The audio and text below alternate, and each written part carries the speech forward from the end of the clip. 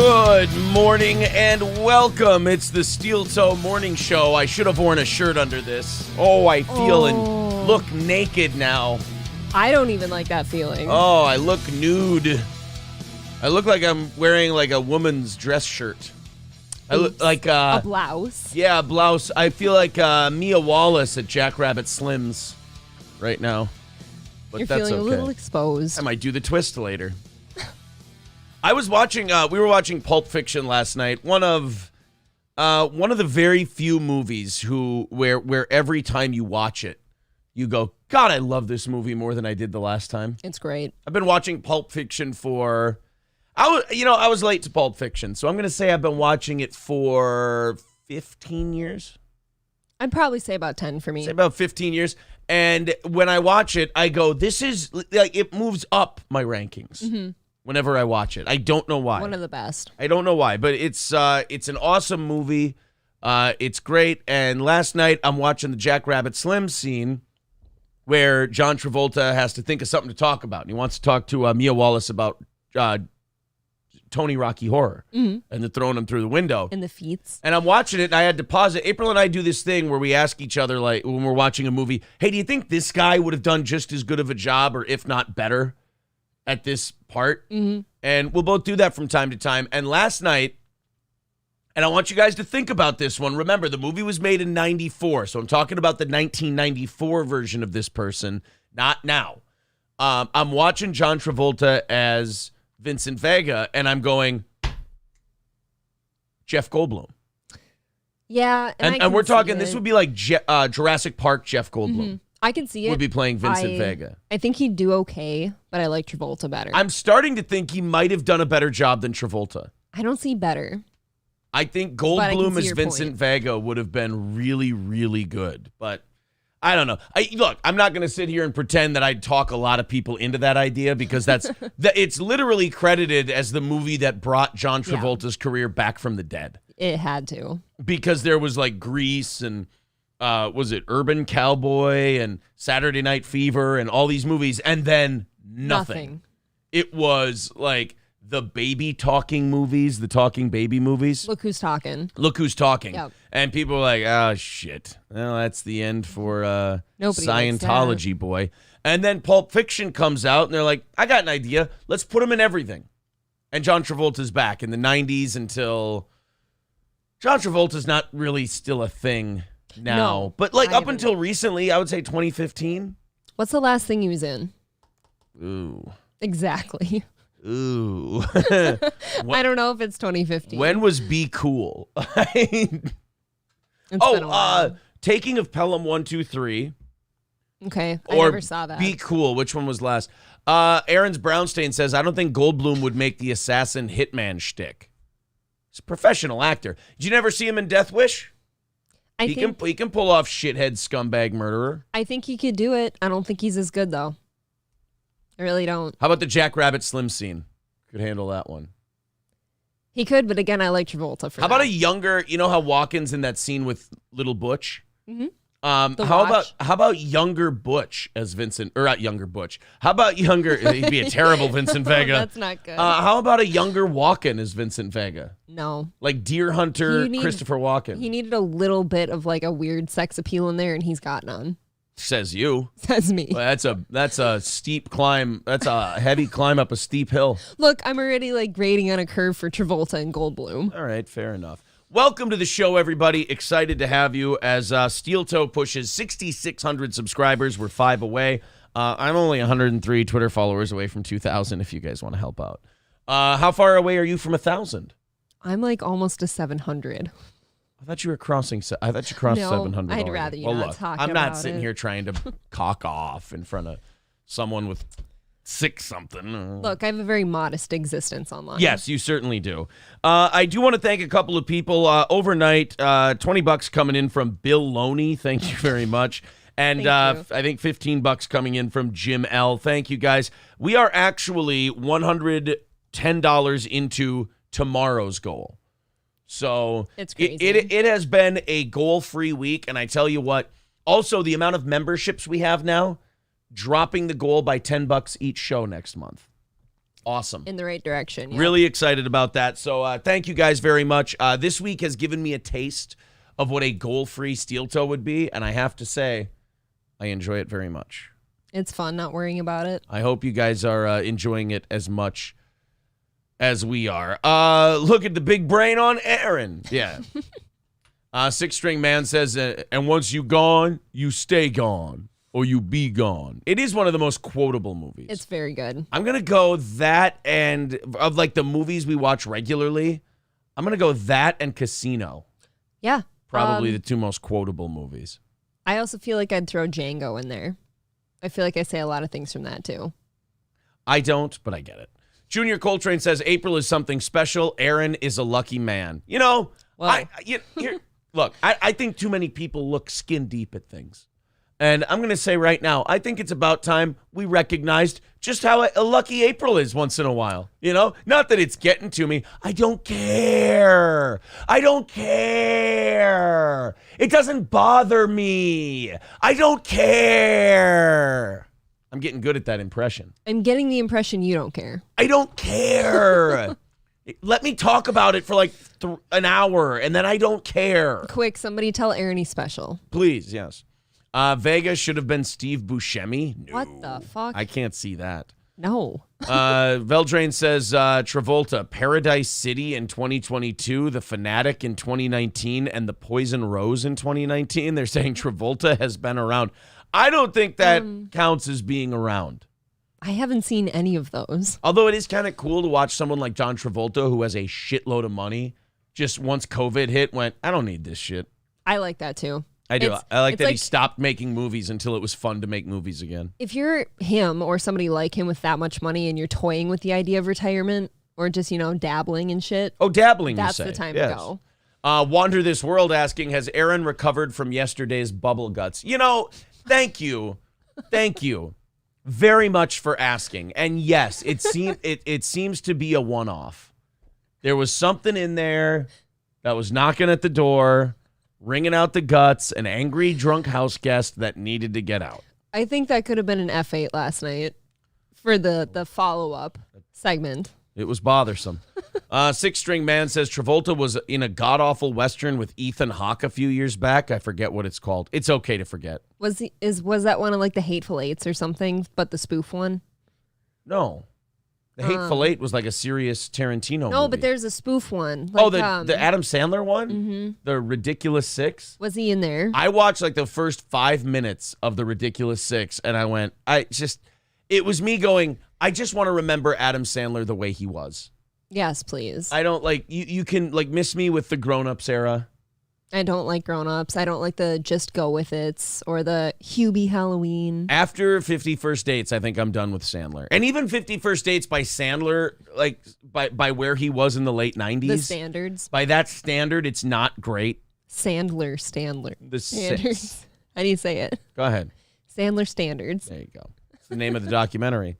Garçon, coffee. Garçon means boy. Thanks, bitch. Guy Ledouche says April hates the thin dude with the double chin. Ask Kyle. That's right. Yeah. Oh, did he say I hate you? Did Kyle say that April hates me? Oh, no. Dude, there's a lot of lore going around about how I'm treated in this home. Yeah. And apparently how I feel. Chad wants you to, we're going to watch some Chad Zumock at the end of the show today. And Chad says that you need to get out because I'm going to hit you. Look, maybe I should listen. I don't know. You don't know. I know. But what you two don't know is left or right. I'm more afraid of your right, I think. I'm more of a Pat Dixon. I'm a one-shot kind of fella. It's a good right, though. Not a lot of combos. I'm a knockout punch kind of guy. I've punched with this guy. I don't know which one to be more afraid of. Hutch Not Starsky says it takes a real woman to be seen with a guy in a blouse. It's not a blouse. I just didn't wear a shirt under my shirt today, and I'm feeling vulnerable. I heard that you didn't have a shirt under there, and that makes me feel uncomfortable. Like your nipples are just kind of touching things. It's like wearing a shirt without a bra, I feel, which is nice sometimes. Yeah. Aaron's Brownstein says April is lucky she didn't have to change the bed sheets. Again, everyone's got their cross to bear. You don't know. Junior Coltrane says April make Aaron seem like a better man. She makes him seem cooler. I feel like I'm a pretty hip guy. I'm hip in my blouse. Feel like I'm a pretty cool customer, as they say. Okay. Trucker 18 Wheeler says, I like Aaron's tits. April is lucky to have someone with those nice things. All right, you know what? Forget I said you had to be nice to me. You guys don't know how. I don't need it. Go back to talking about what a lucky guy I am. You were supposed to tell him how special he is. Someone told me that April's amazing, April's awesome, this and that. They tweeted it at me, and I tweeted something remarkably nice in return, and April responded like I was some kind of simp guy on a Twitch stream. Did I really? Saying a nice thing. Yeah. I thought you weren't supposed to be gay on social media, so I responded the non-gay way. I decided to let my guard down and be sweet publicly towards April. And she talked to me like I was a friend in high school who was helping her with her homework. And then she's like, why aren't you sweeter to me in public? I never said that. I got treated like we were in social studies and I let you copy off my paper. I thought a hand job was coming and you just told me what a great friend I was. He's been friend zoned. We did the marriage thing for business purposes. Look, there's laws on the book still that if you're married, you gotta, I still gotta act do the what part. do what I want. Okay. Ryan the Garbage Man says, April, you look very pretty today. Aaron, stop skipping peck and ab day. Thank you, Ryan. You know why that actually is kind of, I know he's joking, but you know why that hits me? Why? Yesterday when I was doing bag work, I went from bag work, no weights, just went right to the sauna. Oh. And I was like, God, I really have been not working on the rest of my body. Because, heavy bag work is great for, from elbows up. Yeah. Elbows up and leg stamina. It's great for that. But, you got to also do other stuff. And yesterday I was like, you know what? Good work, kid. Let's hit the sauna. You can always tell you're the kid that, skips leg day, too. I don't know. You skip leg and core. I don't know what you mean. Basically, from the top of my tits up, I work very hard on all that. Just up here. Yeah. Look at the big brains on him. Let's go elbows and up. Aaron works very hard on elbows and up. The rest of it, tennis elbow. Ask April. I'm not the kind of guy who likes doing things I don't want to do. Which means working out or eating right. Or going outside. Jason says, I know a gay stewardess who told me Travolta blew him in 96. Think he was telling the truth now. There have been long-standing rumors that John Travolta is, a gee. Lighting the loafers. That's why I asked you last night if he's married or not. Yeah, because Kelly Preston for decades. I really thought there was rumors about the sus. Well, you can be married and still have rumors about you. You know how much peen Elton John... You know how much peen Elton John was gobbling while he was married? Oh, my God. All of it? Jesus. Till his gullet was full? Like it was, like he was eating raw fish head first. Veldrain says Paradise City had dual bald headliners. Travolta was bald in it. And, of course, Bruce... Oh, it was one of those Bruce Willis movies? No. That they made Bruce Willis do all those shit movies before he, totally couldn't read anymore? Ah, damn it. I refuse to see any of those. The Red Letter Media, if you guys want to see what Bruce Willis's either managers or family or something put him through, watch Red Letter Media's video on it. It's tragic. Citizen M says Aaron would have been a better AVGN than James Rolfe in the AVGN movie. I don't know what that means. I don't either. Hulkamasha Baby says, just remember, front hand is abuse, backhand is discipline. Thank you, buddy. I need to be reminded of that sometimes. Pimp hand strong. Thank you. Lemmy says, all you guys need is a little bit of face paint, and I would swear that you guys were in Gainesville. Balls Deep calling me Diamond Dallas Tit Polo. That's... Oh, no. You did wear a polo today with no shirtsy underneath. Six String Man says, give her the old 5 across the eyes, Peg. Aaron is the wind beneath April's wings. Yes. Yeah, of course. Thank you. Did you really get upset with my Twitter response? No, I don't care. You know whose Twitter response upset me? Atticus Flynn. No, but I forgot. What did Atticus write? Okay, so Aaron wrote something really sweet about me. So then Atticus decides to bring up Gino out of nowhere and his girlfriend and how she can't apparently lift her formula bottle. I fucking love, I hate being in the middle of all these people who don't, ironically, if you're jokingly, ironically hating a friend of mine, I laugh along. I think that's very funny. It's very difficult, having these people like you who hate your friend and shit on him hard and they're very funny about it, but like you're also like I'm walking this line. Atticus Flynn to me is very, very funny. I think so too. Cardiff is very, very funny, and Cardiff is like buddied up to Zumock now because I think it's hilarious. I think it's really funny, but it's like I love Atticus Flynn. Mm-hmm. I like Tubby. Tubby's a little weird, but I like Tubby. Yeah, I don't know him very well. And those two just fucking hate Gino, and they say funny things, and I'm like, hey, it's my buddy. I like that guy, but why so mean? Yeah, why so mean, fellas? I think what I always write to Atticus is some form of, guys, can't we just be friends? The answer is no. And then I always get a tweet back from Atticus Flynn, just like, fuck you, dude. I like you. Just shut up. I'll hate who I want. Jokes. I'll hate who I want. Loki Wolf Whisperer says, hello, Aaron and April. Hope you're doing well. We're not. We're dying, actually. April actually had a overdosed on heroin last night. She's lucky to be here. I have a stab wound in my chest now. Chico says, the people cheer Liz and boo the jerk Macho Man. There you go. I'm Macho Man. You're Miss Elizabeth. Yes. Which means you're going to die in a hotel room with Lex Luger someday. That could be cool. I'm going to wrap my car around a tree. Doesn't end well for either of us. In fairness to Macho Man, it's not like he got in a car accident and died. He had a massive heart attack behind the wheel, and then God said, let's just make sure he doesn't walk away from this, and threw his car into a tree. I think I got the cooler death than you. No. Dying you of want to go around a tree? Dying of shitty rug drugs with Lex Luger past his prime. That doesn't sound very good to me. Hey, we die doing what we love. Six String Man says Sandler nailed his portrayal of a scummy, degenerate gambler diamond broker. Oh yeah, is that Gems? What is it? Uncut Gems. Uncut Gems. I've heard that one's actually really good. We never watch it though. Gotcha says April is hotter twin of the chick who just got 12 years for making Theranos. I don't remember what she looked like. Oh, Lemmy says Kelly Preston is dead. Oh no, is he not married then? I like how that's what I take out of Wait a minute. What? I knew they lost a kid. He's free to be gay. Oh my God, she died 2.5 years ago. How dare you? Oh. Okay, so now who's... John Travolta's single, ladies. What's he look like now? I feel like, you know what? Look, John Travolta looks pretty good considering he's probably in his 70s. I feel like it's so strange how like men when they're younger they have that slimmer face, you know, kind of like in Grease and shit. But then when he gets older, like your face gets broad and all this stuff. Yeah, it says that that's what he looks like now. Travolta looks fucking good. Look, you're not showing them, but yeah, he does look good. John Travolta, yeah, he looks really good. Oh, I'm not showing them? No. Good Lord, there you go, guys. I feel like he looks good bald. Yeah, he's been bald for a while now, but yeah, Travolta looks great. Oh, God, I'm sorry, The Punisher. John Travolta was fantastic in he's 68 years old. That's a fucking goddamn hot 68-year-old. Fantastic looking 68. Jesus Christ. Good for John Travolta. So he's single now then, right? Yeah, that's sad. I hate it when like 70-year-olds are single. Yeah, but now he can get like a 40-year-old. Yeah, but like they were together for a long time.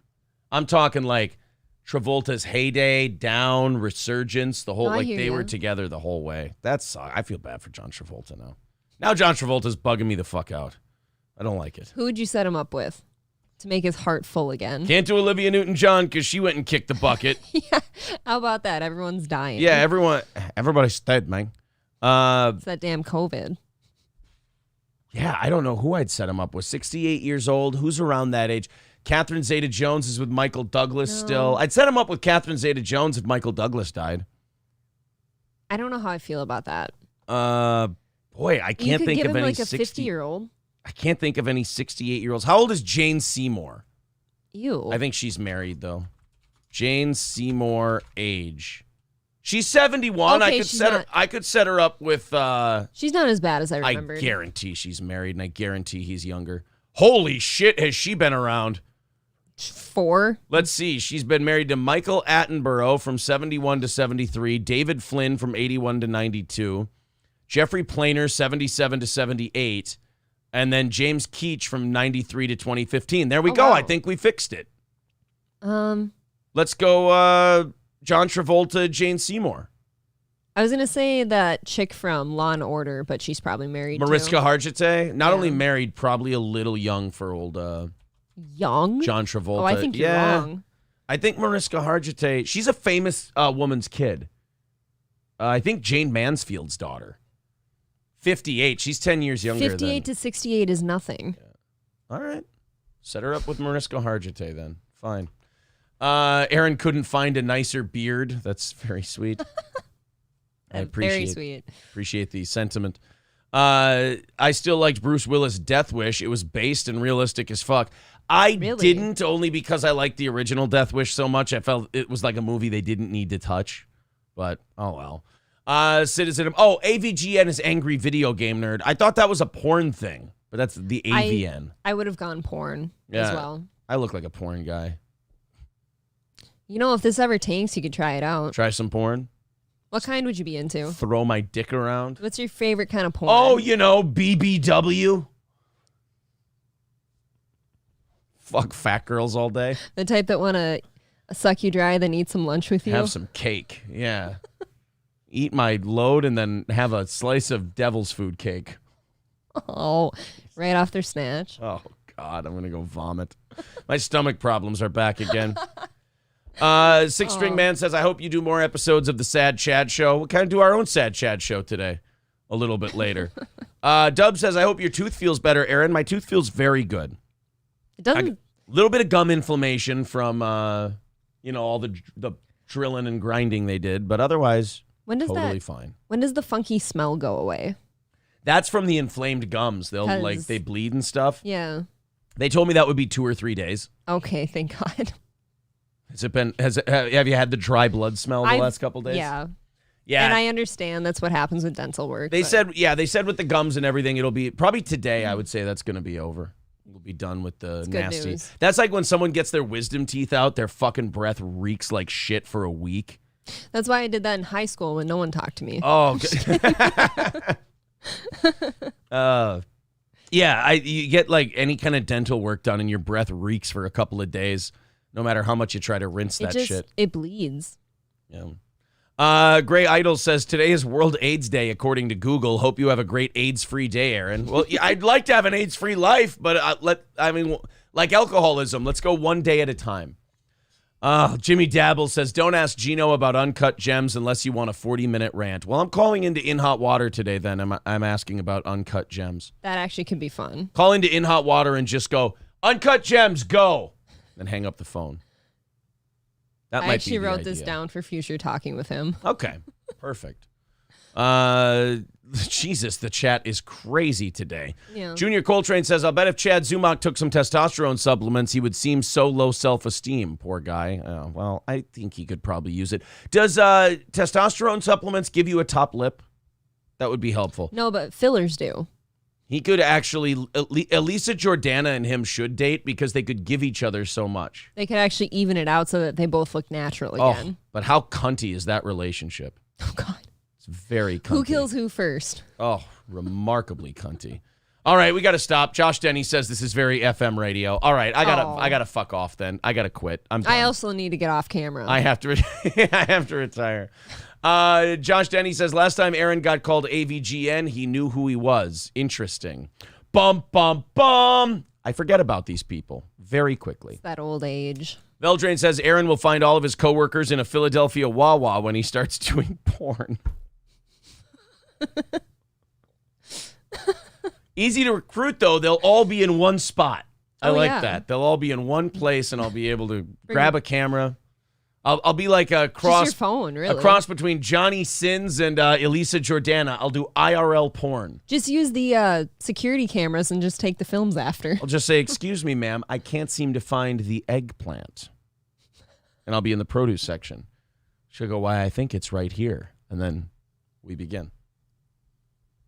You didn't think I had a nose for the business, did you? No, I got a taste of it. I think it was last week you did this. Oh, I did. Oh, that's right. It was you had I made a you made a porn. I blocked off a porn with somebody and I can't remember who it was. I did a damn good job too. You did. The OnlyFans teacher. Yep. It was in the science room in high school or something. Remember her and her husband? Yep. And you said something about the white lab coat open. I was getting a little starting to get a boner myself. Steamy upstairs. Gene Malaprop says, chop him up some more meth and let's go with the cocaine bears. Oh, we got cocaine bear today. The trailer that everyone's bear. talking about, Cocaine Bear. But first, I wanted to start with something that I thought was urgent breaking news. Now, usually we save any lolcow stuff for 10 o'clock, but this was urgent. I was watching something this morning as I was getting everything set up for today's show. I was watching the live stream of a very talented Hall of Fame level broadcaster because, I'm always looking for tips.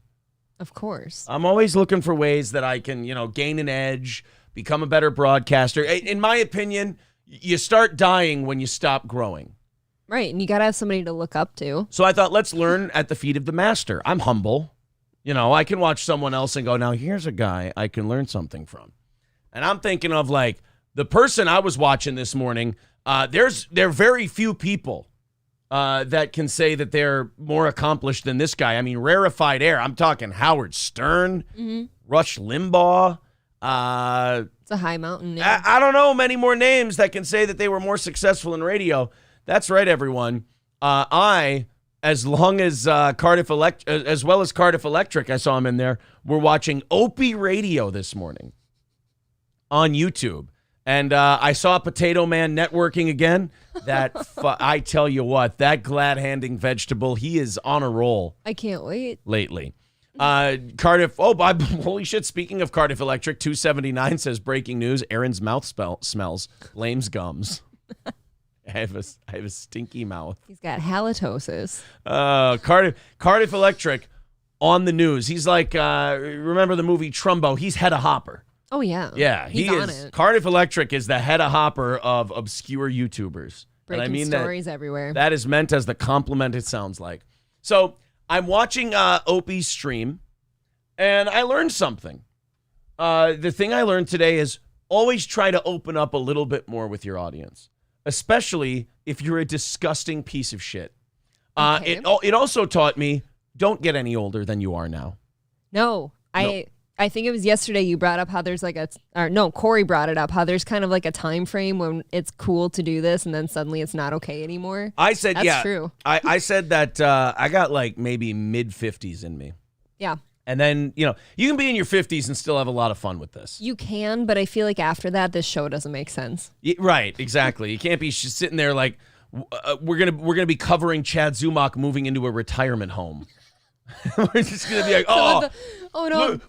Look at his couch. It's got fucking plastic on it. Oh, what? So his fake grandkids don't spill juice on it? Some of the fucking lol cows are passing away. I know. We're talking about Ethan Ralph's death, and we're just kind of like, oh man, this isn't fun anymore. It's kind of a bummer. I didn't want Ethan to die.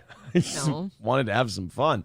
Well, Opie was talking about his weekend. He took his kid to Black Panther and everything else. Like I said, I'm a fan, as Rob Lowe said in Wayne's World. And I was watching. I was enjoying Opie's stream. And I did not intend to start using the stream on the show. I was like, I saw 20 people were watching Opie, so it's like a Zumockian stream. And very inclusive, I'm just like, I want to see what Opie's up to. That's all it was. Morbid curiosity. I wanted to see what Opie was up to. And it turns out I tuned in at the perfect time, and I went, you know what? I think April would enjoy this. I'm going to timestamp a couple of things here, and we're going to watch some Opie this morning. Impromptu Greg Opie Hughes. Here we go. Let's throw him up there. This is about Greg Opie Hughes' bathroom etiquette. Oh. Greg Opie Hughes and bathroom etiquette. And then I think we could skip about a minute later and there's another timestamp, or we could just let this puppy roll. I guess I'll let you guys decide. Here's Opie talking about what happens when he drips a little urine on the bowl. You appreciate that being cleaned up, right? If you drip some urine on the bowl. I think most would. Here's what you do. You take a little toilet paper, you wrap it around your hand, you swipe the bowl. You have to wrap it all around your hand. You don't have to. You don't have to. I'm an artist. It's my technique. He's a urine artist. Wrap it around your hand. I feel like it's soaking into your hand. Go wash your hands and you're good. Oof. You do a little scrubbing and you're done. Let's find out about Opie's bathroom etiquette. Sounds good here. This is B. Huntington. Just wondering about the piss sock, brother man. Yeah, man. I still take my foot with a sock on it and do a quick swipe around the rim of the turlet. It's just in case a couple drops fell. Yes, I still do that. This won't pause. And I think that was born because of. There we go. Okay, I can't full screen pause Opie's stream. I don't know why. Opie's stream is the only window I have open right now that is really, really slow. He needs you to keep watching. I don't know what that's about. He doesn't allow pausing. What do you think about that, April? When I first heard that, I went, I forget that about the Opie and Anthony days, and that's remarkably troubling. I would say that's my words exactly. It's just in case a couple drops fell. Yes, I still do that. And I think that was born because of my really, really bad back. Retardation?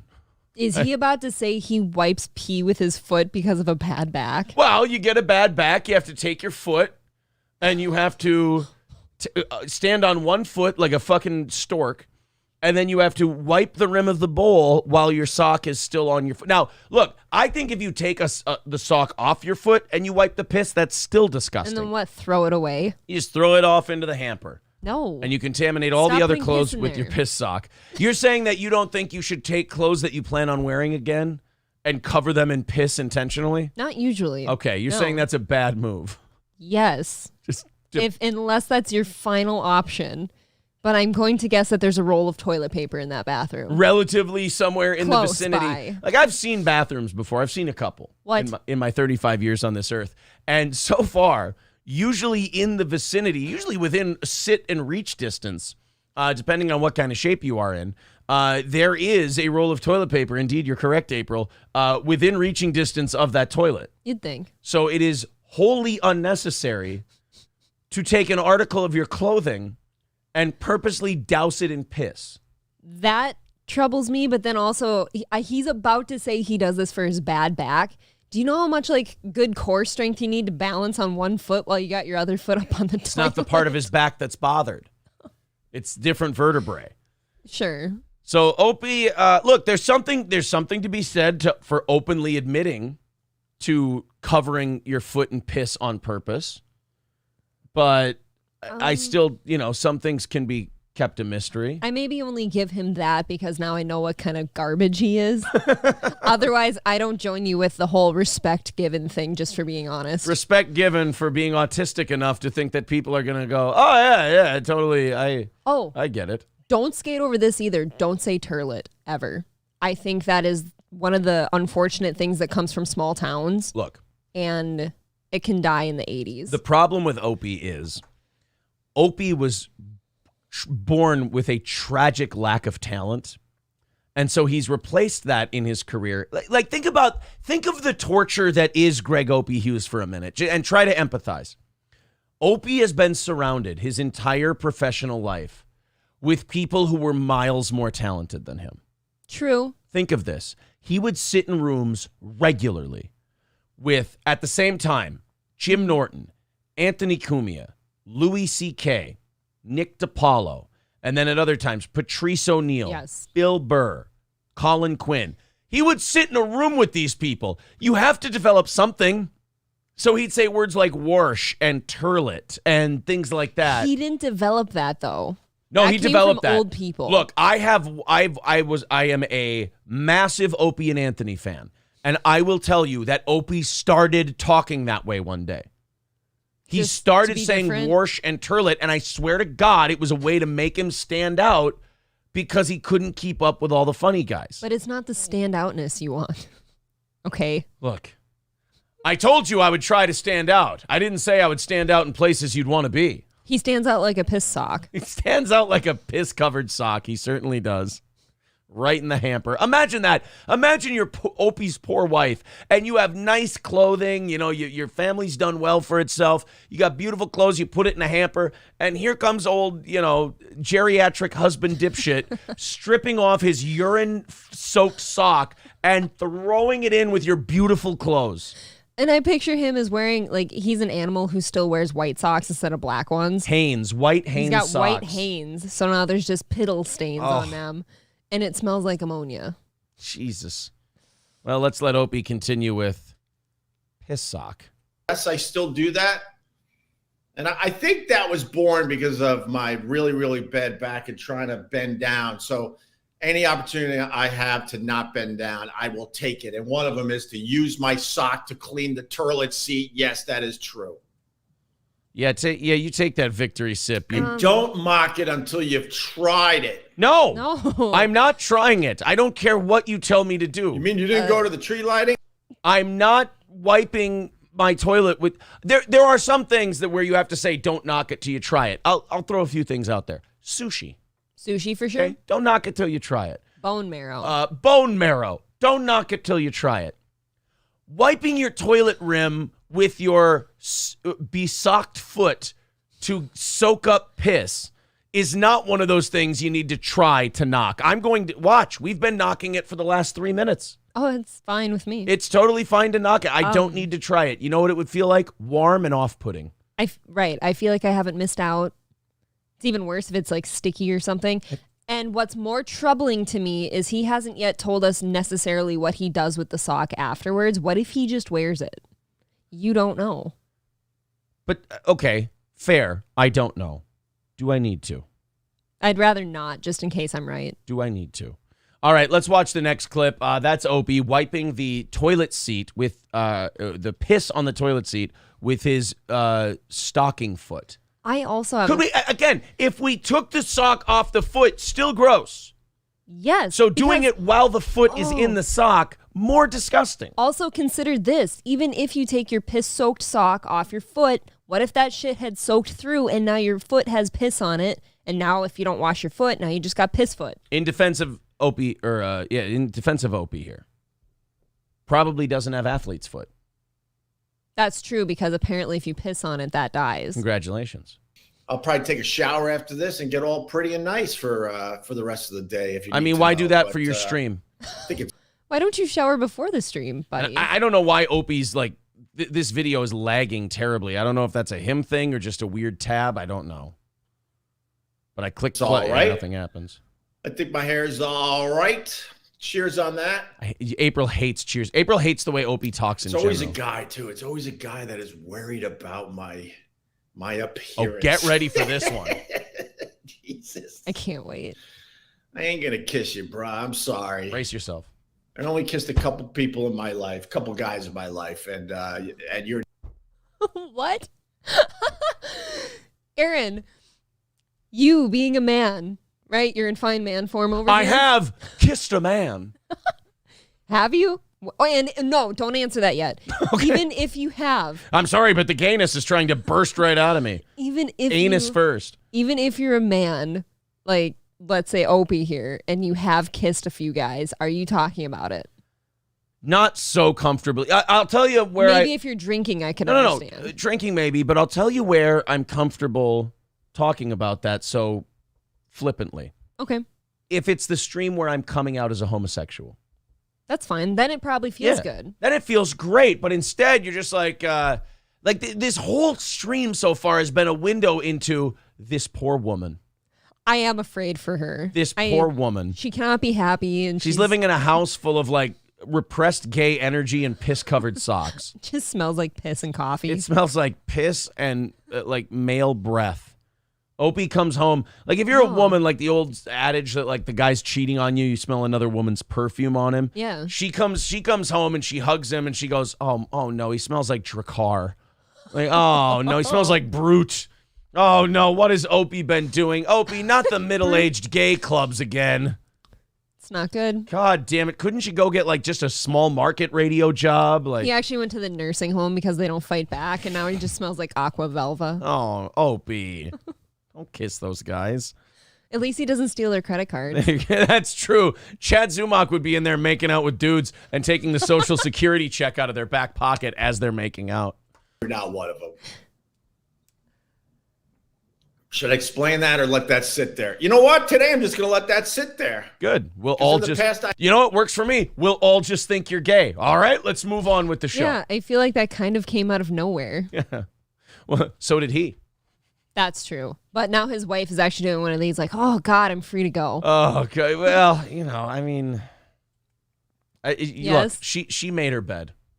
She can get out of that bed. She made her bed. She made her piss-soaked bed. Now she can lie in it. Do you think he's a bed pisser, but he like tries to soak it up with his foot while he's laying there? I'm going to go ahead and say, I'm going to give Opie this. Probably not a bed pisser. That's but good. Definitely a sock piss wiper. I also had a comment, like, if you're going out of your way, like, let's say you've got such bad back problems that you're wiping the toilet seat with your foot, why can't we just stop dribbling on the toilet seat? Wouldn't you go out of your way to stop dribbling on the seat in that case? Now you're being a bit picky. I'm trying to make his life easier. I'm just saying you're maybe a little bit picky. Okay. Turtles with $5 says, I've tried getting banned from his live streams. Subtle jabs don't work. Doesn't seem sporting to go full force.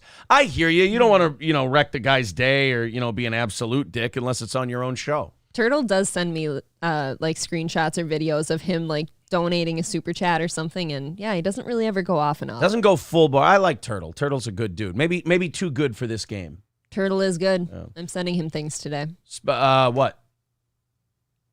Uh-oh. My other child, actually. Good. I hated that one. It was black. Can you stop bringing up my past? Special K says, I'm just kidding. It's not black. It's a Jew. Brown.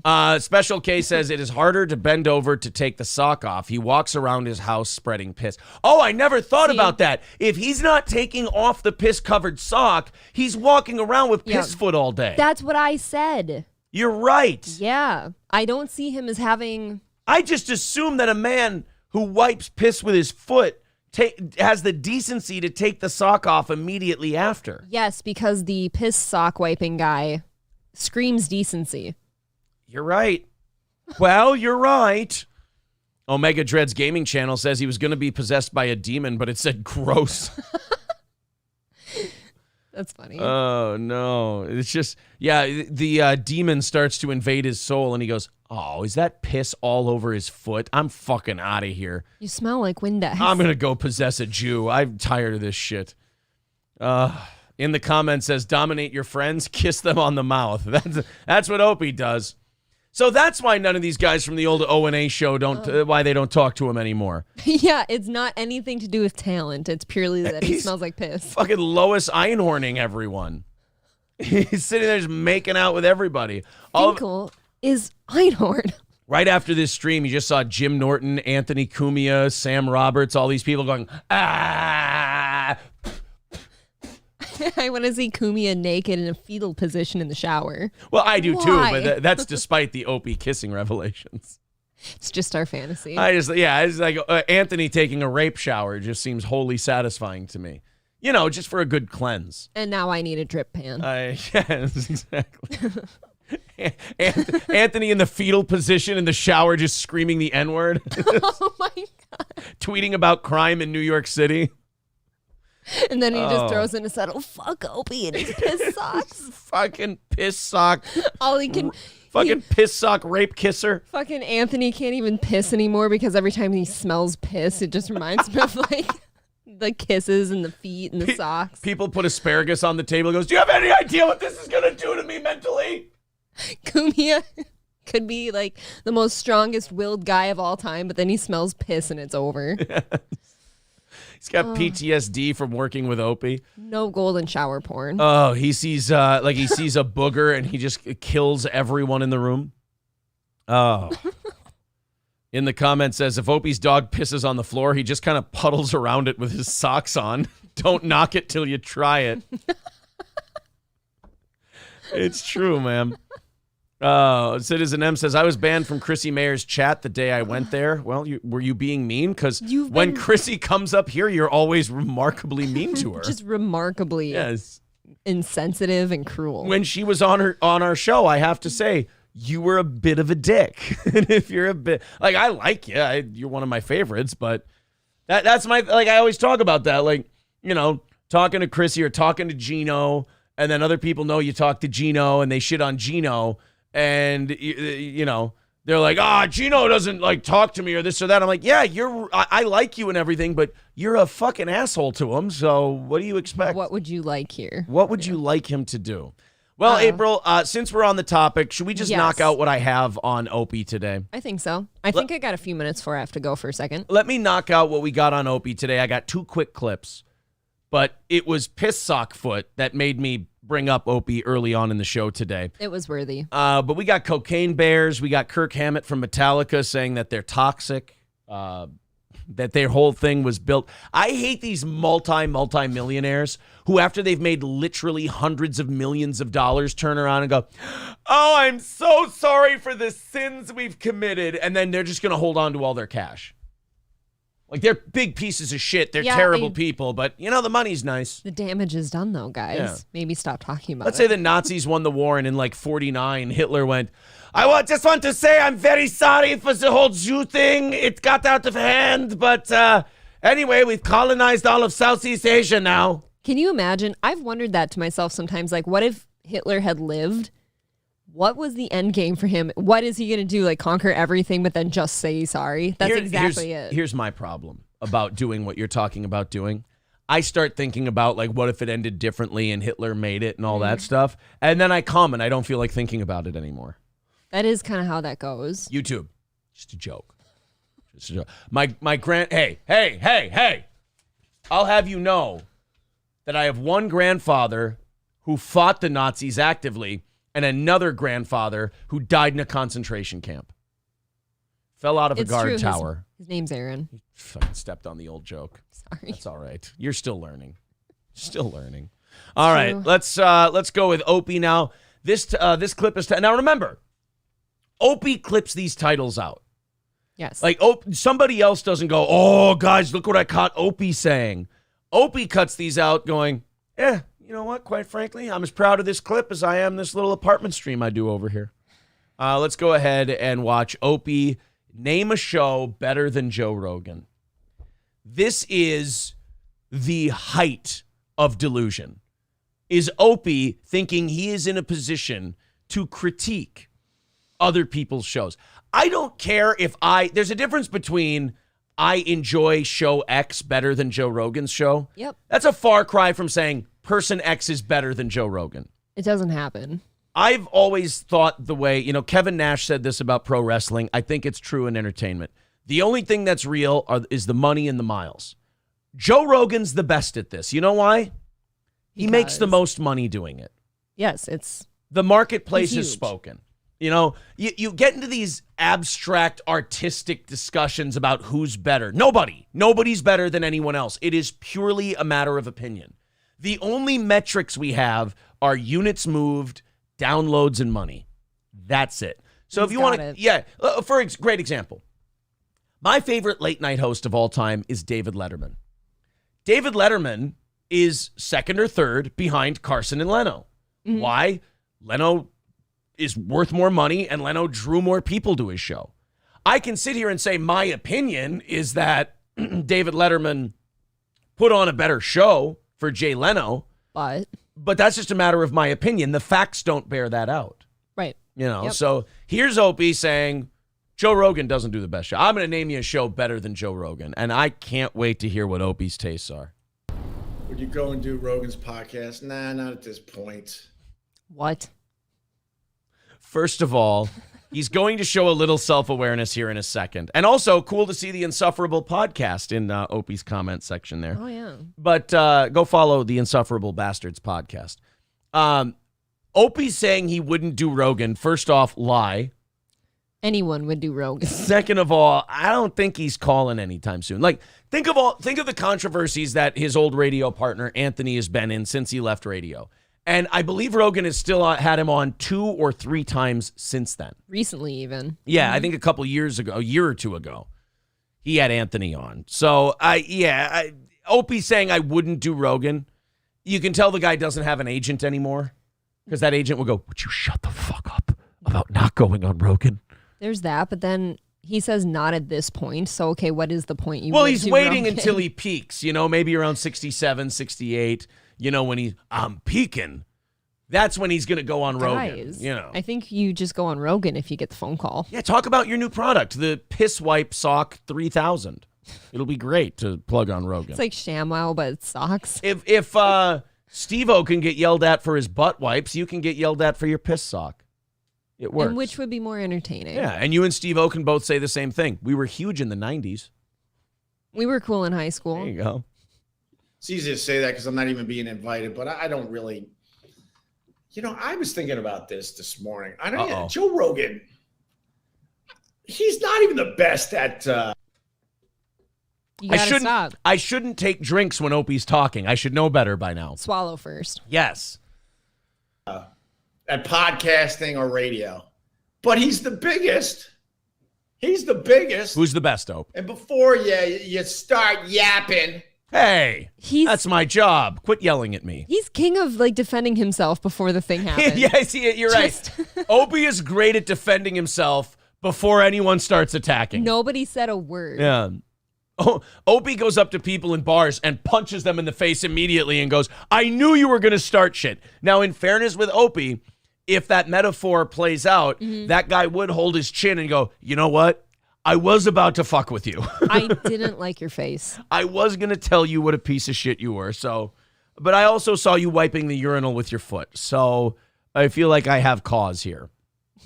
Opie, we can criticize Opie for being the king of defending himself before anyone's attacking. But it also is the most self-awareness he's ever shown because he is at least anticipating the thing that is coming.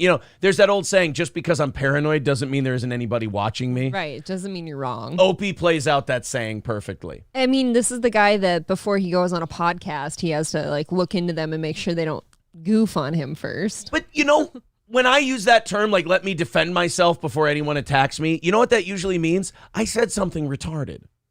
Yeah, no, it's projection, I think, because you know that you said something bad. I will say something about movies or sports. And sometimes I'll go, and let me explain. It's because I go, I know this sounds like the dumbest fucking thing that's ever come out of my mouth, but let me try to make it sound less dumb. Let me do a little damage control before you even say a word. Let me preface this with, look, I know I'm stupid. So he knows the Rogan thing is, oh, Willie, come on, that's horse shit. He's the only one with the take. Yes.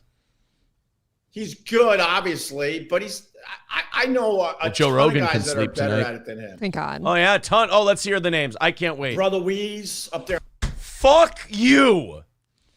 Brother Weeze, a 75-year-old morning zoo host in Rochester, New York. Now, I've only heard Brother Weeze from what Opie's played on the Opie and Anthony show. And if Anthony does come on this show, I want to ask him one question.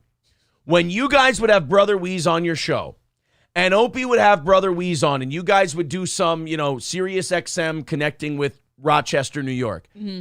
Did you ever cringe and in your head go, oh, would this old man just turn off the fucking phone? This isn't a good call. Nobody's enjoying this. Brother Weeze, the guy who says on the air, mother hucker, because he doesn't want to curse. Come on. The mother hucker guy is better than Joe Rogan? Oh, and... You know what? I can't imagine why he was the third wheel in Opie and Anthony. No. I mean, I feel like Opie's just always going to be the guy that stands up for anyone who's ever been nice to him instead of just what the facts are. I don't know. As long as they can do something for him. I don't know.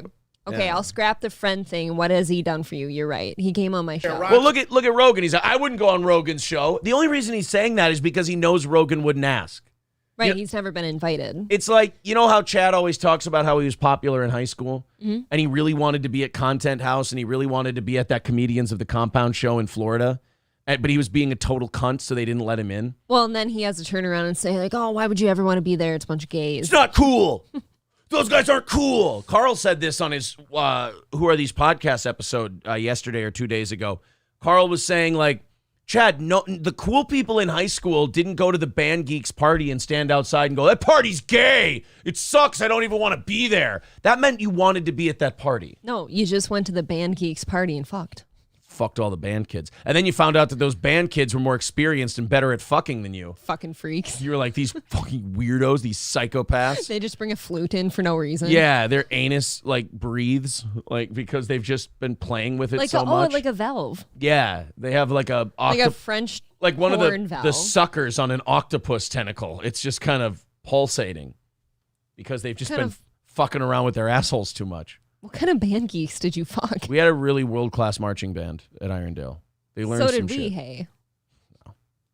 Irondale High School versus Litchfield. Let's fucking compare marching bands. Oh, God, I would put my band director above yours any day. Hold on a minute. Is it Pride? Yeah. Is it Pride Month? I don't know. You and I were just arguing about whose high school marching band was better. We skipped over football, hockey. We even skipped over soccer. I think I actually blacked out for a second and forgot we were doing a show. I actually blacked out and really started desiring cock munching for a while. I want to apologize. Gay. Yeah. Myself. Let's gay things down a little the rest of the way. We're not even an hour into today's show, so we got time to de-gay. I'll stand behind my marching band after the show. I bet you will. And fuck it. Yes. Chester. And I would go with Ron Bennington. I mean, fair. Ron Bennington's remarkably talented and really good, but I think if you asked Ron Bennington, hey, are you better than Rogan? He'd be like, no. I'm not better than Rogan. People that are self-aware don't say that.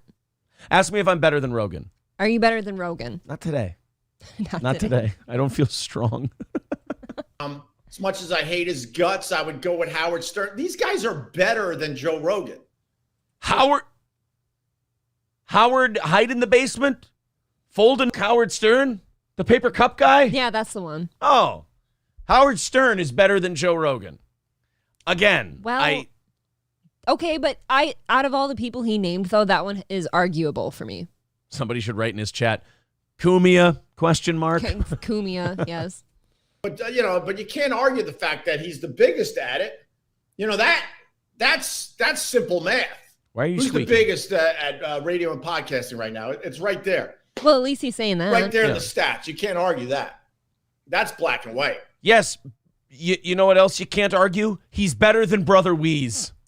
Yeah. If you still have Joe Rogan's number, I want you to text him. Don't call him. He's busy.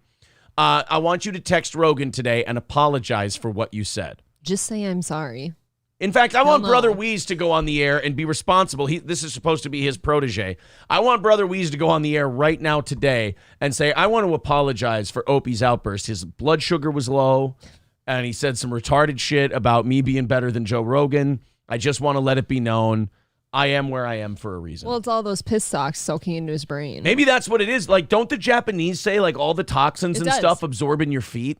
They do foot detoxes for a reason. That's what it is. So Opie's piss foot is soaking into his brain and making him sound like a fucking idiot. The ammonia is frying his brain cells. Oh, no. It's like the cat piss thing where you get, like, the Brazilians just start raping because their brain's full of cat piss.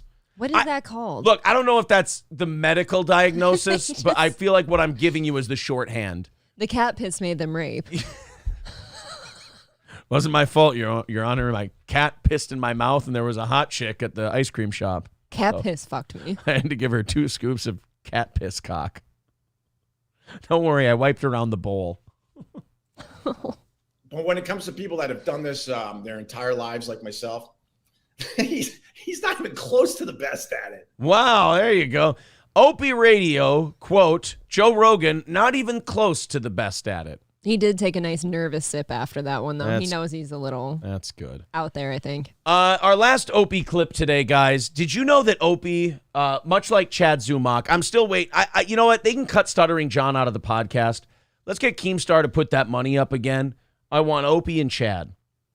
They'd go for it, too. They would do a great show together because they're very similar. Chad is just like Stuttering John in that when he gets in a beef, he can't be funny. He just resorts to, yeah, you beat your wife. And you're like, dude, I just said you have no top lip and you're kind of cringe. You're a bad father. Yeah, you're a bad father. I'm not a bad father. Come here, son. He hugs Chad Zumock. If you would just hug Chad, maybe that's all he needs. Son, I'm going to give you a gift for Christmas. It's my top lip. They're going to make me a new one out of my neck folds. All right, so Opie, I want you guys to remember, much like Chad Zumock, Opie doesn't care. I don't care about Opie and Anthony. It's sad if you live your life that way. God, that's grating. So Opie, out of nowhere, decides that now you can't blame this on, well, my chat said it. When we're talking about a story or we've got stuff up, we can't see our chat. Nope, can't see it right now. So it's a choice to read something that's in your chat. Yes. You know, we have lately we've been having 500 or 600 people in here at a time, about 2,500 during the course of the live stream. Opie's got 20, but even at 20, you can still skip chats. You could. Not Right. everything's worth reading. So Opie gets a chat about guess who. Anthony. As Husey would say, the Ant-Man. Fucking, I can't. Husey's accent is a goddamn curse on my soul. I can't see Anthony like show or his name without the Ant-Man. I think we need to like play Husey overnight for you, like in headphones or something, so you can like pick up on his accent. So I correctly. can come. Sticky sheets. Iraq, what do you think about the Ant-Man? It's like, fuck. I watched Husey's interview with E-Rock yesterday. That was just that's my Owen Hart impression. All right, here's Opie answering a question about seeing Anthony for Thanksgiving. Okay. I'd shove a drumstick up his ass. Would you have Thanksgiving dinner with it? Why would I? Dude, why the... You can't get exhausted at the question you chose to click on and bring up. Do you know what we do when we see something we don't like? We just skip it. If I see something, if a botter account comes in and writes about how I'm going to get raped to death, I just block it and skip it. It's fine. And usually we don't even have to do that much. The audience is on it before we get to it. Well, no, I'm just saying even when there's comments that just aren't reading, you just kind of scroll until you find one. But it's very strange to like purposely click on a comment, put it up on your screen, and then go, oh, God. Well, why would you write that and make me talk about it? If you need help understanding why he did this one, it's because he loves a good gripe about Anthony. He cannot stop. He does. It's my favorite thing. It's my favorite thing to watch him for 8 years now not care while totally, again, he's very Zumockian in that way. I would say the saying you don't care means you probably care a little. Probably care a little. Perry care a little. But I want Perry on this goddamn show. Tom. Get back to me, buddy. Well, anyway, Opie picks the Anthony question, brings it up, and then gets mad.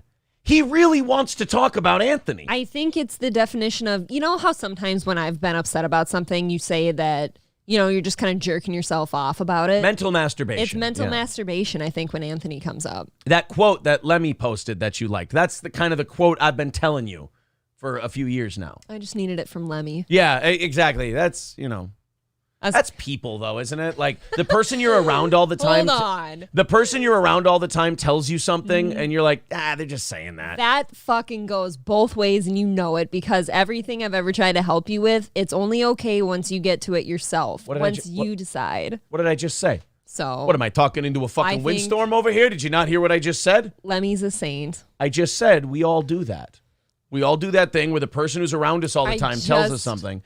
I think you Opie'd a little bit there. I did. I wanted to make sure that you didn't skate out of that one. You Opie'd a little. Because out of anyone on this show, you are king of not deciding anything is okay until it's your idea. But you know what else I'm the king of? Admitting that openly. All right. I'm not sitting here. here. That's all I'm saying. When I say we, I'm not saying like the royal we. I'm saying myself included are hypocritical pieces of shit. I agree with Penn Jillette when he said, hypocrisy doesn't bother me as long as it's honest. Sure. And I'm a very honest hypocrite. I can't help it. I just oozes out of me. We all believe we're better than we actually are, but very few of us recognize the gap. Sure. I'm not as good as I think I am, but god damn it, I'm working on it. You are getting there. I'm getting there. None of us are as good as we think we are. He's got a lot of friends now. We're all the heroes in our own story. I will say, in my day, I've been the heel. God damn it, who else is going to be the hero? John Cena, probably. More than likely. It's probably going to be John Cena. I mean, if we're being honest. Him and his roids. Yeah. All right, so would Opie have Thanksgiving dinner with Anthony? Let's watch him get mad at a question he chose to answer. Been dinner with it. Why would I? Dude, why the obsession? I haven't seen the guy in... I used to keep track because I think he kept track and he nailed the number and he went, I can't say that out loud. That sounds too specific. You go into Opie's bedroom, you turn on the light switch, the first thing you see, you hear this churn, churn, churn, churn. And it's this clock ticking upwards. Amount of time since I last saw Anthony. I haven't seen Anthony for 8 years, 3 days, and 57 minutes. His poor wife hasn't slept in weeks because the goddamn thing's too bright and loud. Greg, would you stop that thing, please? I don't care. I don't know why you care. God. The doggy's not bothered by it. I'm going to call Brother Wheeze and tell him he's better than Rogan. Do you see his little face, though, when he was thinking for a second, like, I haven't seen Anthony in... I don't keep... And then how about that line? I don't keep track anymore. Anymore, yeah. You know why? It kind of looked like it hurt. Do you know why? Why? His magic marker that he was putting the X's on the calendar with ran out of ink. Oh, it dried up, and his wife wouldn't buy him any. We should send the Obster a box of Sharpies and some calendars. And a whiteboard or something. Kind of like that. I didn't have to see the guy ever again. Yeah. But I lost track. I finally stopped keeping track. But it's been whatever day he got fired was the day I knew I didn't have to see him anymore. Wait, whoa. That's not true. Let me talk about something here. April, you're forgiven on this because you weren't a big Opie and Anthony fan back in the day. Mm-hmm. But when Anthony got fired, Opie said, and I quote, I fought behind the scenes for Anthony. Oh, I've seen him say that, yeah. People don't know all the fighting I did behind the scenes for Anthony. Never forget that when, like, your producers, they would want to fire one of your producers, you'd go on air for an hour talking about in detail all the things you did to help them. Troy Kwan comes to mind. But when it came to Anthony, you told Sam, you told Jim, you told everybody, I fought for Anthony behind the scenes. Today you say, I knew when he got fired I wouldn't have to see the motherfucker again. Yes, which one is it? He is always very inconsistent with how that show ended and how he felt about it. Can I tell you which one it is? I think you know. Oh, I do know, but it's go the ahead. I never had to see that motherfucker again. Well, and it's because he always felt like he was in Anthony's shadow, I guarantee it. And, you know, that's so sad because it's just like the only reason you're in that apartment is you met Anthony and Jim Norton. Mm-hmm. Why hate that? Why hate it?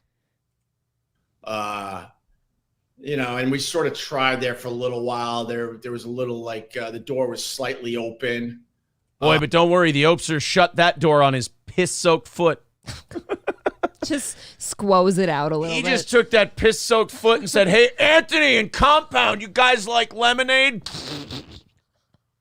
Sorry for my spittle. Can you imagine if he threw it at the door, just the splat sticky sound? Oh. It's Anthony unwraps a bulletproof vest and it's just a piss-covered sock and he go, what is it? It's a sign. It's an old Sicilian sign. It says Anthony Cumia won't have Opie as a partner. What did he say? Bada boop, bada beep, bada boop, bada boop, bada beep. He wants to wipe piss with his sock. But I haven't seen the guy since he got fired. So that's 8-9 years ago, I think. Oh, you know. Which one is it? It's getting closer to that 9. It hurt a little bit. He didn't want to have to say it. He didn't want to have to say 9, but it's okay. Everyone seems like they're doing really well.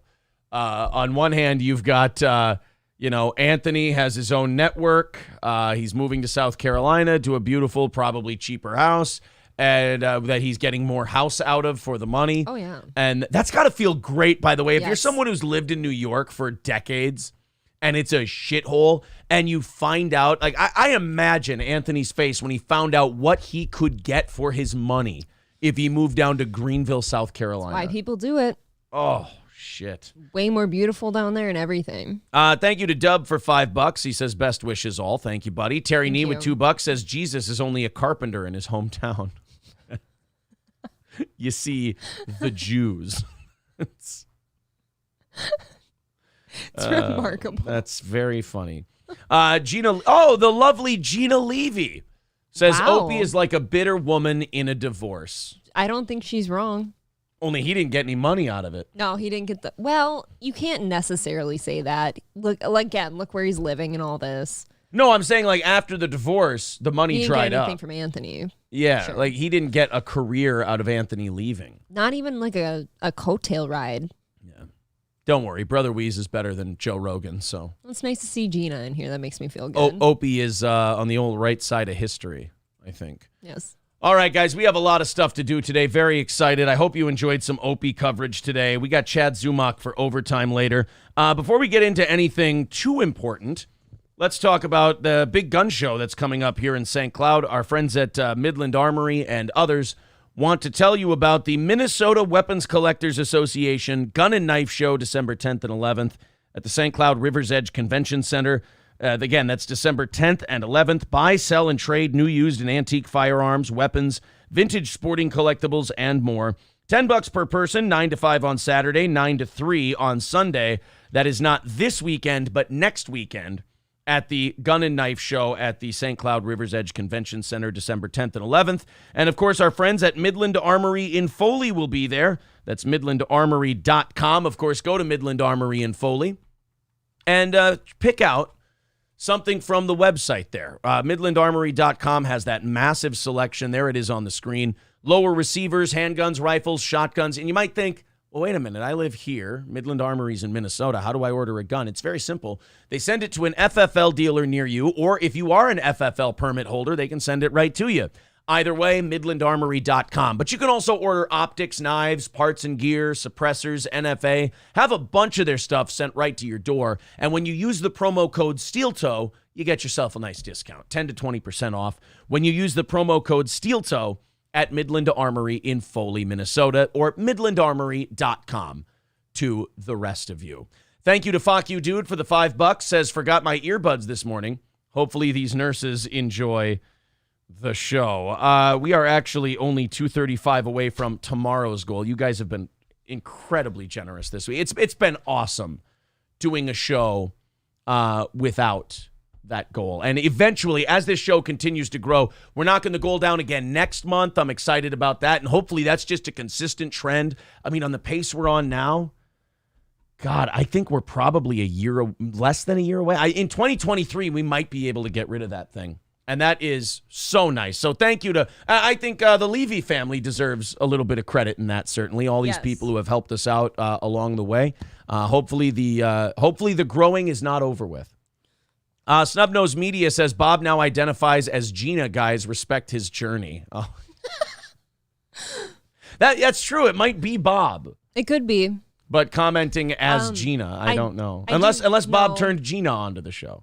No, I do think that is Gina. All right. I think Gina likes us too. They're a very lovely couple. It'd be funny if she wrote in and goes, I fucking hate you guys. Don't speak to me. You fucking assholes. You pieces of shit.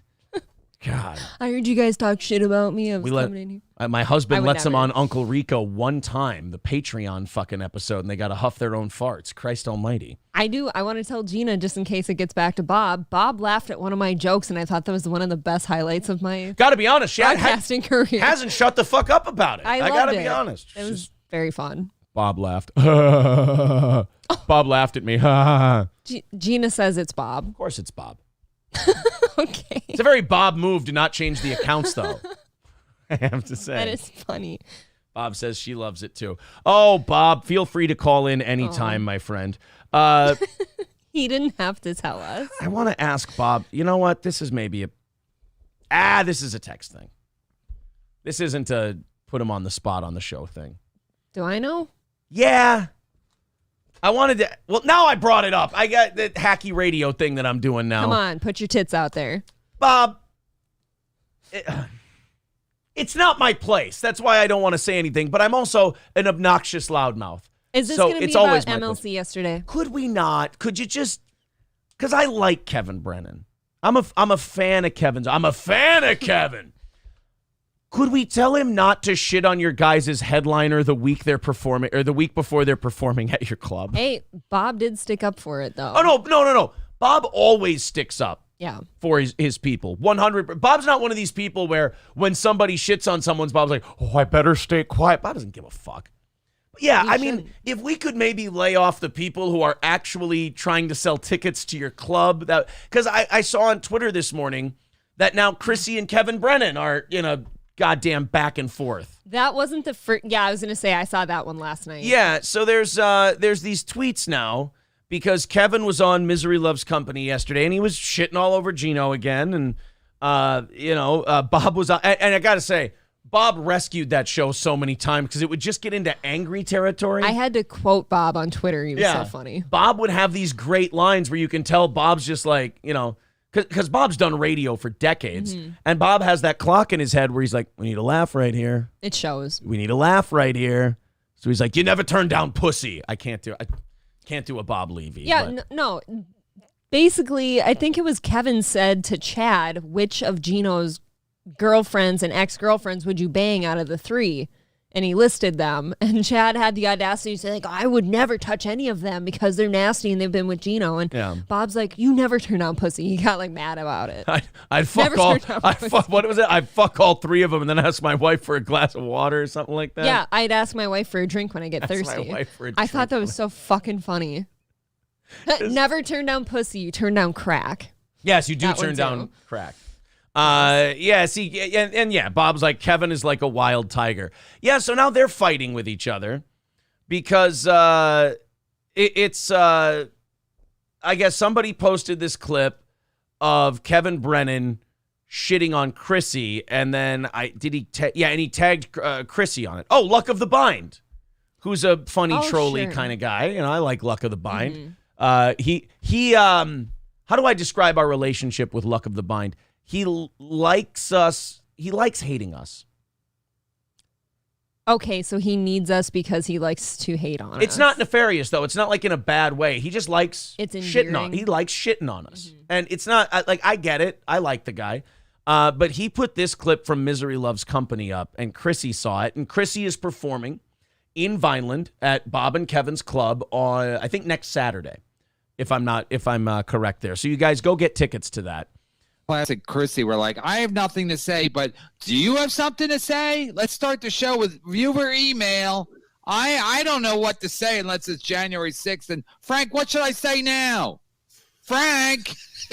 No offense, Big Kev, but if you have Chad Zumock on your show, you can't really talk about quality. No. I mean, that is a quantity over quality move right there. Can I tell you what show I would be very interested in? What show? Bob and Kevin. Yes. That's all I need. I need Bob and Kevin. I don't need Tony Major. He's like a highway worker in Cleveland now. He does this thing where he blames Gino for getting him fired. He had Gino on a fucking podcast. He put the podcast out there, and then some guy was like, oh, can you believe your station employs this guy who has this language on his podcast? That's not Gino's fault. That's your fault for posting it. You know what Gino does? He had a bit with Frankie McDonald yesterday, which I will not mention here. Because we can't. Because holy shit.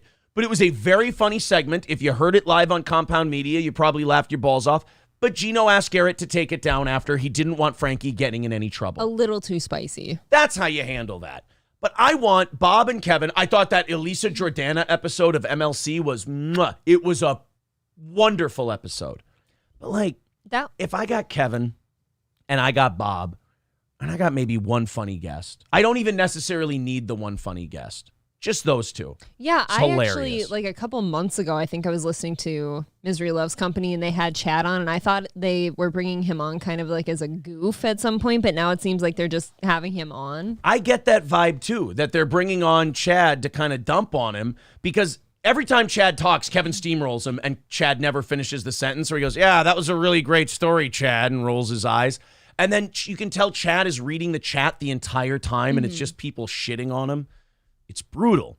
Why Do I Podcast? Thank you, buddy. Appreciate that. Thank you. So Kevin puts that out there. Or, no, I'm sorry. Luck of the Bind puts that out there. Kevin doing that on MLC. Chrissy sees it. Chrissy writes, weird that he would book someone he dislikes so much.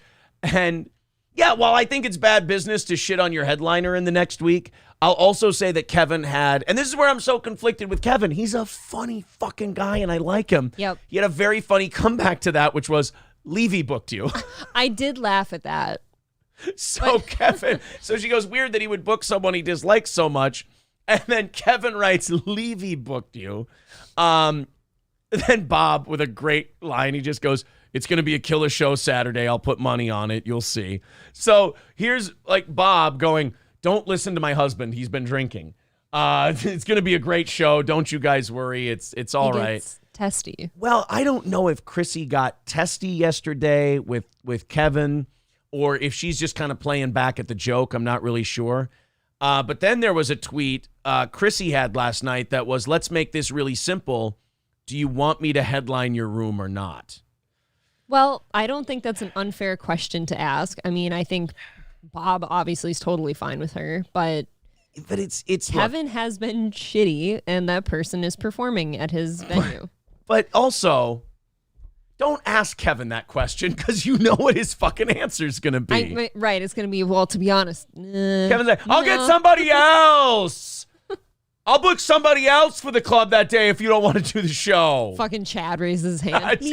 Chad, they're like, Chad, you're only allowed one visit out of state a month, and I think you used it up already. I'm not sure.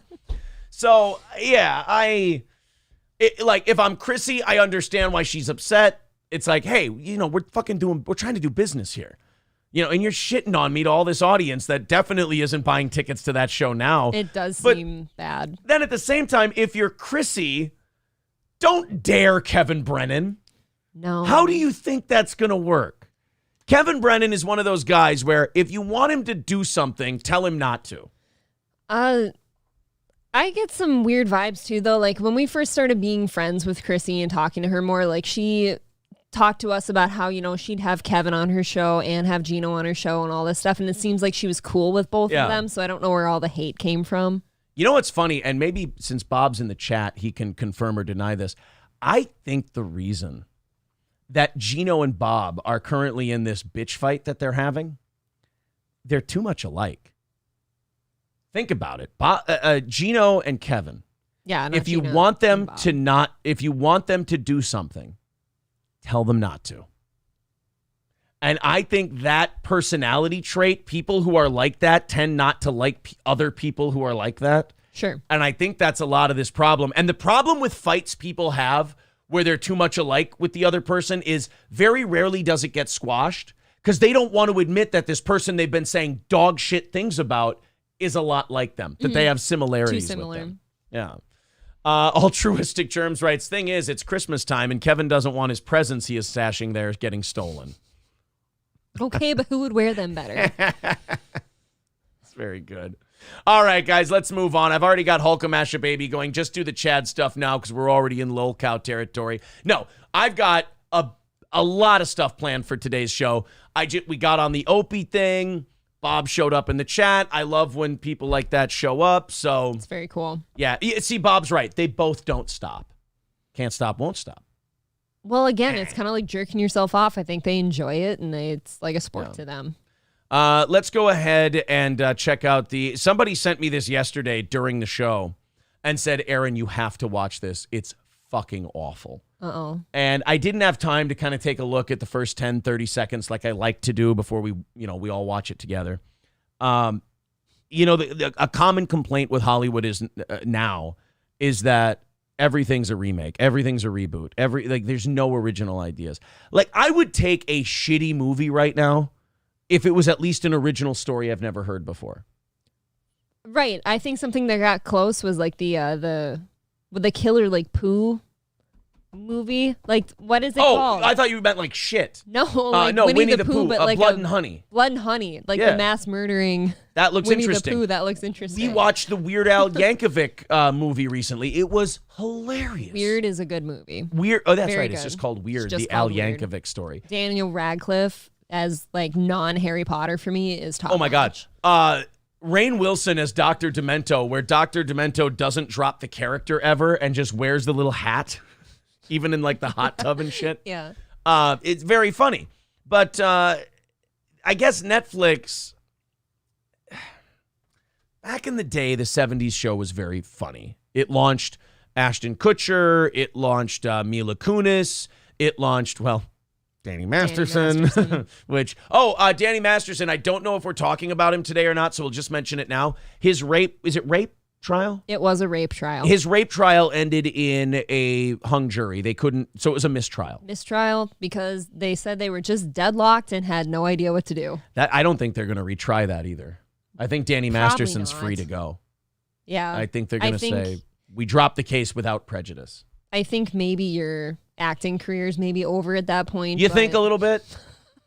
You think you find out that you might have been a little rapey? He'll be like Philip Seymour Hoffman in Along Came Polly. He'll be doing like community theater roles and then talking about how he's getting back to his roots.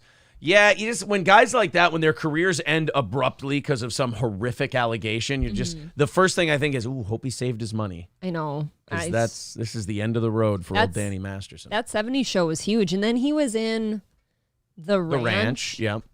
Which I've watched it. I don't think it's that good. But he was in something at least recently, so maybe he's got some money from that too. There are some movies and shows where I see Danny Masterson in it. There was a time there where I had to remind I can't speak today. I had to remind myself that he's not Peter Sarsgaard. But, really?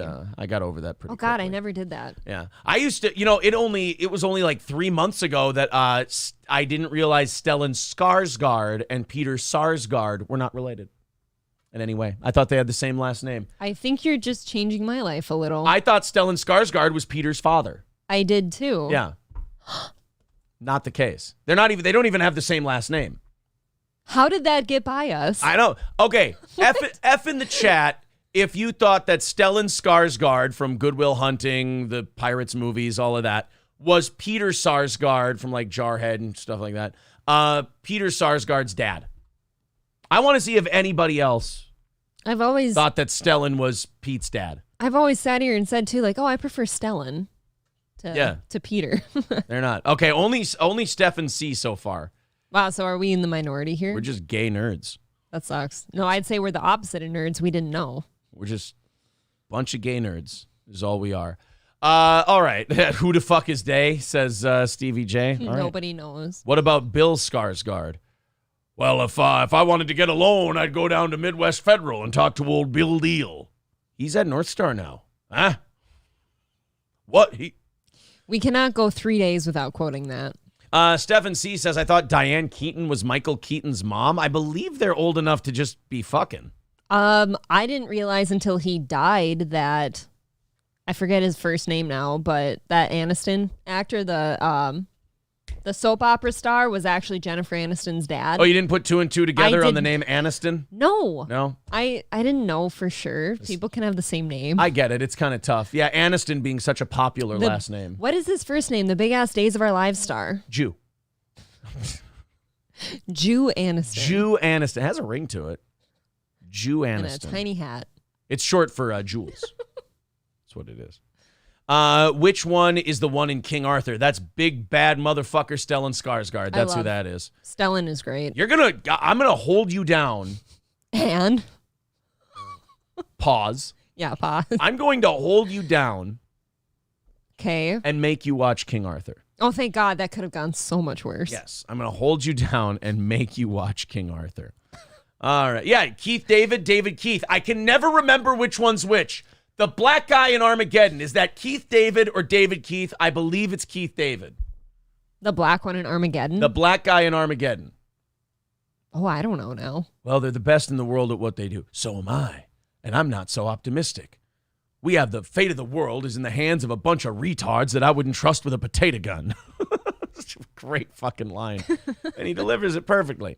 All right, it's the Aaron and April Tangent show this morning. Oh. So the 70s show was really big. Huge. I watched it. Train now back on tracks. Okay. They made a spin-off in the early 2000s called That 80s Show.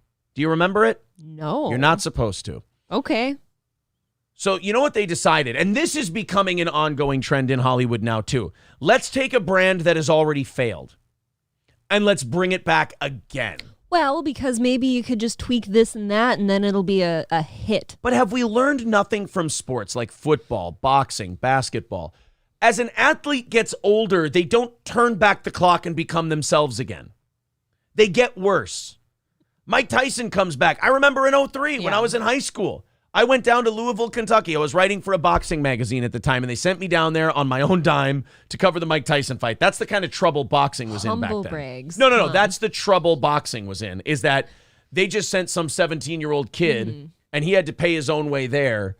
And all they gave him was a media pass. I got to sit on press row and watch a Tyson fight. I fucking sucked at covering it. I didn't give a shit. But you're a total mark. You're going to be there. I sat ringside for a Tyson fight. I'm excited. Yeah. But it was 2003, and Mike had been shot for 10 years at this point. But everybody was thinking, oh, boy, just that one pump. Mike's going to come back. Every time he came back, it was Mike's found the streets. Mike's back. Mike would get the shit kicked out of him every fucking time. Yeah. This shit doesn't get better. Ghostbusters, they made a shitty female version. We all hated it. So what did they decide 4 years later? I got an idea.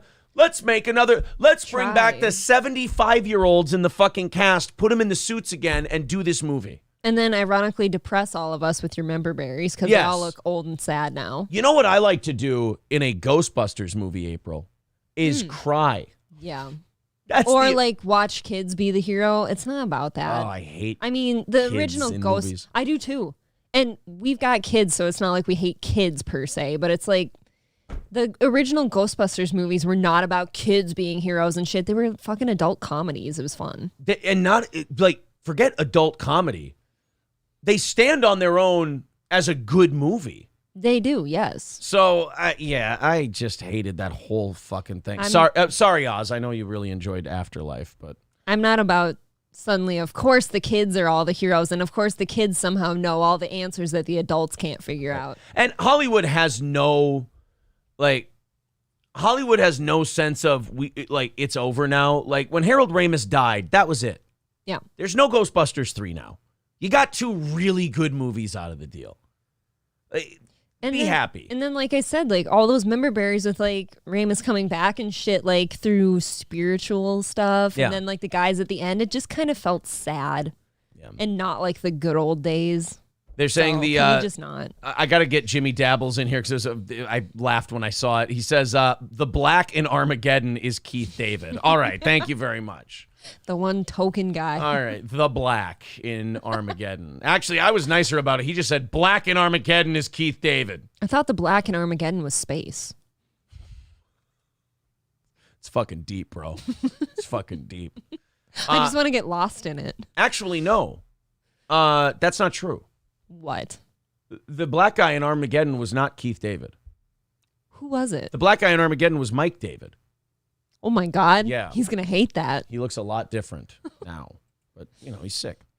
So anyway, that 80s show sucked balls. Must have. So you know what we should do if you're Netflix? And remember, Netflix is like bleeding subscriptions, losing money. Kind of not circling the drain yet, but certainly on that path. The water's draining out of the tub. They're trying to circle the drain. They're trying really hard to circle the drain. So what do?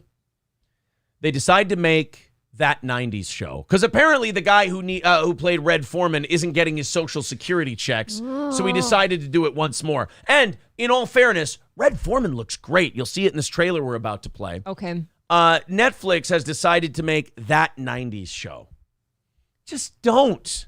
It would be one thing if there was a That 70s show and there had never been another spinoff and they're like, let's give it a shot. You're like, dude, it's 20 years later. We should probably give it up. But okay, give it. But we've tried this already. I feel like unless you're going to go the American Pie route and like bring back all the original people to like the American Reunion and American Wedding and shit and show them later in the future, this is not a win for me. Even the American Pie movies, it's like they're not quality, but they've followed an arc at least. That's what I'm saying. All of them have a story to tell. And it's not just rehashing the same thing. It's still not great that they've done it. No, but they did stay on the same characters at least. At least they just didn't just come to us and go, let me shove this shit in here. There's nothing I hate worse than really enjoying a movie or TV show and then having them remake something close to it with different people. All right, let's watch this trailer for That 90s show that Netflix is doing now. It's getting terrible reviews from the people who watch the trailer. April, are we going to see a new story get told here, or is it going to be a lot of member berries? I haven't seen it. I haven't either. I didn't even see or hear of that 80s show. I'm going to guess this is all member berries. Okay. Well, I think we're going to... Well, here, let's just play it. I don't want to spoil it for you. Here we go. Oh, look, the car. Oh, the mom is back. Hey, remember Red Foreman? In fairness, they look fantastic. How did they stay that good? Yeah, Tommy Lee Jones syndrome. He looked like shit 25 years ago. That's true. Just somebody who stays the same at all times. Tommy Lee Jones is almost 70 now, and he's looked 70 for 30 years. How about not only him, but the guy... I'm going to look like a total asshole. But Ashton Kutcher, Wilder Valderrama. No, the guy from Tombstone who is in the ranch and everything, too. Sam Elliott. Sam Elliott. That guy's looked the same for fucking 40 years. Right. Sam Elliott's looked like shit since the 80s. Is the thing is just you got to be in a little sitcom like this. Here's what happened to Sam not Elliott. Stressful acting. Sam Elliott did Roadhouse, aged by 30 years overnight, and then just started playing an old guy in movies. But you know what I mean, though? He looks the same at all times. Hey, Grandma. Hey, Grandpa. Oh, see, it's their kids, the kids of the kids. And now they're hanging out in the basement now, too. Because you remember when you and all your friends hung out in your grandparents' basement? Yeah, I definitely did that. That happened all the time. Smoked a lot of weed in that basement, Grandma. Yeah, we're totally not trying to shoehorn in a concept so that we can just bring this dog shit back for content. Ugh. Okay, kids, the basement is all yours. Lights on, shirts on, and no dancing. No dancing. You're like the guy from Footloose. No dancing, you guys. That wasn't funny at all. This Footloose? actually hurts me to watch this. I don't want to. Footloose isn't her generation or his. No, okay, not only that, it was just a bad joke. Terrible joke. And that laugh reel didn't help anything. Yeah, we gotta stop with laugh tracks. I need live audiences laughing. Don't tell me when to fucking laugh. They go in my room. My foot goes in their ass. You sweet man. I think we should just say, Okay, we have 30 seconds left. Does Ashton Kutcher make a cameo in this trailer, yes or no? No. Does Topher Grace make a cameo in this, yes or no? Yes. You think Topher Grace needed I think a quick so. little Netflix Yeah, hit? I mean, who's got more stuff going on? You think so? You know what's funny is at the time that 70s show was out, you know who they tried to push as the breakout star? Topher Grace. Yeah. He did that Dennis Quaid movie with Scarlett Johansson. He did a couple of other things. I almost said he did Spider-Man, but that's Tobey Maguire. I have to say, sometimes Elijah Wood, Topher Grace, and Tobey Maguire, I think they're the same person. Hold on for Yeah. a second. How would you ever get Elijah Wood into that conversation? They both just have dark hair and they're creepy looking. He's tiny. Right, but they all have the same kind of appearance.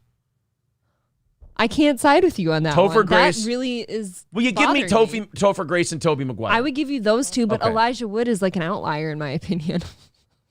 I just see him and I see the other two. I only see him as a tiny little hobbit dude because he's so small. I think about those three and I go, couldn't Hollywood have like just killed two of them and just went with the one guy? Or did they have too many movies to make and they go, get me Tobey Maguire, but like the next level down? And they're like, the Topher Grace is available. Oh my God, Tobey Maguire and Elijah look nothing alike. It's the same No. gay. I bet if you looked again, nerdy- it's not.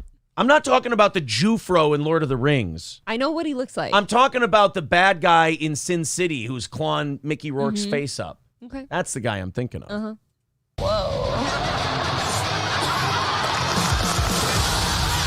Also, a great thing that they do with shows now. Remember when you hung out with your friends from high school and there was always one white guy, one white girl, one Asian guy, one black girl, an Indian kid? Remember that? You had the most perfectly diverse group of friends ever at all times. I'm sorry, but this is Green Bay, Wisconsin in the 90s. All these friends are white people. Every single one. There's maybe like any Asian kids that were there were hanging out with the other Asian kids because they were like, dude, it's fucked up that there's only four of us. You maybe had a token black friend.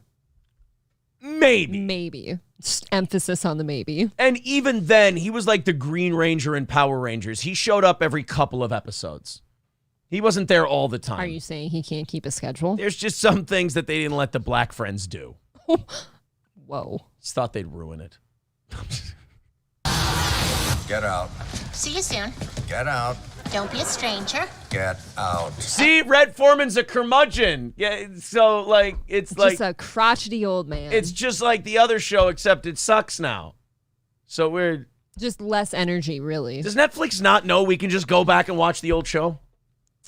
I don't think so. Are they not aware that technology exists that do we can you- just go watch that 70s show? Do you know what I think they worry about? Diversity? No. Masterson is in that one. And I think that matters a lot to some people now. I could give a fuck, but Dude, how about you know what I mean? ready for some fucking balls? Masterson shows up at the end of this trailer and goes, "Hi, Mom, I'm home," but he shows up in a jumpsuit. He escaped from prison. What are you here for, Danny? Rape. He's the only one who never had kids because he was in prison, so he just sits and smokes with the kids now. Yeah. Extra icing. That was mine.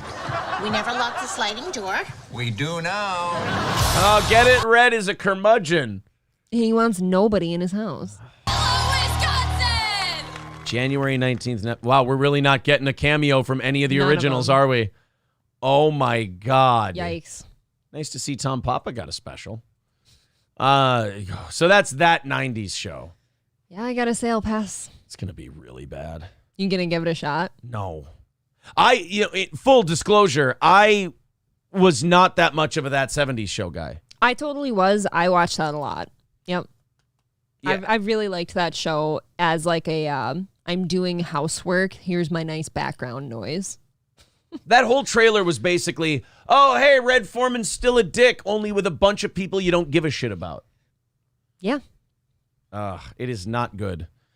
That was just, look, I understand the Red's going to get a nice payday from this. Good for him. That's awesome. Well, it keeps him going, kind of. Yeah. If you think about it at that age and you've been like acting for most of your adult life, it has to be a little weird if you step away from it.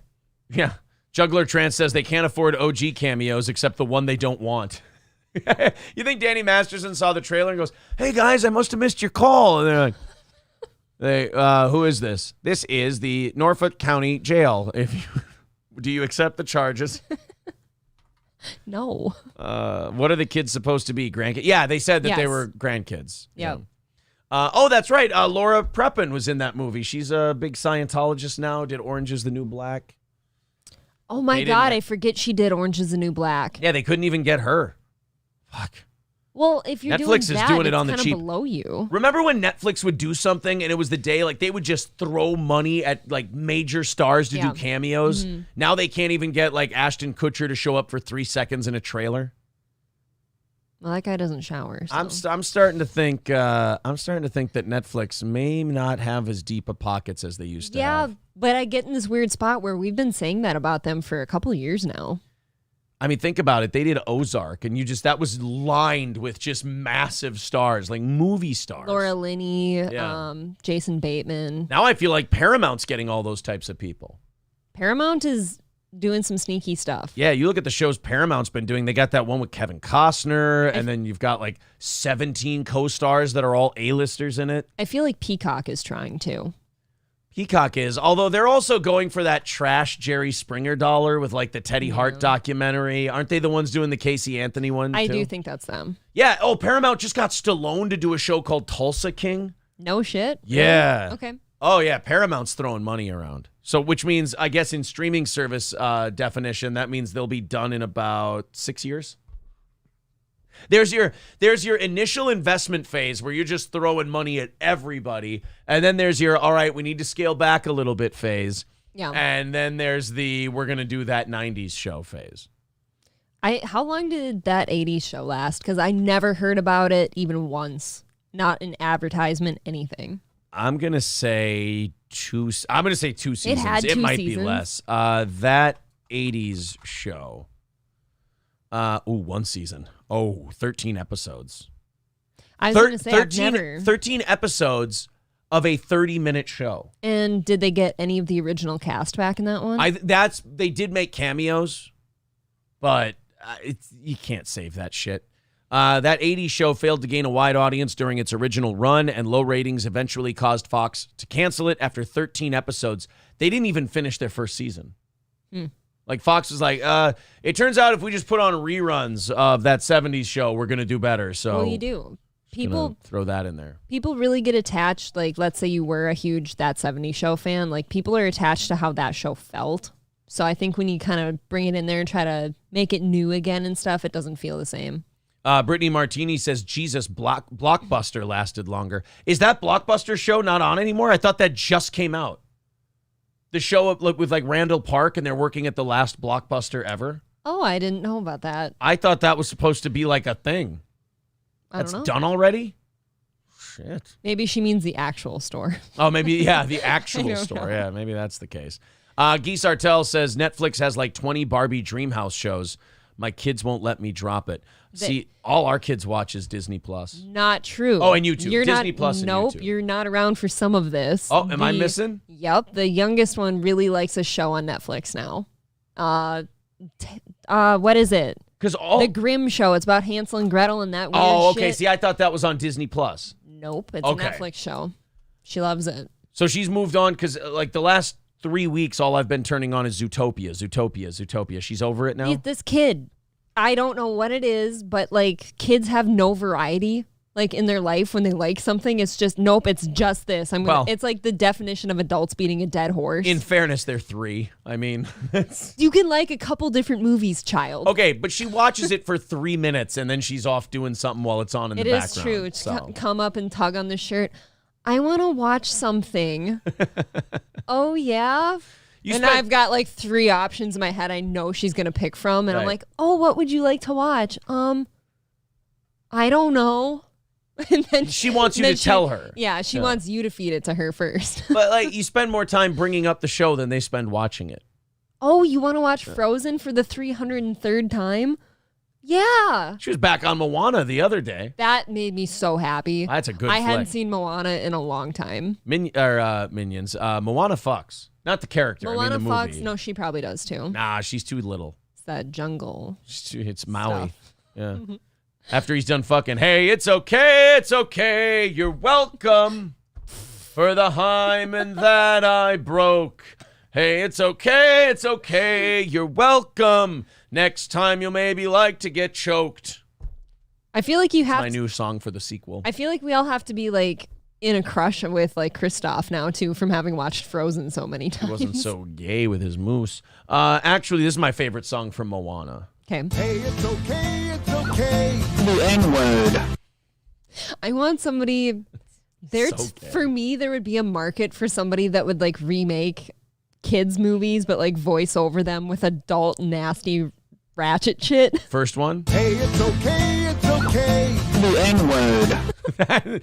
That whole fucking song is one of the funniest things on the internet right now. Very funny. I first heard that from Royce and Mersch, in all fairness. Have to credit them. It's Moana. And Moana N-word. Albino says the N-word. Where did the N-word go? Oh my God. Jeez, there's blackface and shit. Students caught handing out N-word passes at school. I want to watch this story. I still have one of those. I need to watch this story. One of the best schools in the country is right here in Maryland, but now Winston Churchill High School in Montgomery County is dealing with a racist. Winston Churchill. This is They now too have to good. change it to Winston Zeddemore High School because they got caught in a black controversy. They have to name it after Ernie Hudson. Never in the field of public schooling have so many N-word passes been handed out to so few. Hold on. Yeah. I think you and I did this story. Don't you remember that? Did we really? Yeah, remember there's some little, I think it's a white kid that's just handing out N-word passes. Gotta watch. And because I think they interview a black kid and he's like, it's Oh, I not think the biggest deal ever. Yeah, I think we did do this story, and like all Yeah. the white kids were like, that's terrible. I don't know. like it. But then the black kid's like, it's just kind of a yeah, word. it's just like we all yell it at each other. It's so what do I give fun. a shit. Yeah.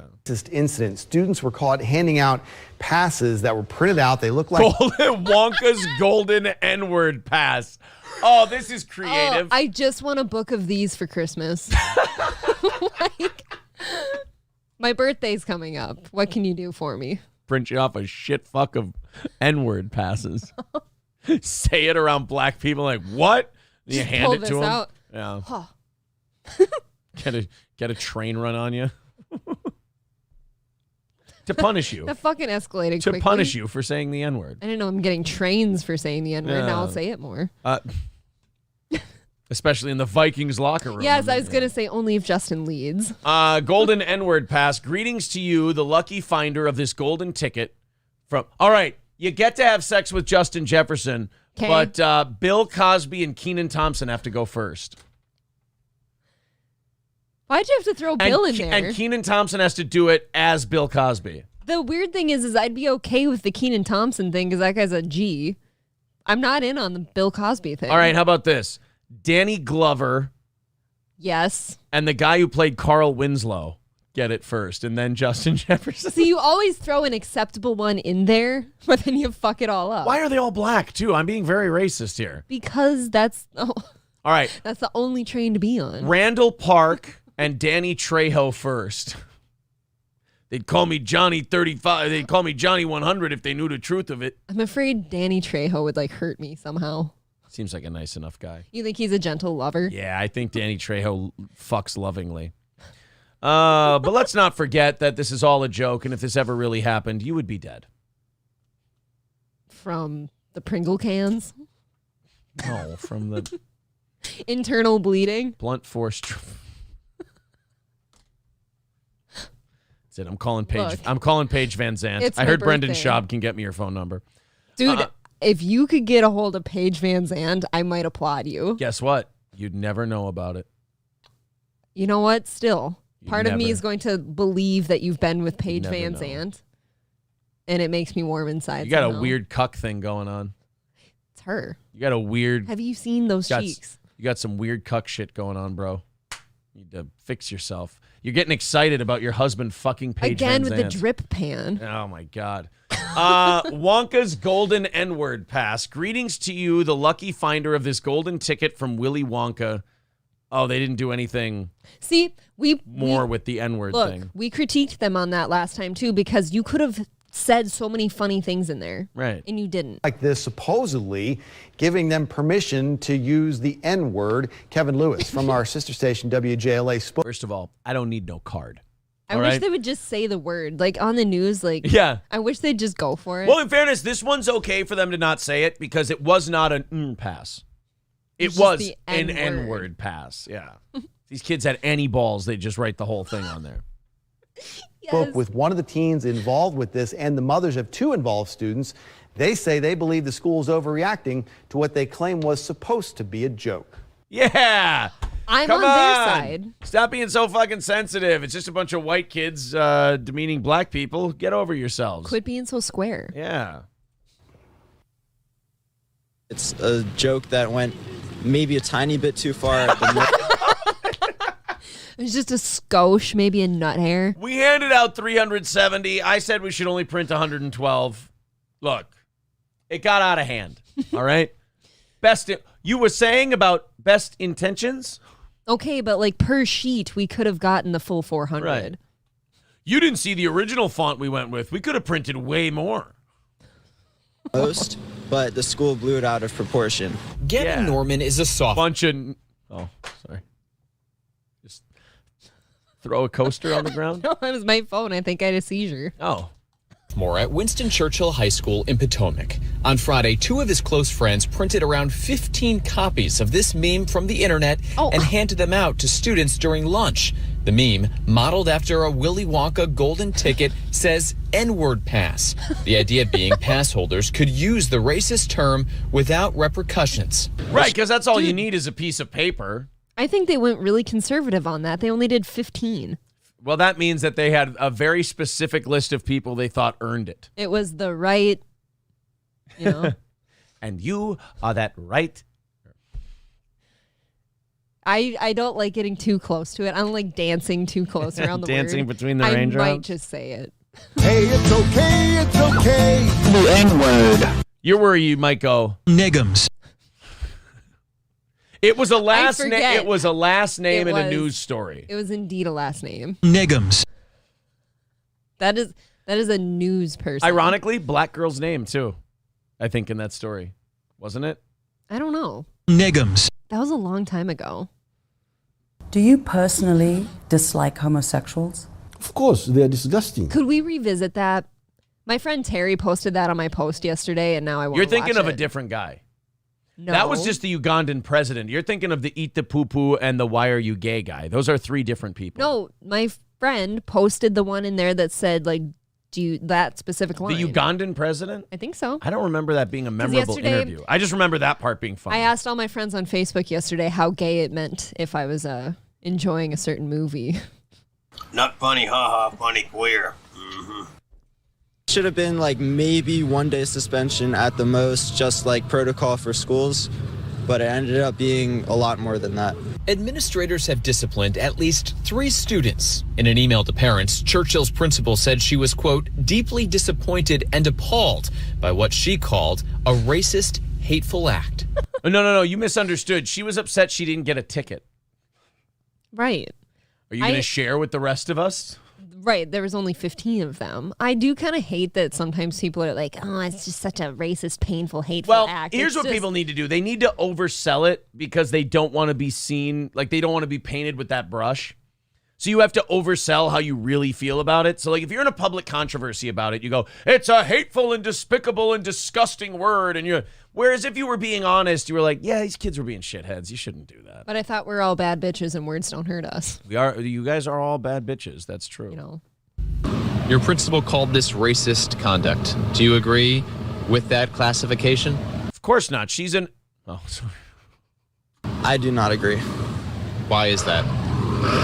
No one was trying to offend anyone. No one was saying the actual word. This kid. It's childish. Sophomore Philip Chillicom gave the incident a 7.5 on the offensive scale.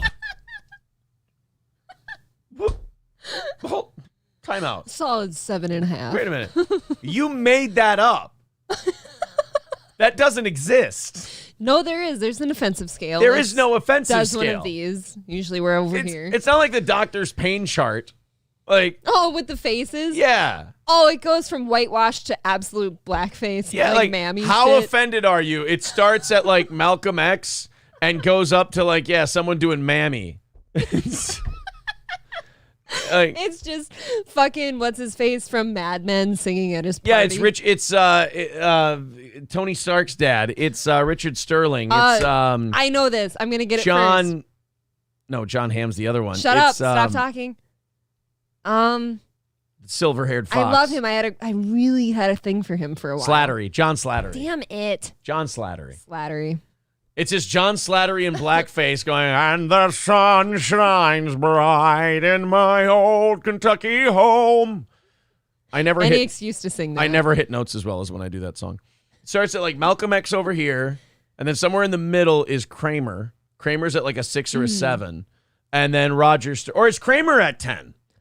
I don't know. He might be closer to 10. So what would the 7.5 be that this student is alleging? Jimmy Kimmel is Karl Malone. I was going to say maybe Robert Downey Jr. from Tropic Thunder. There you go. That might be a 7.5. Okay. You know, it's something that I've been thinking about lately, and it's just been stuck in my mind. It's kind of like the N-word. It's the N-word. Me too. Oh my God, samesies. You and I are like we're simpatico. We're brothers, except brothers. Brothers. He gave it a 7.5 on the offensive scale. There's no offensive scale. It doesn't exist. You made it up so that this guy, you played a childish game with this kid. This is so wholesome for me, though, that you and I did this story however long ago. But we just ran across it again. Revisit it and just do it all over again. How about this? We wanted to find a black kid who actually stayed in school that day. So here's a dork. Is actually the only black kid in school. All the ones on the basketball team are just kind of allowed to leave school whenever they want, and they just give them A's because they really need to win state this year. They carry the athletic funding for this school. Yeah, the only reason we get grants is because our point guard drops 25 a game. So he just kind of gets to go to the batting cages during our days off. At least that's what he says. But they actually changed their mascot from the gorilla as to not be offensive. Right. Remember? They changed it to a slave owner getting whipped. The Colonials. It's disappointing. That was Kevin Lewis reporting. The high school has a PTSA meeting on the 19th of February, planning now to focus solely on training about race and... Oh, fun. Remind me to skip that one. There's going to be a lot of school board members calling in sick that day. If they're not handing out N-word passes at the meeting, I'm upset. Yeah, miss me with that shit. On God. On God. No cap. For real. Straight bussing with my N-word pass.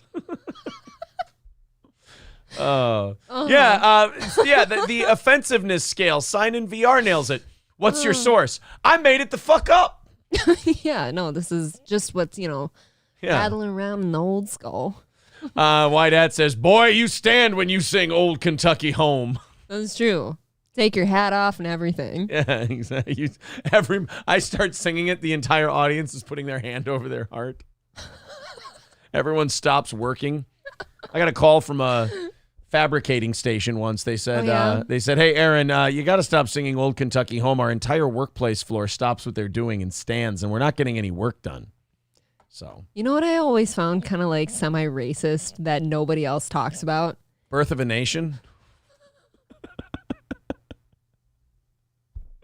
I was just wondering. You're spitballing? Yeah, I'm just spitballing. No, the chimney sweeps from like Mary Poppins. Oh, they catch shit for that every once in a while. Do they really? 'Cause Yeah. they all basically had blackface. That's one of those movies where you Google it. You Google Mary Poppins chimney sweep. You don't have to scroll very far. Really? Yeah, until you find somebody who's pissed I just about remember it. I was actually on Broadway in New York once, and I saw Mary Poppins, and they all just kind of come out in blackface. I'm like, does anybody else see this? Triple N, they were trying to guess because you put it in the form of a question. You said, you know what offends me sometimes? And Triple N says FBI crime statistics. Oh, you know what? I can see how they got there. Marquise says Aaron is at heart. I just wish I wasn't at Dick. That's all. Me too. You started it. It's a good, thick German sausage. It's just not, I think they say the other kielbasas. stereotype. I got a nice kielbasa force between the old legs, but it's not, Serengeti strong. Jesus. You're not sponsored by Pringles? My dick goes, Raskin, Bruskin, Ruken, Fruden, which is fine. It'll get the job done, but it doesn't go,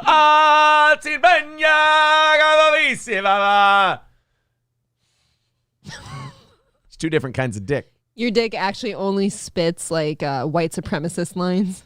It actually spits Nazi flags. It only comes in the pattern of a swastika. Yeah, it's a map of Hawaii. Fuck that. Reichstag, motherfucker. Oh, man. This got out of control. Iraq says more like spotted dick. How dare you? Spotted dick. How dare you? Oh. Yeah. Thank God my dick isn't more, Stephen from Braveheart, if you catch my drift. You Irish have tiny penises. Marquise said sex bagel. That's Iraq. I've never heard that You term need to brush up on your before. O&A. Iraq is sex bagel, but you show some goddamn respect. It's Mr. Nagel to the rest of you. Yeah, I never know if I should call him Iraq or Eric or Mr. Nagel. Mr. Nagel. Miss Janet if you're nasty. We can go there. Brittany Martini says, I love how you guys are open about you guys are about everything. Shitting and dick size. You're on a roll. Thanks. Yeah. It's a very Every guy wants size. to pretend they have the biggest dick in the room. I'll tell you this. I got a solid German kielbasa. Again, not a plain of Serengeti tribesman. Did you hear that? I have my stomach growled obnoxiously loud when you said that. I have kraut dick. I don't have tribesman cock. Most men actually just look like the standard sausage you get in the packs, like the 6-pack of them. A solid 6-pack of wieners. Sir Nagel says Eric is preferred. I will call you Eric. Chimney sweeper can also pass as a gay slur, says Kelly Berger. What do you mean pass as a gay slur? You mean there are other ways to describe gays? So they're all dusty. Well, you see, baby, there's nothing better than the American dream than getting all deep inside your chimney and whatnot. You see, every time the American dream goes to the pay window, baby, the first place I head is downtown Minneapolis, and I'm balls deep in the gay 90s, daddy. Because when the American dream starts throwing around the cheddar, baby, all the gays come for the dream's milkshake, if you will. And we get on that dance floor and we all shake, rattle, and roll all funky like a monkey, baby. And the American dream is balls deep in man ass until the sun come up. And there's gonna be gay guy shit all over the omni. I fucked that up so bad.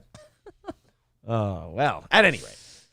Oh, fuck. Don't bring up Dusty Rhodes. I can't help myself. I do. No, I mentally give myself a little pat on the back every time I accidentally say Dusty. I love it when he comes out. This show, a perennial Dusty finish. What can I tell you? All Care Towing, 320-253-5203 for our friends at All Care. Of course, a group of guys who's been with us from the very beginning. If you're in central Minnesota, you go in the ditch, anything happens. There's nobody quicker than All Care Towing. Again, that's 320-253-5203 for All Care Towing. Wydat says, gonna be snacking and cracking, baby. Go be snacking on cracking. That's all that he is. Oh, Ryan says he has Viking schlong. Those are good, right? Here's my opinion. I have not seen many dicks in my day. Yeah, me either. Yeah. No, mine's less than a dozen. So anyway, I have not seen many dicks, but here's my stereotype. Colder climate, smaller dick. Yeah, but they got all them furs on their loins. That's true. This is not scientific, but I assume that a lot of like Siberians have like cocks you can barely see. Like index. But then again, that doesn't really work because a lot of Asian countries are in tropical climates. And the stereotype about, don't look at me like we're about to get fired. I'm already planning my next job. The stereotype, ball girl for the Vikings. The stereotype about Asian people is they have very small peni. Correct? Is that not the stereotype? It is the stereotype. Okay. I cannot confirm. I've never had sex with an Asian man. But it's warm weather, so I don't really know how dicks work. Don't clip that. Don't clip that. That's not. I'm saying like sizes by geographic. That's not what I. Well, and can you tell us why certain African countries maybe are stereotyped the ways they are? Dry, hot weather. Here's my thing about the African stereotype about dicks and stuff. The only thing I can come up with is dry heat. The balls and the dick have to sag away from the body to stay cool. Yeah. And that just eventually over time will elongate. Over time, that elongates the dick, and you just have a longer cock. I bet you a lot of them are showers, not growers, for that same reason. But do you need to be a grower in that situation? I'm not saying you have to. I bet you the Scandinavians, the Northern European types, solid cocks on them, well-versed, but yes. growers, not showers, because they're used to the colder climates. I would say it's about half and half, if you're wondering. I've always thought, and maybe because this is when my fucking kielbasa comes to it. It just kind of hangs out a little until it's really time to go to work. Okay. Then it really fires out there. I don't think it matters, grower or shower. I think the end destination is what matters. Just what you do with it. If you got a small hard cock, I feel bad for you, son. If you got a big but a small soft cock but a big hard cock, who gives a shit? You shouldn't be showing a woman your flaccid penis anyway. That's for you and God. Okay. The relationship between a man and his flaccid penis is that of him and his creator. Explain to me. But a hard dick is for all the ladies. Explain to me this. If you will. I had a Cuban friend once. Like, this is an actual Cuban. Okay, I got you. Deported. What next? Big man. Like, 6'5", 390-pound Cuban man. All right. Every time I'd get drunk with him, all he'd want to do is go around to all the ladies at the party and do one of these. Just lay it on the table. He'd put his dick out. No, he's insinuating he's got a fucking forearm. Oh, he's got a small dick then. No. Yeah. I don't know. I've never seen it. You've got a small dick if you do I'm that. not sure you could find it on that one. If you go around and you start telling people like, oh yeah, I got one of these, you probably got a small dick. It was without fail. Every fucking party. It's, you want one of these. If you hear a guy talk about him having a small dick, he's probably got a good one. Okay. If you hear a guy just being very blatantly honest about his dick, it's probably what it is. Like, that's a confidence thing. Got a very remarkably average dick. If a guy tells you, like, look, my dick gets the job done. But it's, like when I say, I'm good kielbasa, but I ain't Serengeti tribesman, you can trust me. You can take that to the bank. You know that that's true. Why? Who would say that about themselves? Hold on. So what are you again? You're German? 60% German, probably about 30% Scandinavian, and then the rest is Dutch. Dutch and Czech, which I think See, I feel like if you're Czech, you've got a tiny dick. Good thing I'm only like 5% Czech. It's a strong 5%. But my dick is checkmate. Am I right, everybody? Come on. Come on. Fuck you, Matthew McConaughey, you goddamn drug addict. What? Why? What does he have to do with this? I feel like Alex Jones watched Dallas Buyers Club once. That's where he got And that. he thought that was a shoot. Yes. Thank you to the Mood for $6. He says you should look up Zwarte Piet protest in Staffhorst. I can't pronounce it. Black Pete protest Staffhorst. If you want to see how the blackface protests here are going. What? Oh, do you know about Black Pete? No. This is one of the cutest things ever, Black Pete. Black Pete is, correct me if I'm wrong here, it's this like Christmas tradition in Germany, I think, where everyone dressed up as like a black Santa. I haven't heard of that. Oh, yeah. I've heard of something else, like before the actual Christmas day. Like they actually celebrate like Saint Nicholas instead of everything else. But that's we'll show you Black Pete in just a second. That's what I always tell April when we're about to fuck. I tell her I'm about to show you Black Pete. That's what I've named my dick. And then I get scared and run. And then she gets disappointed. Like, wait a minute. That doesn't look like you had bad frostbite in the Scouts. I was in it for one of these. And I brought her this weird looking fucking thing. What the hell is that? Crumples just as easy.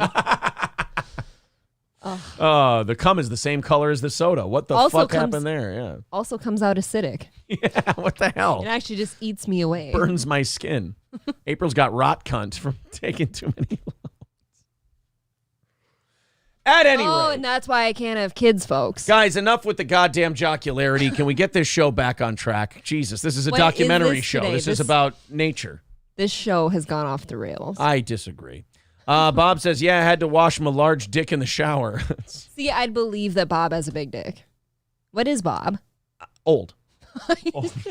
You Bob's know me, old. though. I want to take home every old guy now. I know, you've got a weird thing. Like, I know you have a good relationship with your father, but something must have happened. Full disclosure, Bob, I did say to Aaron once, I want to, like, take you into our home and Now, love you. Bob, before you think that that's a hot thing, she's actually starting an older celebrity daycare center. No. Do you want to tell them the other I people have who are not- in your tribe? I've never said this. Who have you adopted? Teller. Teller from Penn and Teller. Yeah, Bob's going to feel really cool. That's an honor. Bob Levy. I find Bob to be very attractive. Okay. But who else Teller's have you just cute. Who else have you adopted? Teller. I don't remember. It's a lot of like See, you're not older- coming up with them, though. older gents, shall we say. I took you in. Oh, cunty are we? Bob says, send dick pictures to Aaron at, yeah. He has my email too. I don't have any of Bob's information. They're gonna lean on him for that I'm feeling one. very left out.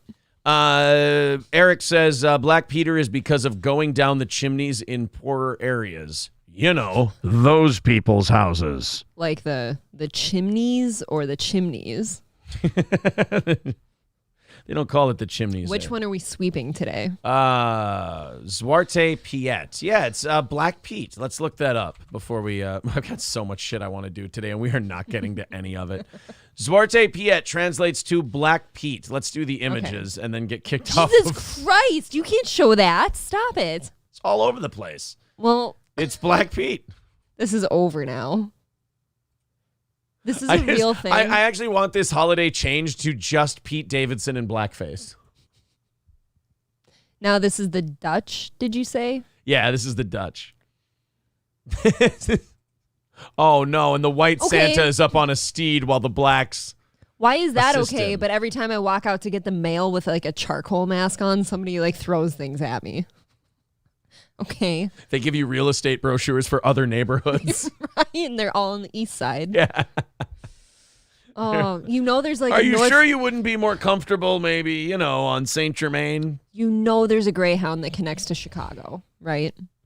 You know, if you go ask a guilty white person for $10 for the bus, they'll give it to you. If you really lean on them. Just so you get the fuck out of here. Bob, have fun at the dentist, buddy. Always good to see you. Oh, really? Oh, I love the dentist. He doesn't, not so much. Yeah, I'm not a dentist. My dentist guy. is hot. Your dentist is female. You can't deny she's very... I don't really... No, I don't. Really? No. Oh, I thought she was the hottest dentist I'd ever been to. Well, look, I mean, how many dentists do you know?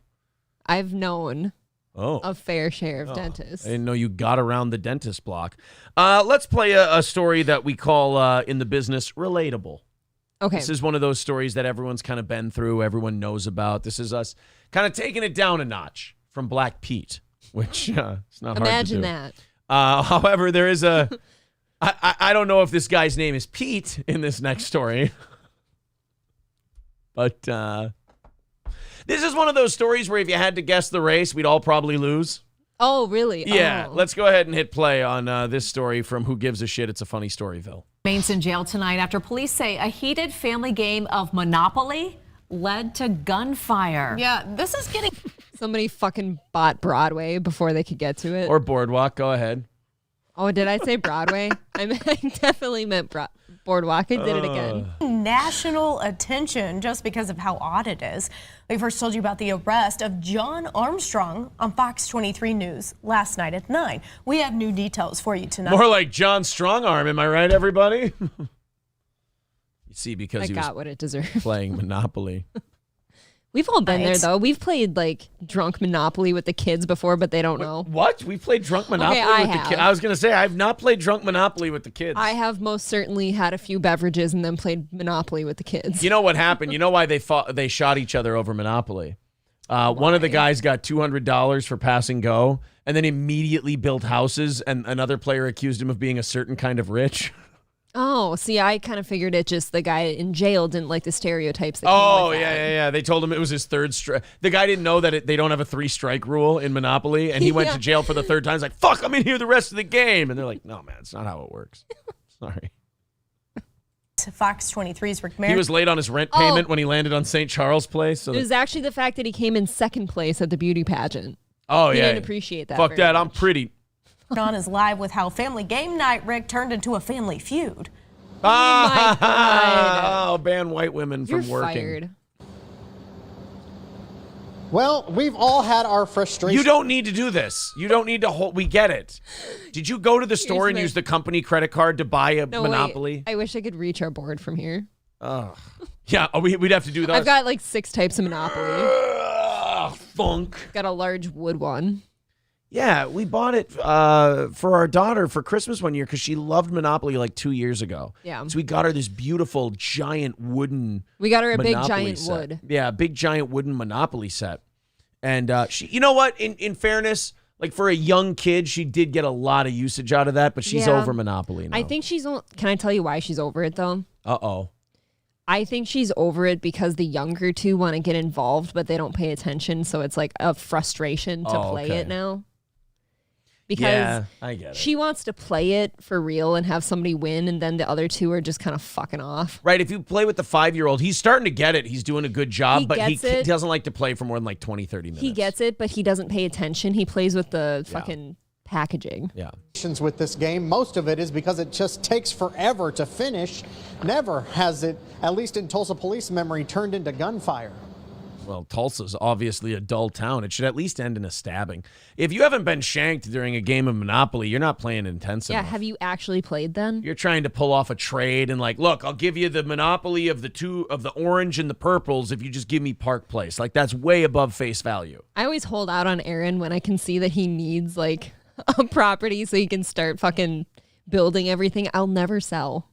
I will You know what? I will miss out on the money for myself if it means you not building. Here's what I always do when we have to play with the kids is that I'll see a property April needs. And I'll go, and even though it won't give me 3 of a color set, it'll give her 3 of a color set. So I'll offer a ridiculous deal of cash to the kid for that property so I can take it just so you evil. can't get it. I'm a Machiavellian monopolist. Yeah, but then you're using your kids. No. I give them an above face value deal.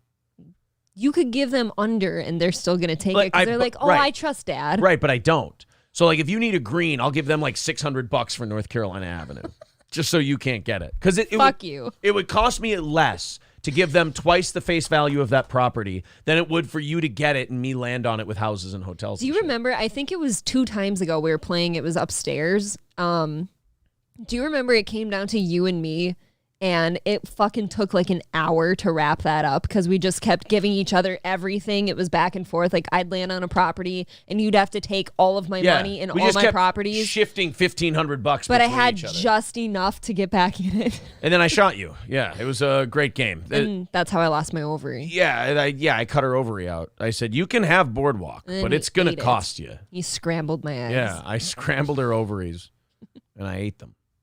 With sriracha. So this guy's a pussy. Just like in the game of Monopoly, John Ronald Wayne Armstrong is in. What? He's named after all the men who raised him. That's not okay. There's nothing about that that's funny. If you laughed at that, you're a piece of shit. Get back to work. I will say, I would have lost this game, though, if you were having me guess at who this was. Right, exactly. Like, doesn't Monopoly just kind of seem like a really white thing to play? Fucking dork. I was thinking white or Asian.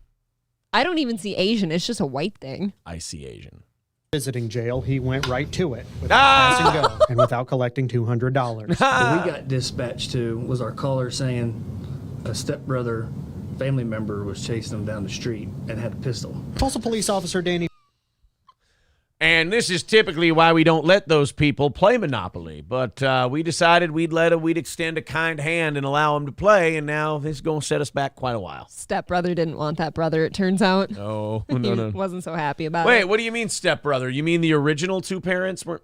Bean says Now Armstrong you got and his it. family were playing the popular board game while drinking heavily when things got heated at their East Tulsa home. It is kind of fun to get shit hammered and play Monopoly, though. I thought you said you'd never done it. I've done it before. It's not with the kids. Look, 2 games, Risk and Monopoly. It's fun to get a little tanked and play the game. Risk is pretty fun. Battleship is very fun. Is it really? If you're drunk, yeah. Battleship always seems so tedious to me. No, I liked Battleship. You get a hit, and then you got to go in every other fucking direction to find out where their boat It's is. anxiety producing. I know. You know, it's kind of like playing Minesweeper, but physical. You ever cheat and move your boats as he's guessing? I think I've only done that once, and it's because they were completely kicking my ass. And I needed to stay in the game. They got two on your battleship, and all of a sudden they keep going in every other direction. Like, how the fuck do you have this battleship position? I don't understand. Right. What is your location here? Near East 4th and South 91st East Avenue. Well, you see, I split my battleship in half, and that's why you can't. What do you think they were drinking? I mean, I'm going to be disappointed if it's anything but Hennessy. But Right. I feel like you're this fucked up during Monopoly. It has to be Hennessy. I remember when Adrian and I would do comedy shows together, and there would be a couple black people at our shows. And one time, B, who's a really cool guy. I like B a lot. I liked him too. B was a good guy, but he was into some nefarious shit. I liked V better. I worked with V. B could be a problem, but B was B's trying to scoop up on your lady. I'm trying to, drink my bourbons that I like. And B's like, no, man, we got to get you drinking Hennessy. And I'm like, all right. The brothers are always talking about how great the Hennessy is. Let's give it a shot. No offense to black people who enjoy Hennessy. You guys have dog shit taste in liquor. I think we have a shooter bottle of it upstairs, like an airplane bottle. It's piss. Somebody gave it to me once just because I'm like, why do people drink this? I've never had it. Is it good? Yeah. And somebody bought it, and I think I sipped it once, and it was just awful. It's just piss. I don't know why you drink it. It's not clear if the fight was over a property, fake money, real money, or something Or one of them was trying to make him property. Why are we looking at leaf-covered windshield wipers for Monopoly? Makes sense. totally unrelated to the game. But eventually, not only did the game go flying, but so did furniture, and then a bullet. Board games start flying. We're trying a little too hard for the news puns on this one, I think. I wish they would have used like property names a little more, like on the Monopoly board, than the bullshit they're pulling. Yeah. They were, especially if his name was Marvin, but he didn't have a garden. And furniture starts getting turned over, and one of the family members, suggests that, you can take this stuff outside and sell it, which they did. Yes. What the fuck? Yeah, but usually when they say take this outside, they mean like go fist fight each other or something. They don't mean start, having a duel. Actually, one of them landed on like the waterworks or the utilities one that triggered somebody, and they realized they hadn't paid their bills in a while. They were getting evicted from Monopoly. It was evicted because they hadn't paid their utility bill. Shooting happened in this intersection as Armstrong's family was walking away from him. Now in life, there are no get out of jail free Oh cards, my God. Can this guy just get laid for once? Jesus. I mean, he needs it. Can to somebody get over give him the this. network job that he's begging for so hard? Good Lord. When Armstrong, as police say, opened fire on his... This cheap fuck is going to go return that game, too, after this is done. He is. Yeah. Oh, yeah. Oh, but he's opened the packaging on the inside. He got that card out. He'll complain. Family walking away. It's defective. He instead went directly to jail. Oh, my Armstrong God. And the bank paid him a dividend of $150. This guy's face doesn't quite show the shame it should at this point. I see a little John Legend in here. He lost some street cred after this. Told officers he was upset someone cut his face, but he was never out to kill anyone. Bean says officers... Why are we skipping over that part? So this guy's the asshole for shooting someone, but somebody cut his face and he... So there's furniture and game pieces being thrown around, some bullets flying, and faces cut. Jesus. Officers were told... I mean, What they is the reacted... root problem here? They reacted to this game of Monopoly the way Turkey Creek, fucking Johnson and Texas Jack Vermillion responded to being accused of cheating at cards in Tombstone. I'm very much seeing like this Monopoly game as like the avenue to get out the aggression coming from somewhere else. What happened? Watch ye there, Creek. By Armstrong, he aimed at the ground just trying to scare away the relatives who upset him. Oh, he was doing a Buford Mad Dog Tannen. Dance, runt! Harry, you're a horrible shot. Starts doing the Dougie. It's like, guys, it's a little on brand. In the end, Armstrong would be arrested on a single charge of assault with a deadly weapon, and he would end up in the county jail where it took more than just rolling doubles to get free. That's right. You had to suck 3 whale cocks. How many times did he roll those dice before he got doubles? Just for this take. Now, Armstrong did... I don't like that he's looking proud of himself. I don't like around his faces. It's bothering me.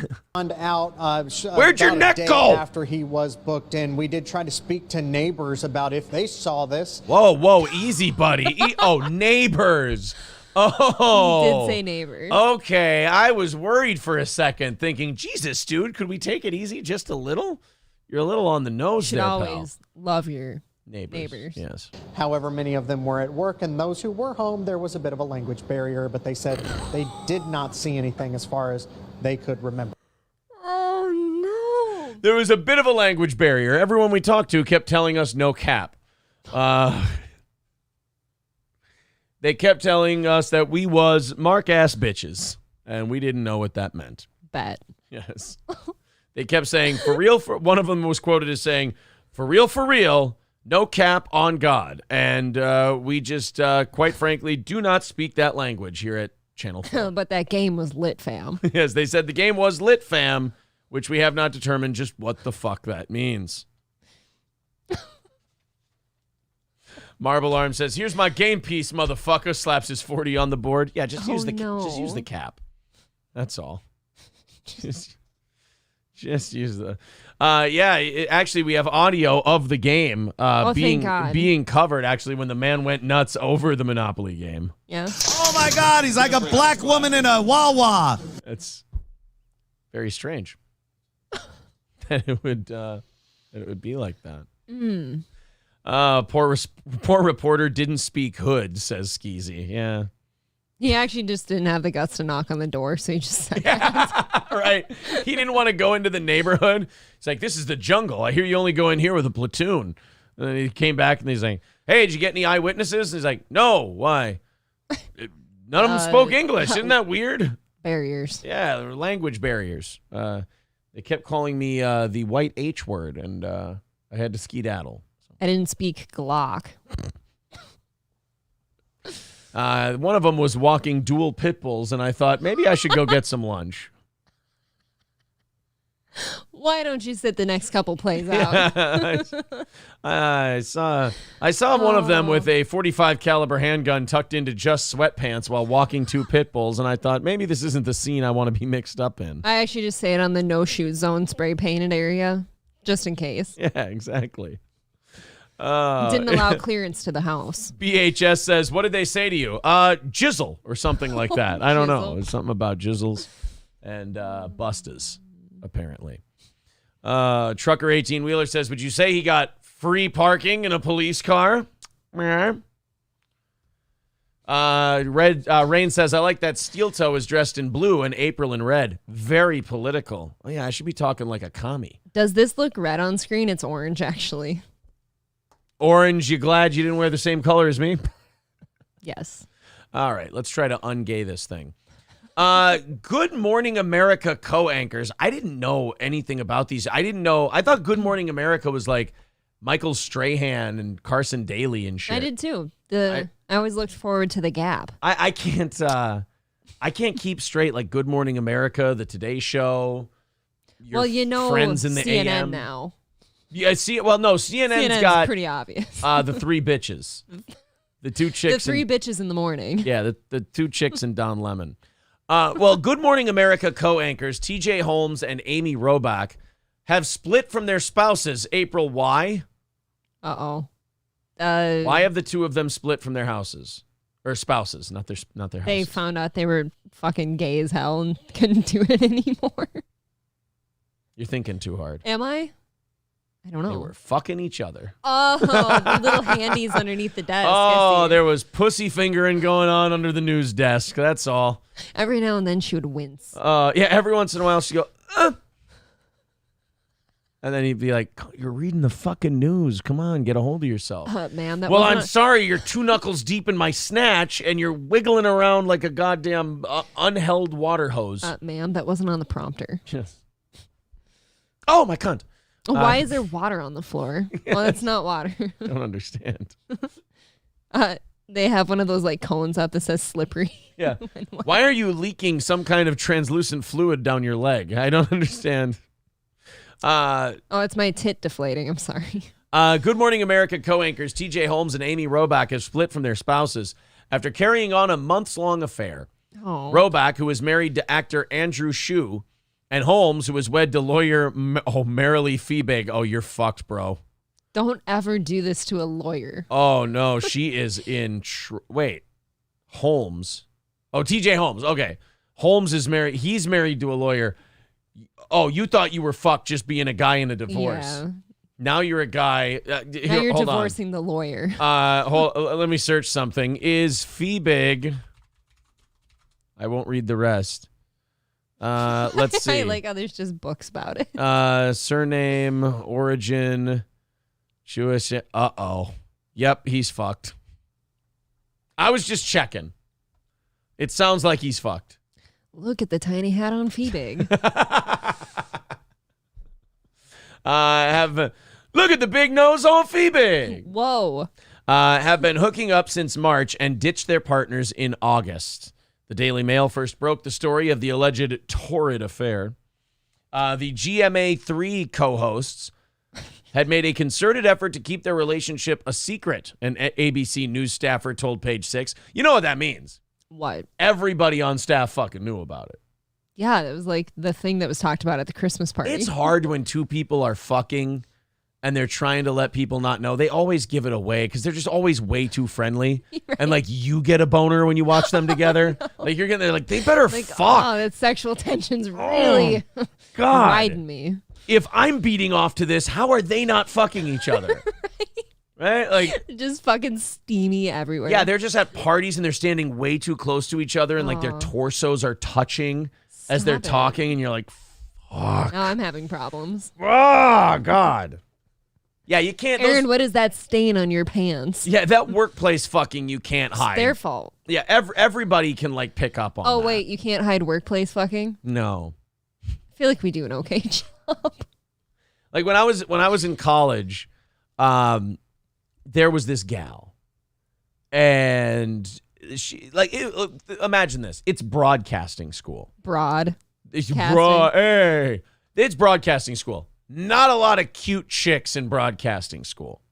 There were like 2. One was in the morning. Not a lot of hotties at Brown College. Yeah, one was in the morning classes and she had a boyfriend. One was in the evening classes and she was like came from some little shit town up north, so she didn't know she was attractive. So I have a type. So like things may or may not have happened. And we're like, look, we can't tell anybody in the class because then that's going to make it weird and everything else. And it's like the first day we made sure we came in separately. That is so gay. Halfway through the first fucking class of the day we say we're not going to, couple of my buddies come up and be like, you're fucking her, aren't you? Don't you want to be fucking the only hot chick at Brown College? Yeah, I don't know what. Well, we didn't know what the fuck it was because we weren't like, you're fucking. We're going to be a thing. Okay, you're fucking. It wasn't like that. We kind of. Look, I've been around. We were working on a sales. You ready for some hot? It's kind of fun. You'll like this. We were working on a sales project at her apartment, and it was a group of 3 of us who had a sales program. And the other guy, he left. And I was like, oh, she's like, well, why don't you stick around and we'll finish up the project? Oh, I know that move. And we were drinking vodka Sprites. One thing leads to another. Your dick was gay after the vodka Sprites. My dick was just feeling all kinds of gay. Exactly. That is a smooth move, though. Like, I've also been there before. Like, oh, everyone else left. Why do you have to go? Yeah. Well, he came up to me the next day. He goes, I kind of sensed there was something going on there, so I took off. I'm glad it worked out. I'm like, I didn't know. He could have got some real estate. So, like, he knew, and, like, I didn't know until late. Of course, we didn't know. Her fuck mission had been so secret. No fuck me signal had been sent. She was sending smoke signals from her puss. From her pussy. No, I know you said that he could have stayed and there could have been enough for him. Let's just put it this way. I would not have been okay with it. Your vodka Sprite dick wouldn't have been okay with it? No, I would not have been okay with that particular guy. Oh, really? Joining in. Was it somebody I know? No. Oh. No, here, I'll write it down for you. Let me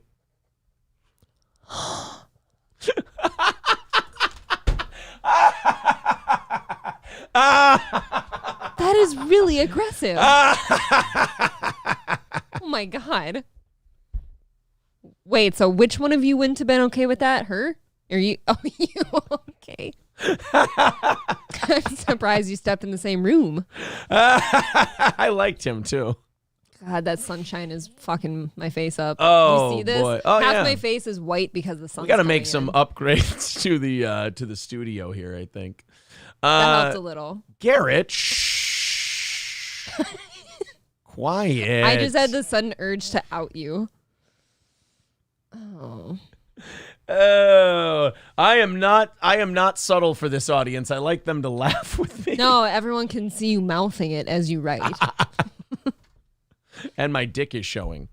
Wait, so why wouldn't you been okay with that? You're afraid of the size difference or something? Just, look, put it this way. She might be blown out if he gets to her first. Put it this way. I believe that the grocery store has departments for a reason.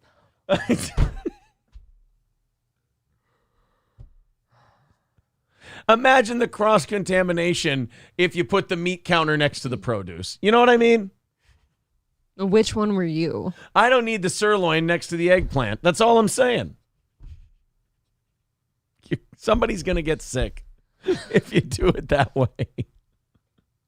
Look, you could each have a hole. It's okay. Yeah, but then they're going to try and stick me with the ass, and I don't want it. You said you've done that before. That doesn't say I enjoy it. I bet you came up with it, though. Ironically, I don't like seeing women cry. I didn't know that about myself. I thought I did. Only verbal abuse. I only like to see them cry from verbal abuse, not anal. Occasionally a good uppercut. To the body, I have a strong jaw. Actually, you know what move I like best with women? Because they never see this coming. You fake the jab to the body, and halfway through you turn it into a hook upstairs. I call it the Maidana. You kind of start it like this, and then you come up like that at the end. They fall for it every time. They're stupid. I always get you with it going for the right, but I come up. I always get you right in this. And if you threw that in real life, I'd kill you. You can't throw both of your hands at once. I've surprised you a couple times. You can't throw a punch like this, April. That's why nobody expects it. Oh, okay. April does this punch a lot. She goes, wham. Cerberus. I put every ring on I have for that. Cerberus with $20 says, morning, guys. Some money for your troubles. Picking up some plywood this morning. Georgia Pacific turned me away last night. There's probably a morning wood joke in there somewhere. I'm just too dumb to think of one. That was the most random sentence. Yeah, but you're going to get splinters. I've ever heard. Kind. Oh, boy. Let's, people just writing, Omaha, Omaha. What if they were looking at what I've got right now? Sign in VR. I did not just show that pass. Not at all. Oh. Oh. His ass or her ass, steel toe. Oh, yeah. No, it would have been, not his ass. That's Oh. This seems weird. I wrote a joke yesterday and I want to tell it again. It's funny, says BHS. Uh-oh. I can't paint my dick enough to give my wife an orgasm, and Canada charged me with a hate crime. It's a little too on the nose, I think, actually. Ugh, the paint sticks, too. John Sotera says April actually does the Three Stooges eye poke move. Yeah, but I have a good block for it. Here, give it a shot. Go ahead. Oh. Yeah, exactly.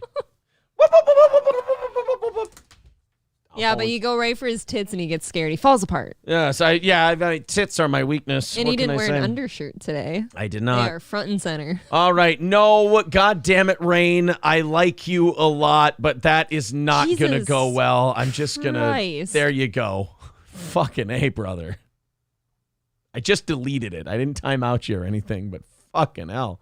All right. So you got Amy Robach and TJ Holmes. He's married to a Jewish lawyer, so you know he's finished. They have a very cozy relationship on air, but that is what is expected, a source told Page Six. But they were very careful behind the scenes to keep their affair secret. The producers at GMA are shocked to hear they are having an affair. Wow, somebody doesn't want the lawyer wife suing them. Yeah, I mean, it sounds like everybody knew it, but, you know. However, the two were spotted canoodling in bars near ABC News back in May. Photos of the two getting cozy at a bar were published Wednesday on Daily Mail. You know Wait, what? so it was those two? Yeah. I have always thought she was super pretty, but she could do better, though. Oh, you think so? Yeah. Yeah, and her dad would still be talking to her. So there's that. She'd still be invited to Christmas. She's 49. She's pretty hot. She's been married more than 12 years to Shu, the former Melrose Place star. Well, shit. In 2008, she divorced her first husband, Tim McIntosh, with whom she has 2 daughters. Robach has 3 stepsons from her marriage to Shu. Not anymore. Holmes tied the knot with Feebig in 2010. She currently works as Chief Diversity Officer for the nonprofit Save the Children. Oh, so she was unbearable. Look at her legs. Wow, she is Let's watch them broadcasting smoke together show. and see if we can tell they were fucking. Okay. Let's go ahead and watch them do a clip together. I like this. So Amy, What are some signs to look for? Eye contact. flirty eye contact. Under the table shit. Yeah. Oh, I've dropped my pen. Him grabbing her tit live on the air. Yeah. Here we go. Amy Robach, TJ Holmes. Inside their secret romance. Here you go. Celebrating TJ Holmes' 45th This is the birthday. time in the show where we usually bring you something fun and interesting. We call it our pick of the day. But today, Look at her. She looks fucking great I know. for her age. She's a fucking smoke show. Holy shit. But then look at him. Like, she could be not about the obvious, but like she could be fucking somebody so much hotter. He's an aggressive fuck. What do you mean? He's a very dominant fuck. Oh, and she likes that? Yeah. Okay. we're surprising TJ because it's his birthday. And we all want to wish you a happy, can we say how old you are? Of course. 45th birthday. And look, you don't like cake, so lemon meringue pie. That's one of your favorites, right? What? Yes, I Because make of a course she mean knows. lemon meringue pie. Is that a pecan pie over there? There's a pecan pie. There's You know what? They're hiding it pretty well. How long ago was this clip? I would have never known. 3 months ago. So they were fucking. Damn. They did a good job. That's a. Good job for those two pretending. They got it. They actually tried too hard sometimes, though. Like sometimes they'd be on the air and he'd go, all right, Amy, what do you have for us today, you stupid bitch? Right? They just act extra prickly. Oh, nothing, N-word. How about you? It's actually why everyone thinks Aaron beats me is because we're so. Yes, we're you so know, confrontational. Confrontational on air. Guy Sartell says, I watched them a couple of years ago. You could tell they were fucking then. I don't know. No, I didn't get that out of that one. Stephen C. says, I love a hot, leathery cougar. That's way to wreck it. I don't think she was leathery. Did you? No, I thought had she looks really great legs. She looks really great. She kind of had that Kelly Ripa thing going on. Way A hotter little than bit. Kelly Ripa. Wait a minute. Kelly Way Ripa hotter. in her day. I used to watch a lot of that because of my grandma. Okay. It's about I right. still think she's hotter than Kelly Ripa. SC Motorsports says, yeah, for his 45th birthday, they brought out watermelon and chicken. Yeah, that's a little on the nose. The comfortability shows it. They're fucking, says Mr. Unknown for real. See, to me, that was very much that co-host energy. That seemed like co-host energy. Yeah. I didn't see it as a fucking thing. I was looking for like long looks, like lingering stares and shit like that. You know? Yeah. No, I don't know. Will you elaborate? I'm about to pull my dick out, so no. I'm not good at the subtlety part of this game. Oh. Kelly Ripa and Michael Strahan definitely fucked. I don't know. I don't know if Michael Strahan would fuck her. I don't think Michael Strahan fucks.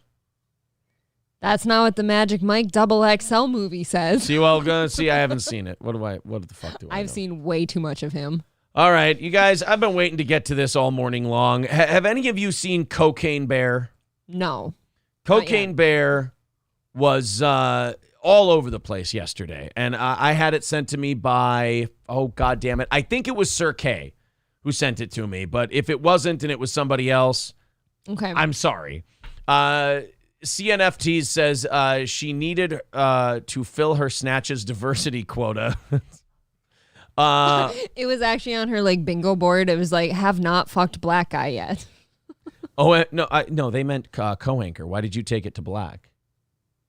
I don't understand. Wow, that's weird, dude. Now I'm wondering. Yeah. OMG Wolf says, guys, I think Aaron and April might be fucking. What? No, we actually just make you think that. We're actually virgins. It's a fucking ruse, my friend. We adopted the kids. Yes, we adopted them. They're black. So it's cheap. That's why we don't want to post pictures right now. It's like adopting a pit bull. It was just cheaper. Sorry. I'm sorry. No, you know what? Why? Are there more of them up for adoption or something? Everybody's a buzz about the toe guy. Exactly. Stoney's, but before we get to Cocaine Bear, Stoney's Bar in downtown Rockville, Minnesota, our pals at Stoney's. Go there this weekend. They have live music every weekend. It's a very fun party. Not only that, they also have, people are clipping shit. I got to go to I saw clips. April seizure. April seizure. I got to get to that. But anyway, Stoney's Bar has the best Bloody Marys out there. It's a great place to go watch the Vikings game, or I guess the Gophers are done until bowl season. So a great place to go watch the Vikings game or any kind of football. And also at Stoney's Bar, they have delicious pizza, great place to go have some drinks, that world-famous Bloody Mary, great for the game. Stoney's Bar in downtown Rockville, the best dive in central Minnesota is Stoney's. All right, let's go to this clip. This is from Why Do I Podcast. April has a seizure. I need to see it. Gavin Norman is a soft bunch of... Oh, sorry. Just throw a coaster on the ground? No, that was my phone. I think I had a seizure. Oh. More at Winston. Oh, sorry. Gavin Norman is a soft bunch of... Oh, you panicked. You dropped your phone. I don't even think I was holding it as a thing. I think I heard you start to say the N-word, and I was like, oh. My first wife was tarded. She's a lawyer now. Or no, she's a pilot now. I'm still working on my second husband. My first husband's still tarded. He's actually, whenever I get to say that someday, my second wife is tarded. Yeah. I love you so much that there are no other wives but you. I called you. You know why? Because you might be my second wife, but God damn it, you're my first love. Oh, thank you. You're welcome. The first one was just out of necessity. Unfortunate obligation. Yes. It's an arranged marriage. I'm actually Indian. People don't know this because I'm from the northern tip. By the time I get to say talk about you as my first husband, it's going to be my first husband was tarded. He's on compound now. There's that talk we talked about. We watched Idiocracy again the other night. That movie's Justin Long's part in that movie is so fucking funny. I need him in more things. Why come you don't have tattoo? Why come you don't have tattoo? Why come you don't have tattoo? Says here on your chart that you fucked up. You owe like $3 million. You owe this many dollars. You talk like and your shit's all retarded. There's a lot of tards out there living kick-ass lives. Don't worry, Scroat. There's a lot of tards out there living kick-ass lives. I would watch that movie time and time again just for that scene and then shut it off. And is a soft bunch of... Oh, sorry. Oh, just throw a coaster on the ground? No, that was my phone. I think I had a seizure. Oh, Jesus. Look what I'm living with in front of me. I can't stop trying to read it. I do have a fun announcement before we move on. What's that? Eric followed me on Instagram. I thought that was very nice. Eric Nagel? Yeah, that one. Oh, that's very nice of him. Let's... Oh boy, just a lot of notifications. I'm looking for more. What do you call them? I'm looking for more clips. I just got to make sure I've cleared out all our clips here. I just saw the word anus. Oh, you did. I got excited. Well, that's lovely. Let's talk about Cocaine Bear. All right. Shall we? Brittany Martini says most tards host podcasts on YouTube. Yes. I think you have to be tarded. You have to be a little tarded to do a podcast on YouTube. Touch of the tard. Touched by Tard. It's a documentary about April's life. All right, let's watch Cocaine Bear. This is a movie, much like all these fun, goofy ass movies. I think with all the That 90s Show and 17 different Marvel movies still coming out, and all these different remakes that they're making, we might have to turn to these just weird, goofy ass Zombiever type movies in order to get cool original shit. Like Winnie the Pooh, Blood and Honey is going to be fun to watch. Oh, phenomenal. I'm going to theaters to see that with or without you. Banshees of Inisherin is a movie I have to look up to see if it's out on streaming services. Then you've got the Bambi one where they're going to have rabies. You got Nicolas Cage Pig. You got Mel Gibson doing The Fat Man. You got all these weird ass movies. What? The Bambi thing? What'd you say? You're going to do yesterday on the show, we talked about a Bambi that's going to be rabid and killing people. I must have missed that. I'd be in on that too. Yeah, I'm actually coming out with a heroin trout. Yeah, you actually told me you hate Corey shows, so you don't listen to them. Fuck you. I've never said that. All right, this is the movie Cocaine Bear. Let's take a look. By the way, the movie Rubber sucks balls. Why did you say that just now? Because it's a weird movie like this one. My dad and I weirdly bonded over that movie 12 years ago or something. Yeah, but didn't you and I watched it together and we were like, it's awful. This movie sucks ass. Fucking rubber just rolls around and people's heads explode. It's not like Zombievers where Bill Burr and John Mayer are driving around in a car. You see that deer up there? Tits yeah, everywhere. I see it. Yeah, it's just fucking tits and pussy. There's just tits, but they're all you'd kind of just put them all at level 8 out of 10. They're all something's weird about their faces. They're all straight to DVD hot. Yeah, the chick the main chick, the brunette that is also the in slut or no? No, not the slut, the good girl one. Okay. She's also in a Dumb and Dumber movie. She's the daughter or something. She's got something weird with her mouth. Okay. She talks out of I think the slut's the hottest one out of the three. Yeah. All right. Let's watch Cocaine Bear. Already can tell it's like a Zombievers Rubber type movie. It's starting that way. It's the look of it now. Not enough Bill Burr for me. You know what I love about this? I love that it's going to end with Bill Burr and John Mayer in a van running it over. That's what I'd prefer. Yeah, that would be the best. Oh. BoJack Horseman lady? No, that's not it. Margot Mattindale from Is that Gilbert Grape's mom? Boy, she slimmed down. I don't know. No, but that's not what I know her from. If that is her, Margot Martingale. I don't know. Really, that is her.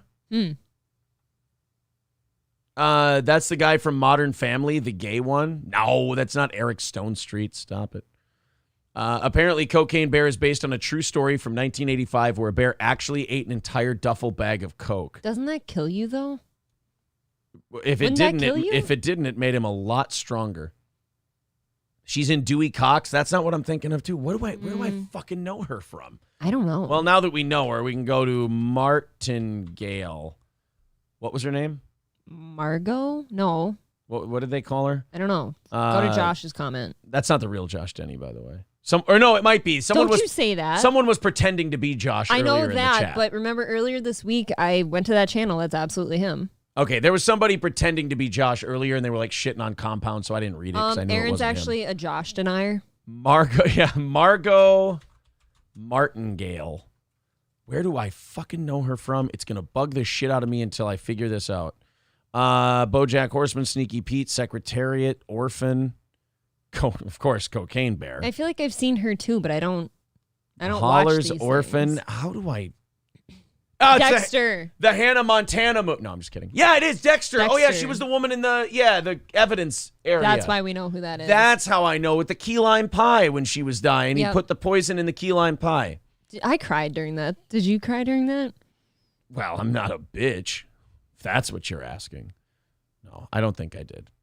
You know what I cried at? The finale of Dexter, because it was so fucking awful. And then they tried to bring it back, and it was equally as awful. And, they started getting to this place where you're like, they're going to do it. It's the first few episodes, you're like, okay, gay. And then the middle episodes are like, okay, there's something happening here. Mm-hmm. And then the two before the finale, you're like, oh, this might be a thing. They might do it. Because all we wanted was an end to his story. We wanted a payoff, for fuck's sake. And then we just got that shit. You know? It wasn't good. It was really not good. You know what we should do? We should have a billionaire oil guy be kind of put out there as this creepy fucking bully kind of guy, and then do nothing with him. And have that be absolutely inconsequential to the story. Just the one scene, yeah. maybe two. And then we should also have Batista be called in to New York to help with the Bay Harbor Butcher thing because they've got Dexter arrested. And then what we should do is involve him like that and then have absolutely no payoff and never see him again. We also could have had an arc where Harrison, turned out to be the better version of his dad and didn't do all this shit, but... Or, you know what I was thinking? And this would have been so fucking cool. Or he could have turned his dad in. No, it's not really Harrison. Nobody knows who Harrison is or where he was. It's just he's undercover as the kid. I would have liked that. And then he arrests him. Like the guy who plays Harrison arrests him. He's an undercover agent. And here's where I take the Batista thing in there. Batista ended up being an FBI guy. He got promoted and he became a federal agent and he was investigating the guy because he got some ideas. That would have made sense because Harrison just kind of seemed to find him out of nowhere. Yeah. That I didn't like either. That was really shaky ground. It was very to start the show on. Fucked. Aaron cried at Endgame. Fuck you, I did. I cried multiple times in Endgame. Thank you very much. Little Lemmy says, I bet you bawled like a little baby when Jaime Lannister knighted Brienne. I did. No, I cried a little for that one. I was too busy raging at how fucking terrible the show had become by then. I was very jaded. There was a couple things I cried about in that show. It's always hard on the spot. JJ says, fuck your ability to recognize actors and remember their names and shows is seriously mental, right down to the scene they are in. I worked with a 6-year-old autistic kid who shared a similar talent. Well, let that kid know there's life out there for him. That's all. You can be a tarded podcaster. You can be a retard on a podcast too, kid. You just hang in there. Oh, well, let's move on to something other than cocaine bears and key lime pie murder and autistic movie references. Skeezy says, you need to watch Dexter again. You missed a lot about the storyline. What? The second one? I've seen Dexter twice, so... Or are you talking about Dexter the original? Yeah, maybe he does think we're talking about the original. We're talking about the New Blood stuff. Oh, no. Yeah, Skeezy, we're talking about Dexter New Blood. It wasn't good. Believe me, you don't miss much in that one. It's all pretty skin deep. New Blood. Josh says those are the only kinds of podcasters. That's fair. I think you've got to be a little tarded. Yeah, you've got to be a podcaster. Oh, no, Skeezy says, yeah, he's defending the second one. He's saying we missed a lot about the storyline. I understand that. You always do pick up on a lot more the second time through. It's just it was so hard getting through it the first time. I hated it when the bad guy told Dexter, when Dexter made a joke about him being a serial killer, and he goes, that's funny. You're going to look a lot funnier sucking my dick with no teeth. Wait, no, I think I'm mixing movies now. I think you mixed it with a porno. I think they were on top of a roof, I believe, and Dexter said, do you ever think I'd turn you into the police? And the guy went, what? Do you ever think I'd go behind your back, try to hamstring you? And then Clancy Brown took him and he goes, all right, step aside, everyone. This Dexter's about to have himself an accident. I can't believe that he would say that in that movie. And then after he killed the last woman, he went, if I hear so much as a mouse fart in this town, I swear by God and Sonny Jesus, you will all visit the infirmary. Again, I think you're crossing. Am I? A couple okay, things, maybe yeah. I do need to rewatch Dexter New Blood. There's a chance that I'm not understanding what I was watching. All right, let's talk about this. Is it Samuel Bankman Fried? I think I'm remembering his name right. The FTX guy. The guy who basically took a shitload of people's money that they were dumping into crypto. Because back when Bitcoin and all these cryptocurrencies were at, Bitcoin was at 60 grand, 70 grand, something like that. I think it's at 19 now. I don't even know what the price of Bitcoin is at the moment. Bitcoin price. I have not kept up. 17,000, so still dropping. So Bitcoin is way down there now. So as Bitcoin started dropping and as all these cryptocurrencies fell out of fashion, this Bankman Fried guy this entire time had been taking his customers' investments in crypto, moving them over to his investment accounts that were losing some money. So he was trying to shore up the investment accounts in his investment firm with the Bitcoin stuff. And what happened was, when you do a Ponzi scheme like that, you always think the market will come back. I'll be able to take what they gained, move it back over here. Nobody will be the wiser. It'll just get me through a tough time. Rather than just suffering through the lean times, cutting back, whatever. It's just the greed overpowers you. And don't get me wrong. If you've got a solution. I'm a capitalist. I'm a greed guy. But this is just detrimental to your health. This piece of shit, Bankman Fried, I think he's worse than the Pharma Bro guy. Remember Martin Shkreli? I liked Shkreli. He would buy medicine that people really needed and then made it so poor people couldn't afford it anymore. Okay. But he would take the money that he took from those poor diabetics and he'd buy like really cool limited Wu-Tang albums with it. Oh my God. Like he was That's very funny. Like he was just a super piece of shit. Like he was a bad guy you see in a Marvel movie. Yeah, but you're the kind of guy that gives mad respect to a fucking psycho like someone that. who leans into just being the world's biggest piece of shit. And then when he gets found out, he goes, Oh, you think I'm a piece of shit? Oh, that's cool. I'm going to buy 3 more limited edition Wu-Tang albums. Do you know why you like that kind of thing? Because that's what you would be. Like if you were in that situation. Oh, you don't like this thing I'm doing? Let me do it harder. I don't believe in doing the shit he does. No, but I'm saying the acts. But if people are like getting in my business about something that I don't think is any of their business, like, oh, that's what you think I am? Well, how about we do more of it just so I can watch your face drop a little more? That's why you like that. Yeah. But I don't want to fuck anybody over, obviously. Unless it's Chad. I'm just kidding. Trying to help him. Well, for God's sakes, don't steal his credit card. Well, they're not his, so it's okay. But this Samuel Bankman Fried guy, the guy who ran FTX, he's like trying to be apologetic. So Martin Shkreli was like, "Oh, suck my dick. How about I take even more money and buy weird shit with it?" This guy is more trying to play the "I'm so sorry, like don't put me in prison" kind of thing. Mm-hmm. And he's doing a terrible job of it because he's a completely apathetic monster. Like to be able to rip people off in that way, you don't all of a sudden get caught and then learn how to give a shit. Not usually. No. So he still doesn't give a shit and he's trying to look apologetic. So this is him talking to Andrew Ross Sorkin on CNBC, the investment place. Yep. And he's reading him emails and tweets that he's getting from people about this piece of shit. You tell me if you would give him the best supporting actor in a dramatic role for a guy who gives a shit about the people whose lives he's ruined. Okay, I'm ready. One of the letters I got, I want to read to you. Received, but okay. I got. What, you don't like that small farm town talk? One of the letters I got said that you had the cancer and you died on a Tuesday. God, one of the letters I got. Sam, because it's from a gentleman who said that he lost his life savings. And the subject line is Sam. And Sam Bankman Fried pulls out a bunch of hundreds and goes, I found it. Here it is. I got it right here. Bark like a dog for me. I know how to spend it better. Yeah. Bankman Fried stole $2 million from me. Says, Andrew, can you please ask SBF why he decided to steal my life savings? I was having a weird day. Did you see him? He just kind of smirked and he's like nodding his head like, yep. I just love that Andrew Ross Sorkin had to edit that question he got, because that guy, what he really asked was, this motherfucker took $2 million from me and I want you to ask that little Jew fuck why my money's gone. Clean it up a little. Samuel Bankman Fried goes, well, I think you nailed it with Jew fuck, so I really don't feel the need to answer your question any further. Self-explanatory. Yes.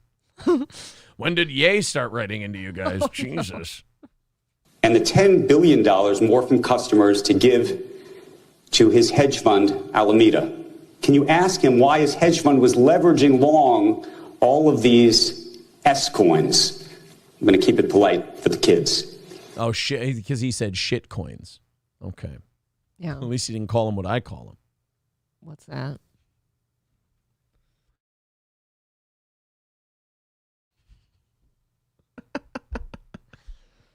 Go on. All right, I continue. Please ask him if he thinks what happened was fraud. Is he smiling this These whole are the time? kinds of letters that I've been getting repeatedly over the past several days. What do you tell this man? Yeah. I mean, I'm deeply sorry about what happened. Well, that brings it all back. Hey, look at me, pal. Look at me. My bad. That one's on me. Hey, you know what? Meet up with me sometime. I'll buy you a beer. Yeah, she makes him pay for it. He actually sticks him with the tab. He's like, oh, sorry, I'm a little cash poor right now. Do you think you could Somebody took it. get this? I'll get the next one. I promise. By the way, I do want to acknowledge in the chat that Denny said that he did jury duty with Michael C. Hall, and he was as uncomfortable in person as he was in Dexter. Well, you're lucky you didn't find out anything you've ever been up to your entire life, or who knows, you could have been fucked. Could have been skinned. He almost got out of there unnoticed, but a white chick freaked out before we left. That sounds like a white chick thing to do. Yeah. You know, guys are some guys tend to be better at that. Like they see a very famous person kind of incognito and nobody's bothering them. So they're like in on it and they go, all right, leave him the fuck alone. Now's not the time. Just, you know, he's skating. And then one dipshit. Like, oh, hey, are you so-and-so? Can I get a picture? And you want to grab that person by the hair and you get the fuck away. Look, I've got 3 people top of mind that if I think you ran into them out in public, you'd have a hard time. Name them. Eric Church, Hulkster, and Kirk Cousins. First of all, I will only give you the Hulkster on that one. You'd fucking be a puddle I on the floor. would mark the fuck out if the Hulkster. You understand that when I was a kid, I do if there was a understand. rough spot in a movie, I wanted to hear Hulk Hogan's music and have him come It's like out a and warm save the hug. protagonist. Yeah, I wanted him to come in. Like if I'm watching Mighty Ducks, I want Hulk Hogan to play goalie. You wanted him to be the dad you never had. That was Jim Cornette. Oh. That's my dad. You'd rather have him than Hulkster? No, I look like him. We resemble each other, so therefore that's my pops. I do want to address Mr. Friction. He says, this girl looks bored with this doofus. You need a real man, my pretty. I might have to fire you. You know, everyone who hates our show says that you look uninterested in doing the program. I'm uninterested. I'm beaten. Yep. I'm clearly abused off camera. Clearly. I can do better. I can I'm start a beard for this gay guy. I mean, I can start abusing you on camera if it would make them feel more comfortable. I actually would prefer that because Okay. then I feel like at least people could get some entertainment value out of my misery. Marquise, Somebody should. Marquise just says, Mark. Look, I love the Hulkster. All right. We're allowed our loves in this life. Okay. Very rarely do they come about. So you're telling me that if you ran into Eric Church or Kirk Cousins at a bar or something somewhere, you're not If they were like saying hi to people and shit. No, they're just sitting at the bar alone trying to have a drink. No, I'm not going to bother them. Really? Here's the worst I'd ever do. I feel like if I was with you, I would have to be like tugging at your shirt to No. remind you to stay calm. I can tell you I would do that because I've done it before. I've been in that situation I before. know you have. Mr. Kennedy was a very famous wrestler for a while, and I was a big fan of his. Mhm. Mr. Kennedy was at a bar we were at before some event we went to. And I walked past him as I'm walking out of the bar. I said, hey, Mr. Kennedy, just want to say I'm a really big fan. Thank you. And he goes, oh, thanks. I appreciate that. And I don't even think I broke my stride because I didn't want to bother Aaron's the guy. biggest thing is like, if he sees a celebrity, he doesn't want them to remember him. Yeah, I don't want, if I see a famous person that I really like, I don't want them remembering who I am. Except for Hulkster, I bet. Except the Hulkster. We're going to sing with him one day at his karaoke. Yeah, he does karaoke every Monday at his bar. Is had it a- his bar or is it? I think it's his. Okay. I think it's his beach shop. He's got a beach shop. No, a beach shop and bar are two different things. I thought they were connected, but Oh, they could be fuck me to connected. death. I don't know. Jesus. I don't like you knowing more about the Hulkster. He had a real chunker butt on his this week's karaoke thing. He posted a fat. Oh, on he there. posts. Where does he post them? Instagram. See, follow I never. him. Get on there. I'm following like 6 You people have on it. to I get don't on do there. Instagram. I just have it. Mr. Kennedy is no Hulkster brother. That's true. That's true. Exactly. We'll see. We'll see if I keep my shit together. Blondie should do a misery scene on this toe-headed creep. You're probably right, A Mr. misery Friction. scene, huh? Yeah. That's what she. That's what. You know what though? I'll Mr. think about it. That's what Mr. Friction thinks. I'll think about it for him. April, I've got a new beauty idea for you, and I want you to stay open-minded. Okay, because I'm not real big into any of that. Okay. It's a beauty mask thing. You know how you wear that blackface thing once in a while? Oh yeah. Yeah. The Halloween one or the face mask thing? The face mask thing that you Okay. wear. Yeah. The peel off. No, not the one that I can't say on the air because you call it a terrible thing. Oh. There is a new kind of mask that you're supposed to be wearing that apparently has great health value. I'm interested. Read that headline for everybody. Period blood face masks are a big beauty trend, but experts warn they're dangerous. So slathering cunt blood on your face is apparently not the healthiest thing in the world. This is odd to me. This is right up there with finding out Opie wipes piss with his foot. I know. Like, I mean, guys, maybe to a degree understand what that shit looks like. There should be no woman on this planet that feels okay smearing that on their face. Well, what if it starts like filling in the cracks in your skin? What, you just got a big old divot in your face, so you decide to smooth it over with a cloth? So you decide to look like Daniel Day-Lewis in Last of the Mohicans. Yeah, you go for that look. You start banging bottles together. I've got to say, I'm out. Warriors. You just walk into the fucking living room and your husband suddenly smells like copper in here. What the fuck? Getting a very metallic scent in my nose. I don't understand. I can damn near taste it. Wow, that is thick like pea soup. It's pungent. It stings the nostrils. You okay? I hate you. You gotta stop doing that. This trend is a thing of dermatologist nightmares. TikTok, of course, it's TikTok. Can we stop putting our periods on our face? Yeah, where's the, I'm going to mute this so people can't hear me say it because YouTube's against this kind of thing. When do we get the everyone their fucking head off challenge? I said coming. Parties when I muted it. I think you look almost the same as with this trend. Probably, yeah. It's Dollarhide. He killed himself. I put my hand in it. I mean, shit, did this He just had a period blood mask on, ma'am. He escaped. Doesn't woman just one day look at it and be like, you know what? That shit's so good, I want to wear it twice. Like...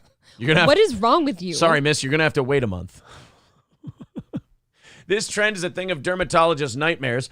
TikTokers are smearing their own period blood on their skin. Between the marinated, crying, and I'm cold viral makeup looks, I'm just going to take their word for it. Marinated? There was bound to be something new that caused a stink online. Get it? Because your blood from your snatch stinks. I'm going to throw up. Do you? This just hit me, so I'm just going to throw it out there before I continue the story. Don't bring up food. I don't know why. I don't want to hear food. I don't know why it hit me just now. Would you like to go to Chick-fil-A today? Not the time to ask. All right. Now I don't want Chick-fil-A because I'll think of period blood. All right. The hashtags period face mask and menstruation masking have a whopping 6.4 billion and 3 million views respectively on TikTok and show multiple women daring to paint menstrual blood on their skin. Taking the more do-it-yourself route, these content creators are touting the use of readily available blood, albeit once a month, as the key to staying youthful. It's in my throat. I'm trying to swallow right now. It's gross. Oh, no. Do we have Oh, God. Don't show me a picture. Please don't show me a picture. Oh! Oh, no, I can't do I don't know if YouTube will even allow me to do this. Will they let you put that on? Yeah. Stevie Lou with a great point. Coming up next on the next Ski Mask Collective episode, they're going to ditch the ski mask and just put period blood all over their face. Can we just do away with TikTok, though? All the world's worst ideas come from there. Well, I think not only that, also Chinese spy app, which is never fun. Fucking gross. Can I just... can you please do a period blood face mask one time so that when you do it, I can... when you do it, you can just come down the stairs and I can play this.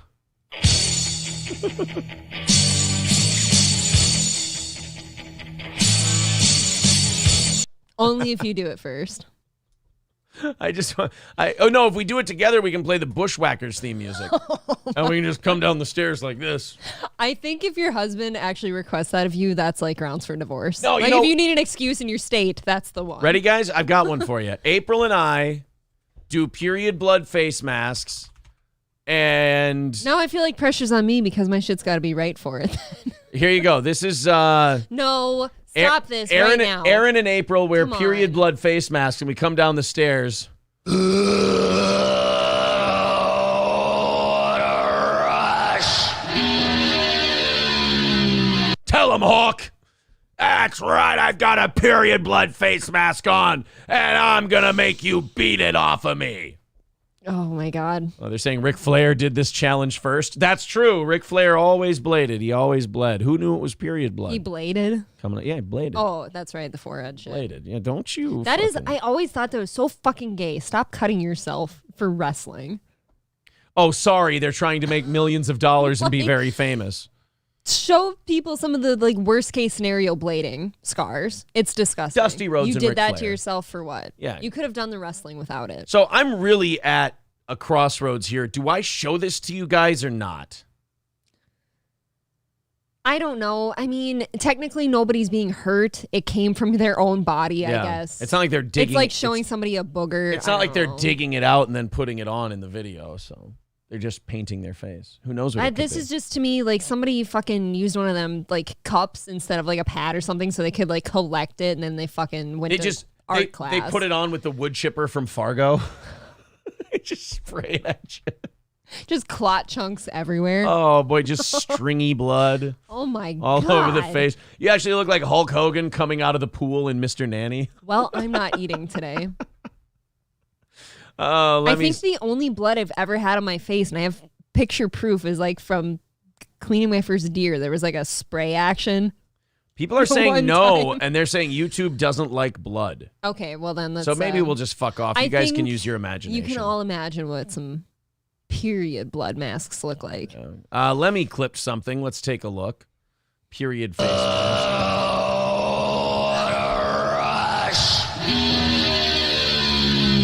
Tell him, Hawk. I just fucking hate you. In that clip, that face said a lot. We got period blood on our faces, and we're coming out to wrestling music. What a fun household. I don't appreciate that you love me so little you would ask me to do that. It's because I love you so much, I don't want to do it alone. Oh, you want my face to look good. That's right. I just want you to look nice and young. Yeah, okay, so tell us what this does for us. Well, I believe it just smears cunt blood on your face. That's what I'm getting from dermatologists. If you got like the big pores and shit, it smooths all that over. It just basically they use it as a warning sign to let guys know that you shouldn't be dated. It also attracts bears. Oh boy. I gotta fire off a text later today to Bob. I want to text Bob. This is so dumb. You get all the friends. I just got to throw out some thank yous. I'm really sorry. I just want to make sure we're thanking we don't have goals this week. We haven't had any goals this week, so I want to make sure that I'm still checking and thanking people. So I want to throw a thank you out to Nelson and Jared with a combined 15. That means our goal tomorrow is already down to 195. Thank you guys very much. Also, a thank you to Jim and Bill Loney overnight. We appreciate that, sir. Thanks a million for your generosity. Please don't let me forget before I mail shit today. I have to open up a certain very generous person's shit, and you and I have to sign his shirts for him. And I'm going to have to repackage it because I forgot. Oh, yeah. No, that guy deserves the world. He deserves everything. Do it to the NWO's theme in honor of Snort Hogan. Okay, that's, I don't know. I don't know if I want to do that. If I'm going to put period blood on my face, and I'm going to, do a little wrestling thing, it's gotta make it count. Anyone who has bear tags, like they're out hunting for bears, can just bait the bear with the fucking woman with the face paint. Here's something Sir K clipped for us. Let's take a look. Sucks balls. Why did you say that just now? Because it's a weird movie like this one. My dad and I weirdly bonded over Rubber sucks balls. Rubber sucks Why balls. did you say that just now? Because it's a weird movie like this one. My dad Why is that a clippable thing? I think he's clipping it because I said rubber sucks balls. Maybe, but I think it was more so about me and my dad bonding. Oh, over rubbers. Oh, okay. My dad loves me. That's what it might be. A little All right. too hard. I'm over period blood face masks. Are you? Never. I'm all for a good trend. I think I'm over it. I saw one of the most nauseating things yesterday while I was prepping the show, and it wasn't the period blood face masks. Hard to imagine it gets worse. It was Kirk the Cuck Hammett from Metallica. You know, they're going on a tour. And I don't know, is there like a rule, like you can't get a 9-figure tour together anymore unless you're sufficiently woke? I guess. Like, I wish you could have just announced that you're coming around and that's that. Yeah. Kirk Hammett, and I really hate this about people who have already made their hundreds of millions of dollars and then shut the door behind them, or as I call it, the Jimmy Kimmel, Sarah Silverman effect, where you come up doing edgy, offensive shit, and nobody busts your balls about it, nobody cares, everyone lets it go, until you decide to close the door behind you and criticize people for coming up the same way. I hate that shit. Metallica's Kirk Hammett said that toxic masculinity has fueled their band. Okay, if they had said that and then followed it up with, and we love it, or, and we stand by it. That would be great. Fine. Or how about if you don't like, it's easy to do the thing, make the money, and then go, it's terrible. Give the fucking money back. Keep enough for you to retire comfortably and pass a little on to your children, and then give the rest back. It's blood money, man. Period blood money. It's period blood money. It's on the backs of women who have struggled in the patriarch. Who gives a shit? Oh, why did you feel the need to say this? Just go stay in the shed for a week. And I thought Lars Ulrich was the biggest bitch in Metallica. Turns out, Kirk Hammett's got him beat. This is what happens when your idols get older and they lose testosterone. I think it's a little bit of that, and I think it's that maybe they're not quite as relevant anymore, so they've got to come say something that's like a hot button word. See, I don't even think that, because like Metallica could sell out any arena they wanted to around the world, no problem. So they're pretty relevant. This is just a guy. I think nobody talks about them. This guy just being a fucking bitch. Metallica has always been a band of brothers. Ego clashes, arguments, physical skirmishes, and displays of loving affection make up their tumultuous history. The thrash pioneers, whoever wrote this, Eli Enos of Revolver. Oh, he's really into the way he writes. The thrash pioneers have experienced all of those internal dynamics over the 40-plus years as a band. And in a new interview, he actually wrote Metallica guitarist Kirk Hammett came out and said that toxic masculinity has been the very fuel that's gotten them to where they are.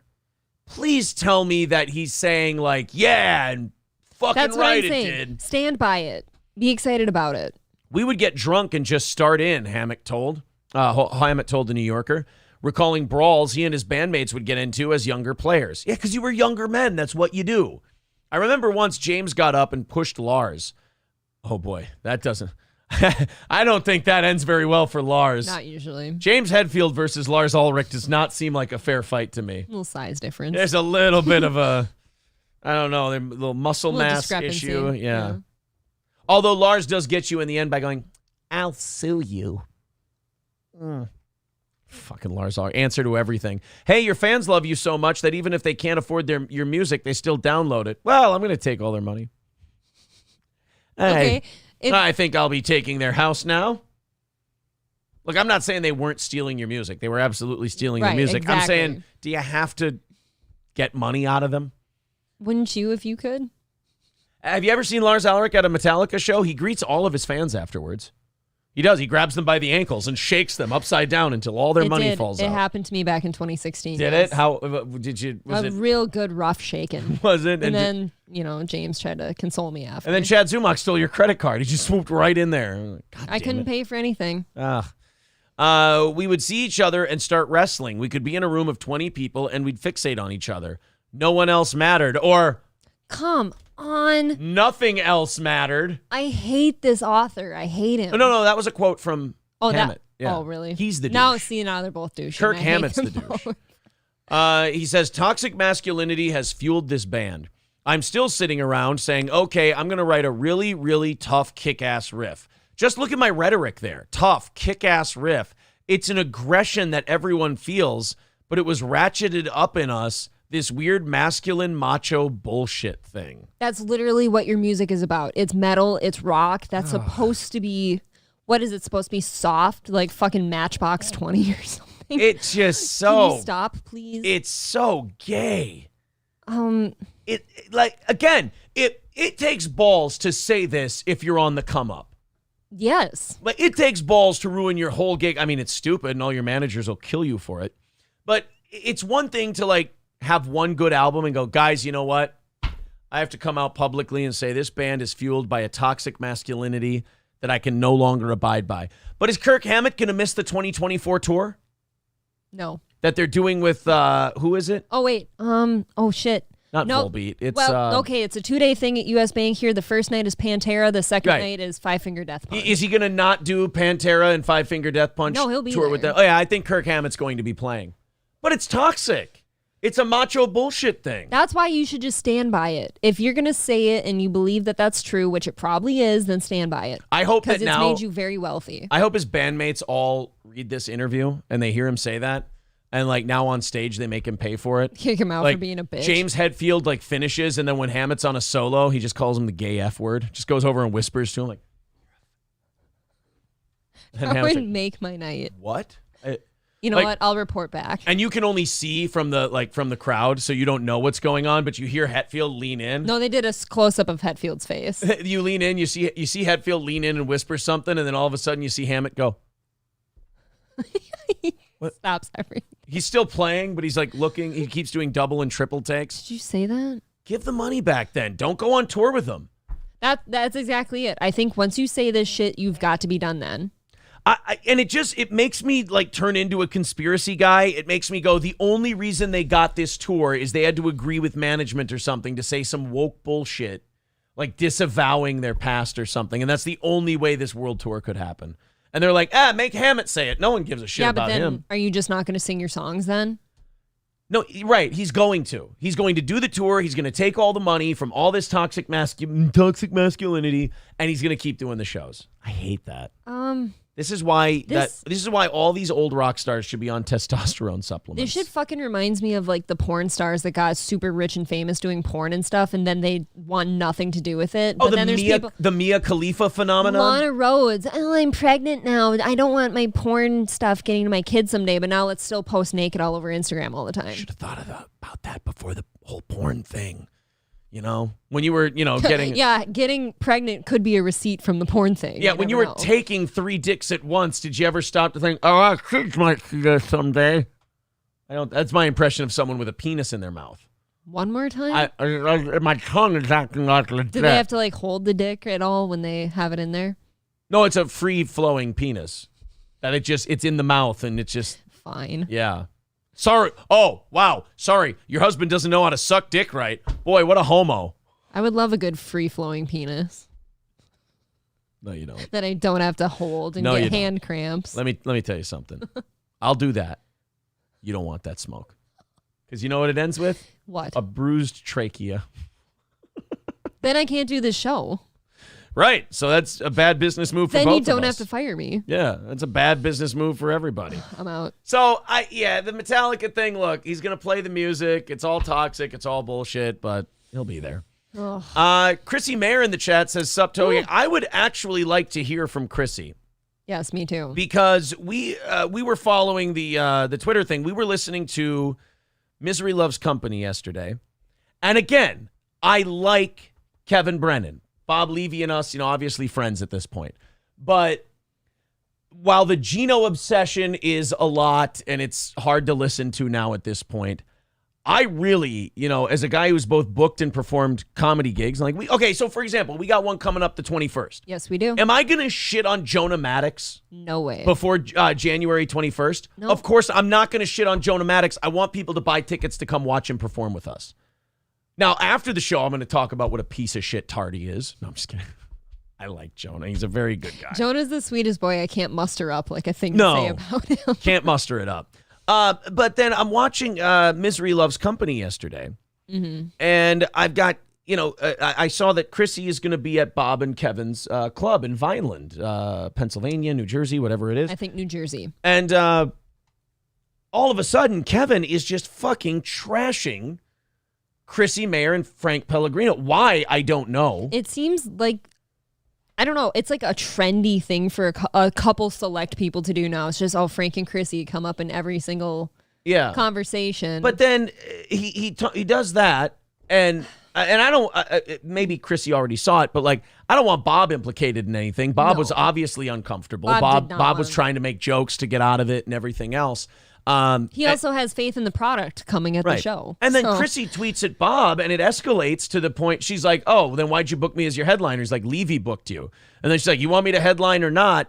And I think she knows deep down that that's a dare that Kevin Brennan's always going to take. Mm-hmm. Brennan is not the guy you tell him not to do something. That's a sure way to get him to do it. Again, that's why I think he and Gino are at odds. They're alike. They're similar guys. They don't let shit go. God bless the both of them. Sure. They don't let shit go. And if you want him to do something, tell him not to. We Same saw thing. that very, very much so when we had Gino on here together, and he was talking about the punch and everything. Like, look, we're cool, but yeah, I know. I told Gino that. I'm like, Gino, do you not see how Pat might not see that as the olive branch you do? it's not de-escalation quite. That's what I told him. I go, Gino, that's not de-escalation, buddy. Chrissy says, I'm going to talk about it. Going live in a few minutes, which directly competes with this program. But yeah, Brennan is a moron. Well, look, how about this? You're going to go live. You're going to compete with our show. Here's what I'll do to try and retain our audience for another 45 minutes. We're doing Zumock coverage for overtime today. Ooh, okay, Chrissy's comment here. Apparently Kevin shits on me because of Gino. Not a good enough excuse for me. I kind of wondered that too. What, are we in fucking grade school here? And that is a grade school thing to do, but I think Kevin is shitting on anyone who would side with Gino. Do you know how many people I like that despise Gino Bisconte?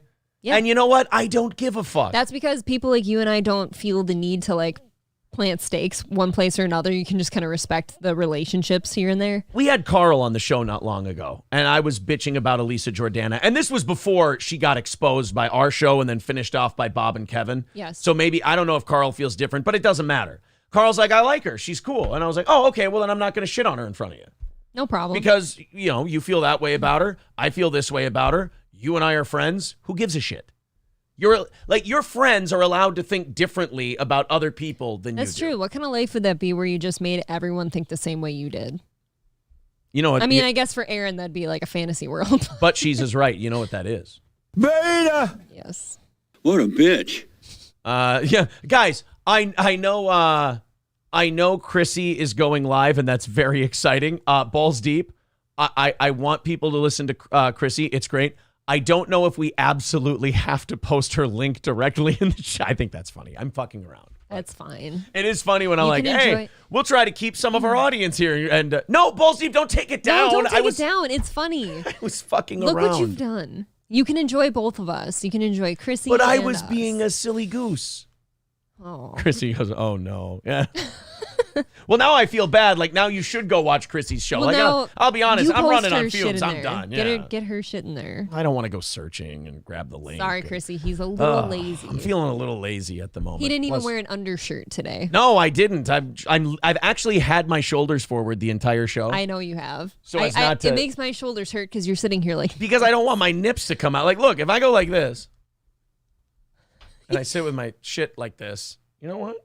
They're not out. Well, don't try to make them come. Don't try to roust them. I can't blow on him from here. I Jesus. gotta tickle him. It's not a crack house in Minneapolis. He's Don't try to free smoke them nipping. out. He's free nipping today. Chrissy says, well, now I don't even want to go live. You fucking go. You don't go live. Go live. You don't go live. I try to get all your gigs canceled. You put your big girl panties on and you go live. You put the period blood on your face and you get to work. Oh. Why do I podcast says, hey, everyone, gives us $5 and goes, hey, everyone, let's go watch Chrissy and abandon this garbage. It would be a more attractive option for sure. Thanks a lot. We got the 2 5 heads over here. Thanks a lot. First one to strip gets more viewers. Well, in that case, ladies and gentlemen, I will see you in hell. Give us a little crop top action. Oh, yeah? You want me to play a Give little? us a little arms or something. You want me to roll it up a little? Yeah. I flex so hard I Are have a you fucking nervous? aneurysm. No, I was thinking about maybe rolling my tummy up, but I'm not brave enough. Why? You've had your whole shirt off on the show before. You've done the truffle shuffle. Yes, I have. I'm not feeling that today. I tried, you guys. Chrissy says, come on my show when you're done if you want. I'll send you a link.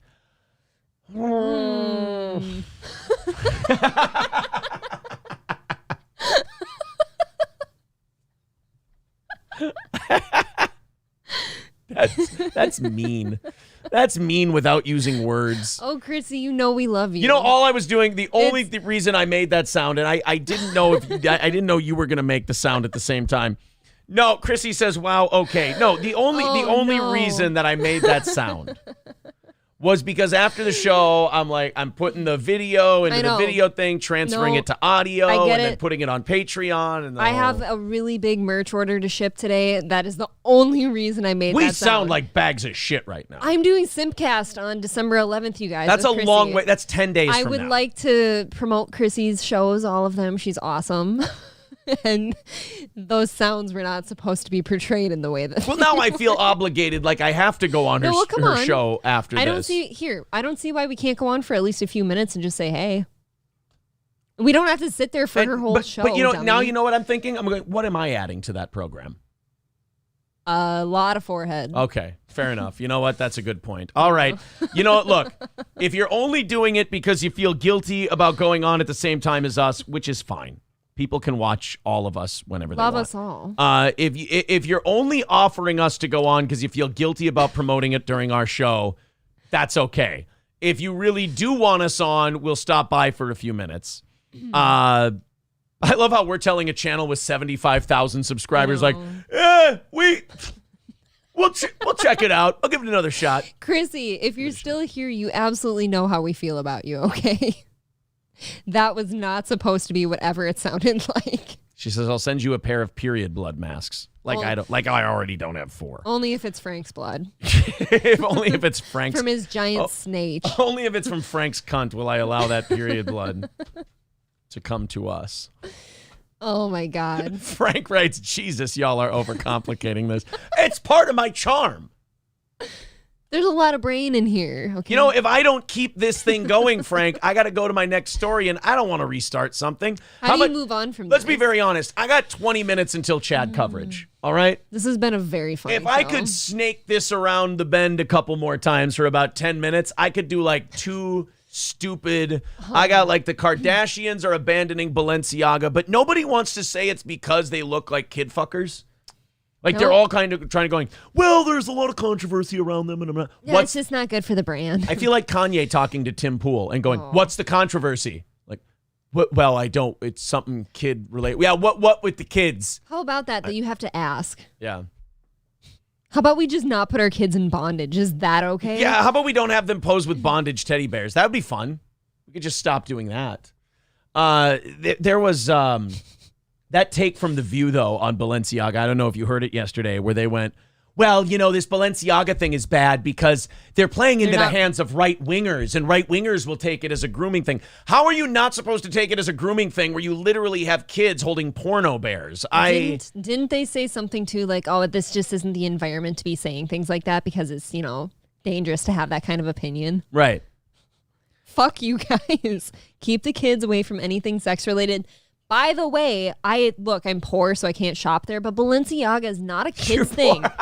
It's not a fucking kid's thing. Like, they make the tightest, skimpiest of clothes for celebrities. That's what it is, okay? Why do we have to have kids involved? Keep it to the fucking sex pots. It's fine. Keep it to the... What was wrong? This is what happened. The fashion industry decided to fuck with a tried and true model that was working, which was skinny bitches with great faces wearing clothes. Yes. And then you were like, well, why don't we put some kids in there? How about we not, No, though? let's not do that. We don't need... That's the great thing about being an adult. Kids don't belong in a lot of our shit. All right, okay? Hear me out, all right? Now, you're the queen of fashion. Ready? I'm pitching to you. Yeah. All right. Yeah, I'm the queen of fashion. Hear me out. Okay, I'm listening. I know we've got chicks with tits that are like in their early to mid-20s and remarkably fuckable pussies like snare drums. Fuck yeah. Putting our clothes on, right? I've got a new idea for you. Ready? Okay. Morbidly obese women and small children. Are you out of your mind? I believe I just became CEO of the company. Thank you very much. I think you just bought Victoria's Secret. I think I did. Oh. And, all right, I've got it. You know how we've got these chicks with great tits and like tiny little waists modeling our clothes? Oh, yeah. Check this out. I got a new thing proportionate? I got a thing for our lingerie brand. Ready? Okay. A retard. And you suggest this why? Because I found a hot one. That Sophia chick. Think about it. You have, they had to pitch that. I know. Like, they had to bitch out, like, hey, this chick with Down syndrome, I really want to fuck her. Let's put her in our clothes and have her model. Like, what? I really wish, now that you brought it up, we could do a short segment where we brought up, like, Victoria's Secret's page and Savage Fenty's page. There's morbidly obese people on Savage Fenty. It's not even about fat shaming or any of that. These people are it's people like unhealthy on their deathbeds. It's people who need an immediate medical intervention. It's Mack trucks modeling ass floss. Like, that's it. Mack trucks modeling ass floss. Yeah. Look. That was by the way, my favorite Trick Daddy album. Pull it up. I'm not lying. Absolutely favorite one. Pull it up. I can back that up. Oh, no, I don't want this. Luck of the Bind just says, okay, guys, I subbed. You got me, fuckers. No, you were our hate-filled guy. I liked you. I hope you're as good as a good guy as you were as a bad guy. I like you as a heel or a baby. I don't like this face turn that Luck of the Bind is doing, you fucking twat. Ratting out Kevin to Chrissy. Now you're subscribing to our show. Whose side are you on? Chrissy's got a great point, too. It's not even good stuff. It looks like anything you can get at TJ Maxx. Exactly. And you pay a fraction of the price. Even less if you have the TJ Maxx card. Grank Nutterbutter says, you guys are a little hard on us maps. We just want to live in peace. See you on the playground. I don't know what a map is. What is a map? Can we look that up? Man-ass pussy. Man-ass pussy slut. I think that's what it is. No, the S is just for plurality. Plurality. God, what should I do? Suck in my top lip and steal a credit card? Fuck, I suck at this. Okay, let's continue on. I think we can... Oh, they're saying, minor attracted person. Oh, he called himself a pedophile. Jesus Christ, guys. All right, let's take it easy on ourselves. A little self-confidence. None of that in here. Disavow. Speaking of which, a Florida man who allegedly masturbated, then exposed himself and touched an... Wait a minute. How do you masturbate and then expose yourself? I guess you're in your pants. That is the most uncomfortable jerk of all time. You, got to dig. What kind of tweezer cock do you have that you're jacking off inside your pants? Oh, he's got a micro peen. Dude, and then you're blowing it all over. Like, if you're going to whip it out eventually anyway, just jerk off into the ether. You just got goo in your pants. Yeah, you're just sitting there with slush pants. Like the plows just came through on the bottom of your driveway. You just got that sitting in there. You got a clump of sausage gravy like you spilled at a Bob Evans. Just sitting right inside your pants, and you got to slosh around in it the rest of the flight. Oh. And then you pull your dick out anyway. This can't stand.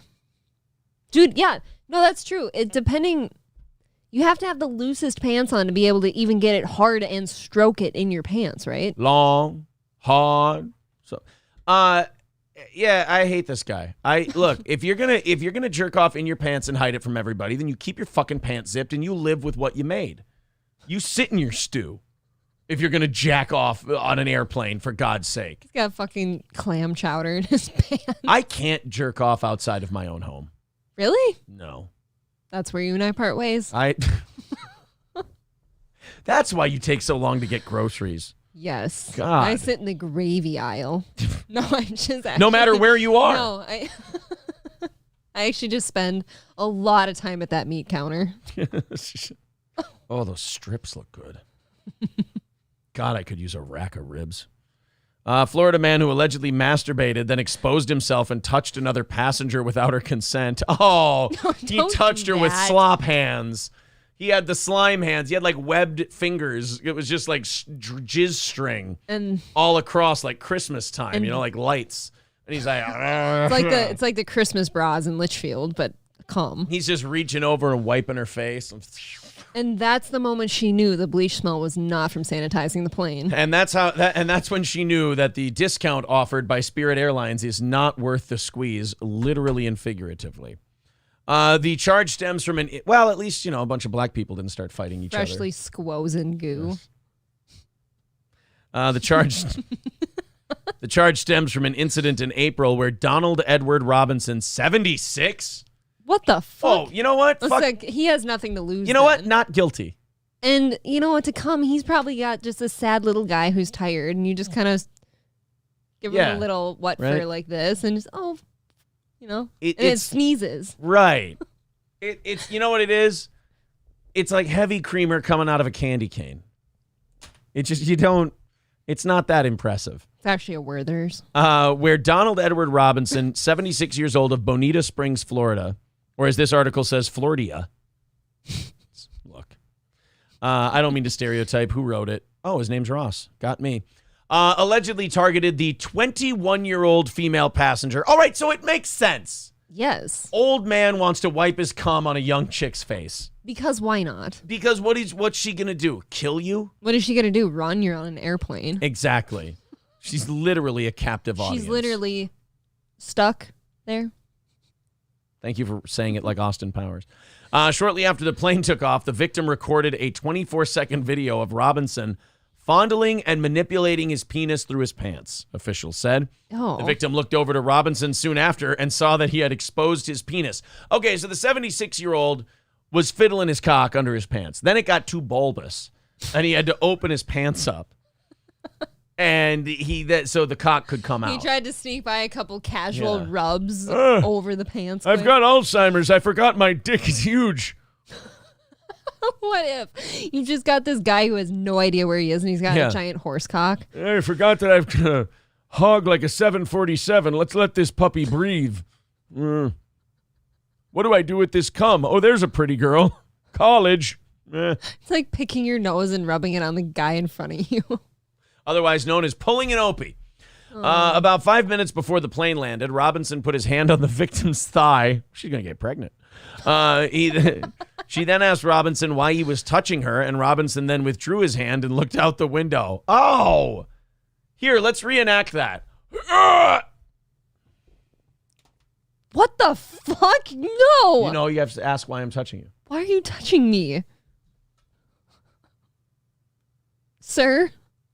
What is this crust on my pants? Judge Wapner starts in 15 minutes. No, sir, Yeah. I need an explanation. Yeah, the People's Court. Is that cum? People's Court starts at 11. If that's cum, yeah. we're going to have a problem. People's Court starts at 11. Sir? It's 11.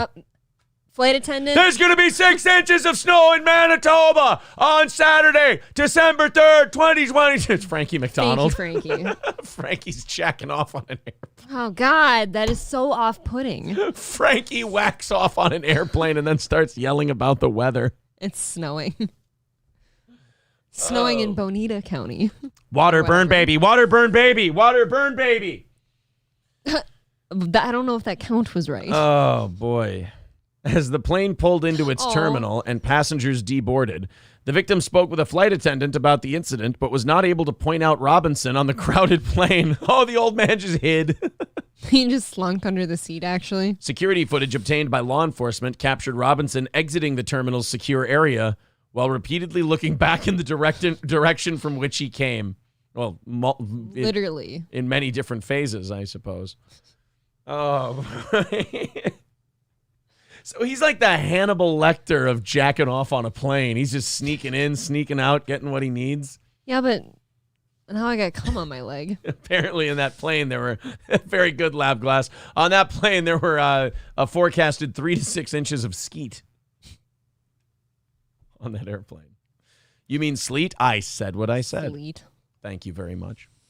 Oh. All right, we got Chad coming in about 10 minutes here. I know. We got some very good stuff. Oh, Frank did send us a link to Chrissy's StreamYard for later. Thank you. I mean, I'll think about it. I mean, maybe not. Do you have anything to get caught up on so I can let the dog out quick? I got one more thing. Why don't you go let the dog out? I'll play a couple of funny little clips I've got here for everybody, and then we'll move on to Chad Zumock. Zumock the Lummox. Old Capitol Tavern, 2 North Benton Drive in Sauk Rapids. OldCapitolTavern.com, of course, with 50 beers on tap, over 200 different bottles of whiskey. Nobody better in this area than Old Capitol Tavern. The food is delicious. The chefs are always working on new stuff. But boy, do they have some great tried and trues. Like today, it's all-you-can-eat house-smoked ribs, and these ribs have that little bit of tension in that bite. That's a perfect rib cook. Yeah, I don't like this fall-off-the-bone shit. Those are terrible ribs. That little bit of resistance. Perfect. At Old Capitol Tavern. $18.99 for all-you-can-eat house-smoked ribs, mashed potatoes, vegetable and biscuit, add a side salad for $2. But what are you, gay? $18.99. And if you are gay, please, by all means. And also $2 off all specialty and craft cocktails. They have a braised pear puree old-fashioned at Old Capitol that is So good. You're going to drink it a little too fast. Very, very good. At Old Capitol Tavern, 2 North Benton Drive in Sauk Rapids, oldcapitaltavern.com. No, Garrett, Chad is not coming on the show today. Look, I'm the farmer. He's the lol cow. I don't invite him to the dinner table. Here's what our rule is with Chad. And it's our rule with Opie and DSP and Brendan and Elisa and all these other people. The rule is the same. Ethan Klein, you do funny, stupid things. We're going to play it and make fun of you. Chad happens to be the guy who makes the most stupid, funny things. So and the things we do about him bothers the shit out of him that he can't stop talking about us. I enjoy that as well. Opie, for example, we don't do Opie as often as Zumock. You know why? Because Opie doesn't really give a shit that we're making fun of him. He says stupid, dumb shit, so that's worth checking in on every week. But it doesn't, he can say it doesn't bother him, and he's telling the truth. DSP, I don't think he gives a shit about us. But then again, all of DSP's shit is he's a one-trick pony. Dub says, but he said he never watches you. Right, exactly. That's part of the funny. Garrett says, wait, I thought you've been trying to get him on because you love him and are jealous. Oh, you know what? That's right. I forgot about that. I've been trying to get him on the show. Yeah, just like that Tony Major said, I've been trying to get him on the show. Tony Major, with a program director's sense of humor, did not realize that when we said Tony Major should abandon Chad and come on our show, we were kind of fucking around. It was our way of saying that Chad's embarrassing to be dealing with, and he'd be much better served as a guest on our program. That didn't mean that if Tony Major sent me a message and said, I want to come on tomorrow, I'd be like, oh, God, got to make room for Major. I need a small market program director who's now on the road crew to come on my show. It's far too entertaining. I can't pass it up. Luck of the Bind says, I posted a YouTube link in your subreddit. It's a Chad video clip I made a few weeks ago. It's only 1 minute. It's kind of funny. I do need to take this time to let you know that subreddit it's run by our fans, but I don't have anything to do with it. I will check on it every once in a while to make sure nobody's being a cunt. But, yeah, that doesn't have anything to do with me. Oh, look at this. Aaron's new snack food. 11:28 morning show. Oh, that's the one that had the copyright issues. That one's fine, by the way. It's okay now. Watch poor April's face. Not that one. Oh, Chad's stolen credit card spree. What's wrong with my face? We saw that. No, it's something that was posted on the thing. Thank you for allowing me the break. Okay. Are you better now? Yes, so is the dog. I don't want to click on this. Salty, juicy jizz Doritos. Oh, that's my favorite snack? Oh, I see. Who said that? Somebody on Reddit? Somebody on our subreddit. I don't go there. Yeah. All right. I think 34 minutes is enough time to get through the Zumockian cringe that I have for you guys today.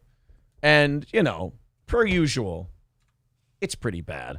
I just want to make sure we're all caught up on thanking people and letting, all this thing. We haven't had any goals today, and the goal for tomorrow is down to 190, so I don't think that's going to be too bad.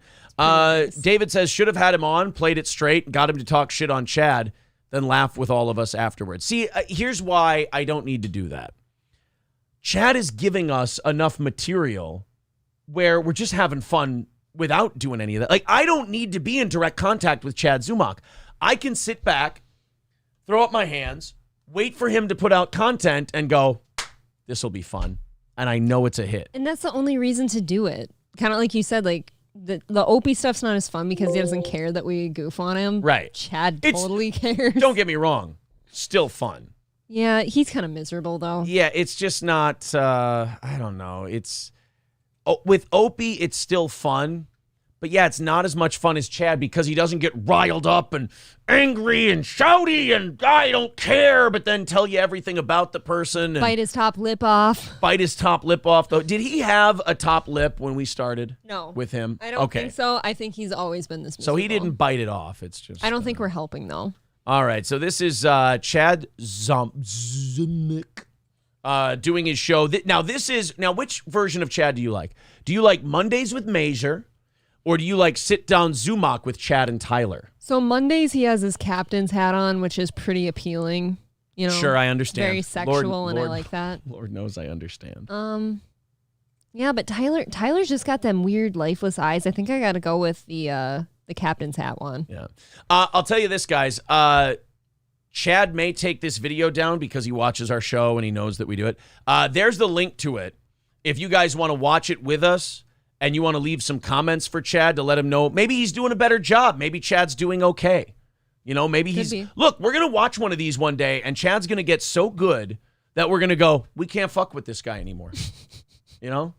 We're just going to go, look, man, the guy's on fire. The guy's really killing it. He's funny. He's doing bits. He's prepping stories. He has been listening to me, and he has been taking my advice.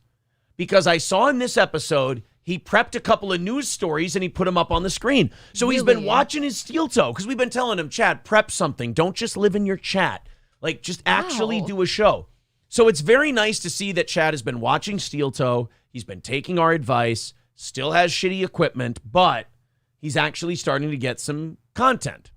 All right. I'm a fan of Chad. I know. All right. Let's so there's the link to the episode we're going to watch now, and I've got a shitload of timestamps. So let's put this up for you here, and I can get all my timestamps up. The first one. You have a lot. Let's watch the show open. I'm not like Chad, who says that, I beat you. I don't say things like that openly. No, it's just behind closed doors. Right. I hint at things because you never know. But I want you guys to watch the beginning of this episode and tell me that these two are completely unaided by any foreign agents, shall I say, any chemicals, anything like that. There's a couple things I noticed watching this back the first time. Where first of all, he says they filmed it at night. It's late at night. Everyone knows what's late at night, right? You don't have a lot of energy late at night, typically. No. Let's watch this. It's called The Kanye West of Comedy. Chad put out a really embarrassing tweet comparing himself to Kanye, so I retweeted it and made fun of him. So then he took the tweet down and insisted he was joking. We've kind of got this guy's number. So let's watch Chad and Tyler on Sit Down Zumock. All right, ladies and gentlemen, special late night live from Tampa and Cincinnati. It's Tuesday Night Live. It's the Z-Man, Florida's. He reminds me a little of Frankie McDonald in the open here. A little bit, but who the fuck is he to say that we're fucking hack radio people? Right? Did you not hear yourself? Hi, everybody. It's Chad Zumock and Tyler Silverchick live from Tampa and Cincinnati. How you guys doing? That was a hacky third mic stunt boy opening. All the way. And he's going to go, oh, I was kidding. You're not kidding. There's no joking in that whatsoever. You're trying to do like an upbeat. He's in his own head because he wants people to know this stuff doesn't bother him. So he's going to be jovial and upbeat. But he still can't let go of the cool guy in high school thing, so he gets pissy mad at everybody. I was just going to say, he has to feign coolness all the time by wearing his hats or his glasses. There's a few tells I want you guys to look for, and this is only my second time watching this, so maybe I overplayed these, but I want you to tell me with that energy late on a Tuesday, and, obviously he just took off a hat, so he was wearing a hat and then he took it off. And Tyler just crawled out of his crypt or something. Yeah, something. There's a coffin back here.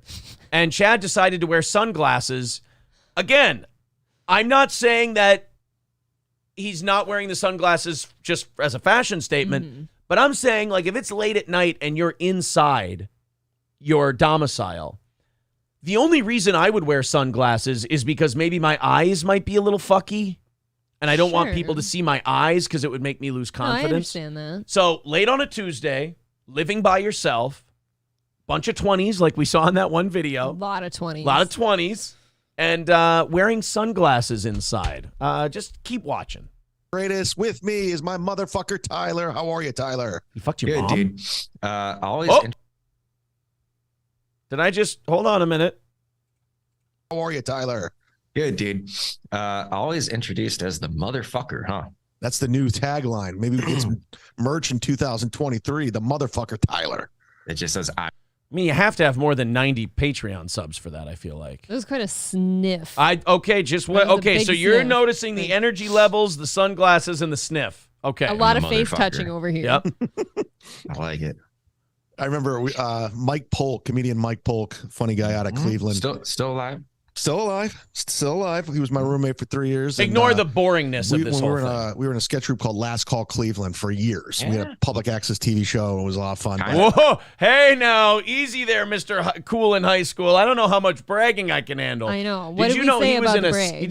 Did you know he was in a sketch group on public access television? I did not, but now that I do, might consider What's the matter? Hopping over. TV station didn't accept your stolen credit card? What's the over-under that Tyler says he has no idea what he's talking about?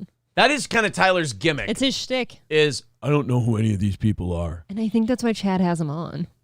Chad definitely has Sovchik and Major on so that he can, put out his own spin on how badly he's getting his shit pushed in. He can fill their brains with his side of everything. Because he needs somebody on his side. Nobody is. Maybe Cardiff Electric at this point. That's about it. So he needs people on his side. So he wants to tell these people the stories, and they're like, I don't know who the fuck Steel Toe is. And he shouldn't. Tyler Sovchik shouldn't know who we are. He's a smart guy. But Chad can then fill his head with North Dakota, Minnesota. I don't even know the guy's name. He does hack radio things like pretending not to know people and then knowing everything about them and then talking about them all the time while saying he doesn't care. Again, it's just constant projection by Mr. Zumock. Tweeting everything you've ever failed at. He definitely knows you pretty well. It had been a week since we'd posted anything about him, and he's like, Garen's failed at all these things. And it's like, dude, I've failed less hard than you have at all those things. I've been more successful than you at all those things.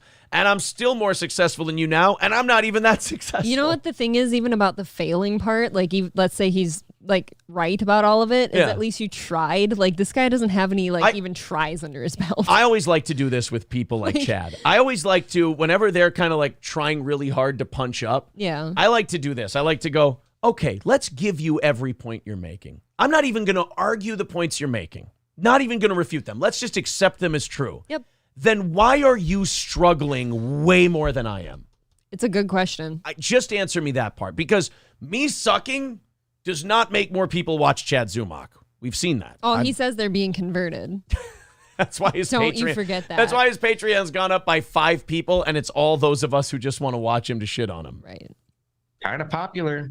It was at the time, but we would drink and come up with sketches and stuff like that. And just for fun in between, a lot of face we'd touching. always be like, too much almost. Musical guest, the Cranberries, and your host. And we make up a nose wipe, a sniff, a lot of face touching, nervous energy, sunglasses on. I just wanted to play this first couple of minutes for you guys because when I watched it, I was like, I'm not saying cocaine. The guy doesn't have enough money. But I bet you Adderall fucks up your eyes. That gets you all twitchy and shit. I don't know. Probably your pupils. If anything, your pupils are out of whack. I don't know. I don't know if he's doing anything, but he's certainly exhibiting a lot of nervous energy, a lot of facial tics and wiping the nose. You know what I don't like? And I understand they're kind of doing an around the horn thing here, but the topics list, he has just a fucking itinerary of everything he's going to talk about. This means that Tyler wrote, that told him you should get a gun, and Chad went, shh, shh, shh. No, save that for the show. That's exactly what I'm saying. You didn't need to write on here that Chad and Tyler catch up. Yeah. Obscure Linda Hamilton. He's shaking again. Just weird. Yeah, look at that, wiping the nose again. Musical guest. He's darting all over the screen. And your host, John Cryer. You do that nonstop. Again, the sniffs and the wipe. Am I off base here? No, I don't think so. There's either what you're implying or it's a whole lot of nervous tics going on. There's something. A lot, uncomfortable amounts. Touching the face too much. Everyone gets itches. I've got a lot of hairs and shit. Sometimes they tickle my face and I got to do one of these. But I mean, he's sitting here doing some weird eyebrow shit. And it was just, we were getting drunk and we couldn't stop doing it. Chad. That's a fucking awesome story. Everyone was saying that in the Misery Loves Company chat yesterday. Every time Chad would tell a story, they'd go, wow, Chad, great story. Tell me more. And Chad wasn't saying much. You could tell he was just staring at the chat the entire time and just getting bummed out. All right, guys, let's go to 11 minutes here. Chad goes to his favorite bit, talking about how many people are making fun of him today. And you can tell, I want you guys to listen to Chad, but I want you to watch Sovchik because, and God bless Sovchik. I like Sovchik.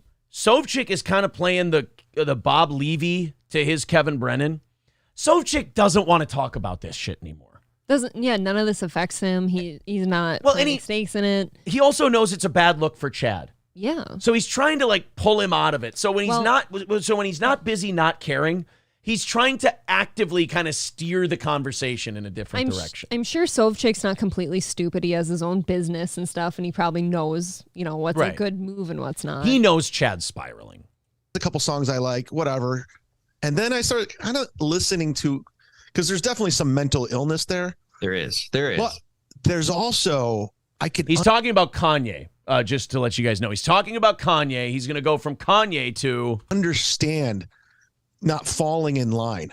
I was joking today on Twitter. I was calling myself the Kanye West of shitty podcasts and comedy because I have all these shitty podcasts attacking me. It's okay. Take your time. Sound it out. You'll be okay. Shitty compasts. He has shitty compasts coming after him. I would hate that. I don't even know what a compast is. It sounds terrible.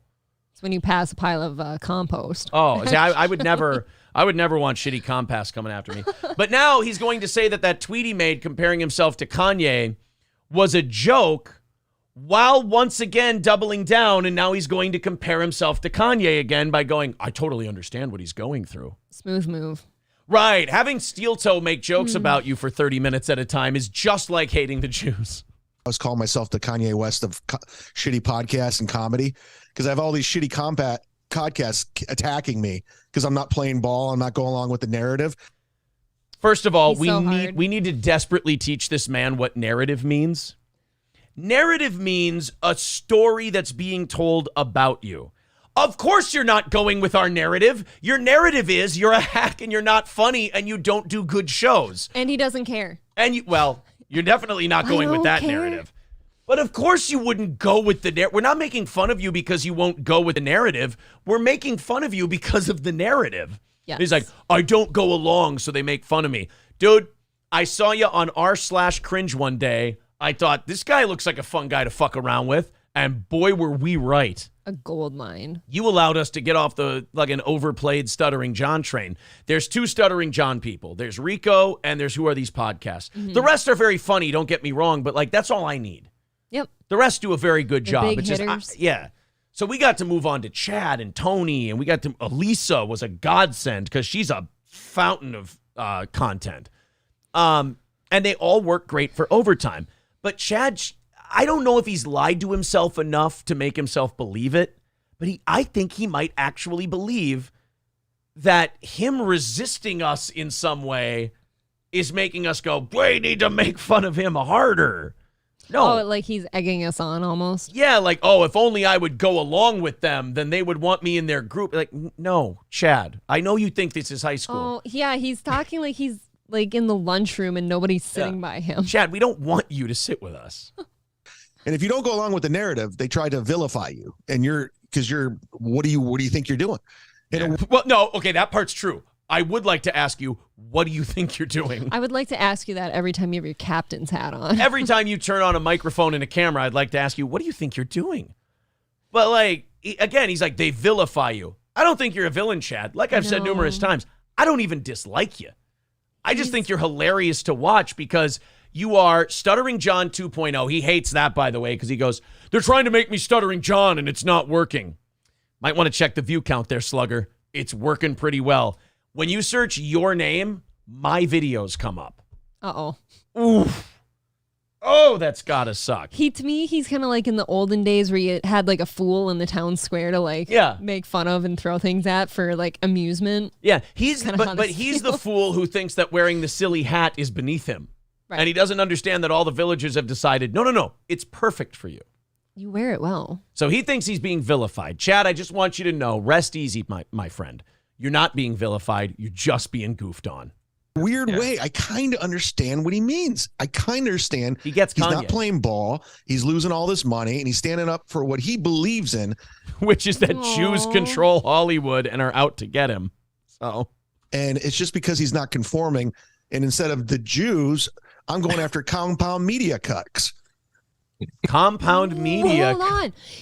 He's delusional. He can call them cucks all fucking day long, but all he does is try to hang out with them. I know. Left and right. Chad. You are on Misery Loves Company all the fucking time. Who are those people? Right. Bob and Kevin are getting a lot of attention because they do Thursdays on Compound Media. Yes, Chad. they're part of that group. Not only that, you can call whoever. I guess we're Compound Media cucks. I mean, we've never been on Compound Media, but that's okay. Not for lack of trying. Yeah, you can. Right. You can call us that if you want to. Again, it's like, I'll cop to it all. We're still going to, kick your teeth in. Figuratively speaking, of course. Metaphysically. But like, you can call us Compound Cucks all you want. You know what April and I have never been? Banned from a venue because we're trying way too hard and aggressively to hang out with Compound Media people. It's a little scary. Chrissy and Anthony have not had to basically file a restraining order to get me to not come around where they are. Anytime we come in contact with any of them, like when you called Ant the other day or whatever this was, like Ant's sitting on the phone with him like, Yeah. basically making that face. And the only reason he took your call is because you called in. He didn't ask you to call in. He wanted to accuse you of stealing credit cards and faking your car accident. Right. Again, it's fun. Right. I love how he calls them Compound Cucks, yet he's begging for airtime over there. And he's kind of the one being cucked. Right. Thank you. Yes. What? Chad, you're being cucked by Compound. You're watching all of us fuck over here and you're in the corner. You're in the corner beating off and crying. I don't care. Will you make that face one more? Can somebody make that animation, please, of Chad jacking off in the corner while all the Compound people are fucking? It's a big Compound orgy. Right. Shotgun Joanne Chosachinsky. Or Joanne. God damn it, I didn't even see her name right. Good one. Not even funny. I call Chrissy, actually. Still better than Chad. Those are my Jews. We're his Jews. I mean, that's true. We are your Jews. We all have more money than you. His name is Aaron. So. That's true. Yeah, it's a Yiddish name for better than Chad. Oh, media cucks, you're my Jews, and I'm fighting against you as you try to fire hose me. I'm the Martin Luther King of comedy. Oh my God. Now look, he doesn't believe that, but he also believes it's funny. He's wrong on both counts. He's wrong on both. This is impressive. First of all, he is like Kanye. You know how Kanye went from $2 billion to $400 million? Yes. Chad went from $20 to $4. So he is very similar to Kanye in that sense. I think you should. But he had to buy a mic. Shut your whore mouth. He's actually he's building a new studio at home. That's right. right. So you watch your mouth. Who's home? Somebody's home. His quotes. There, like I think about the diehard Kanye people from like 2 years ago. So here's this is the part I wanted for this clip. Sovchik, so bad he sees Chad obsessing about the podcast thing. Chad has a topic picked out to talk about, so he doesn't have to obsess about stick to the itinerary. Right, getting shit on. So he's going like podcasters, and Sovchik's like, right, dude, this is not good for you. You get your fucking head dented every time you do this. Let me try to bring this back to Kanye, please. They must be thinking now, right? They must be like scrolling back through their Twitter and just being like, delete. No, I did not actually go to his fucking Sunday church gathering. This isn't looking good, you know? I want to like Sovchik, I do, but he has the charisma of a hamburger bun. I sit here every time I watch him. I know a guy who's just like him. That's streamer friend I talk about on occasion who could be something great, but he's got the personality of a wet paper right, bag. Yeah. That's him. Chad doesn't have a deep well to draw from, in fairness. That guy is I don't blame him. I mean, his mom basically died because he paid for her to go have surgery that wasn't needed. Mm-hmm. So Sovchik's trying to talk about Kanye. I mean, but he's also the American dream. The fact that he... Well, you see, baby, I see a credit card thieving, credit card taking, girl stalking, drunk driving piece of trash like Chad Zumock, baby. And every time I go to the pay window, I want to buy him a bottle of cheap vodka so he can get to sleep at night without the horrors of other podcasts dancing around in his head, daddy. That's hard times when you can't make a funny joke because all the podcasters are making you look like a buffoon on the internet. That's hard times, daddy. That's what Dusty Rhodes thinks of Chad Zumock, apparently. I think so. Became a billionaire and an entrepreneur. Oh, I thought you meant by fucking Kim. And if you let me do my thing, I would have got to the Kardashian. These two are utterly devoid of charm. I want to root Did for. he just dude, say I that- want to root for Sovchik, but it's so hard. Did Chad just say though that if he's allowed to do his thing, he'd have gotten to the Kardashian at this point? Hey, Like, don't think he doesn't believe that. insinuating he gets to fuck her. But he figured out, and now he's like upset and angry. But I'm like, Kanye, you won America. You won the American dream. And now he's resenting everything. But I understand just getting frustrated and getting angry. He is going to turn this right back around to the podcasters. Again, He is. Mr. I don't care, no upper lip. That's why he can't get over the podcast thing. In order to get past people talking shit about you, what do they say you need? A stiff upper lip. Yes. He has no upper lip. That's why it bothers him so much. It makes sense now. I think what he's about to do here is explain like the anger and stuff. Like, look, I get angry sometimes too because of all these people doing this. Oh, this, I'm sorry. and Did you this." watch this already? I did not. So Sovchik is tired of Zumock talking about the podcasters because it's not going well for Chad. So Chad, not taking the hint from his co-host that we should be talking about Kanye, get ready. And just seeing the bullshit. There's a lot of bullshit that goes on in life, and I see people try to jump on other people for financial gain, followers, and it's frustrating because you see it's not authentic, it's not genuine. It's just people trying to get ahead. And I guess Look at Tyler. So look at that face that Sovchik is making right there is perfect, and Chad's butthole face is perfect. That is great. Look at how much further that bottom lip's sticking out with that little malformed fetus lip. And Tyler's over here just like, okay, I tried. I tried to make this about Kanye, and he went right back to, I understand Kanye's frustration because Aaron and Carl are making fun of me. Kanye is having his life destroyed by people in show business who happen to be Jewish. And now lawyers for his bank yes, account. and Chad understands that because Aaron calls him a dope sometimes. It seems similar. It's too good. This is what I mean. Like, Chad thinks he's getting hate from me, or I'm doing this to be phony. Chad, I genuinely enjoy you. Do you genuinely enjoy Chad? I do. I will unironically watch this shit because I laugh at it. I'm a fan of Chad. Trying to get ahead. But you also got to have some sort of morals. You also got to have... No, I don't. Fuck you. Don't tell me I have to have morals. Fuck you and your morals. I am a pit of immorality, my friend. That's why you can't handle this program. It is a den of degeneracy, and we will do what we want, when we want, and what I feel like doing right now is making fun of you for wearing sunglasses inside, having no upper lip, and being an utter failure while still being bothered by everything we do. Thank you, Chad. Oh, sorry. He I'm a might fan have of a Chad. worse chin than you, by the way, if you want to add to I that hope list. not, because Look that at was it. Look at it right now. That was the only thing I gave him the plus on. Where- oh shit, look he at does. his chin. He has a weaker chin than I do. And whatever you got going on down here, his is more inflamed than yours. Well, he drinks more.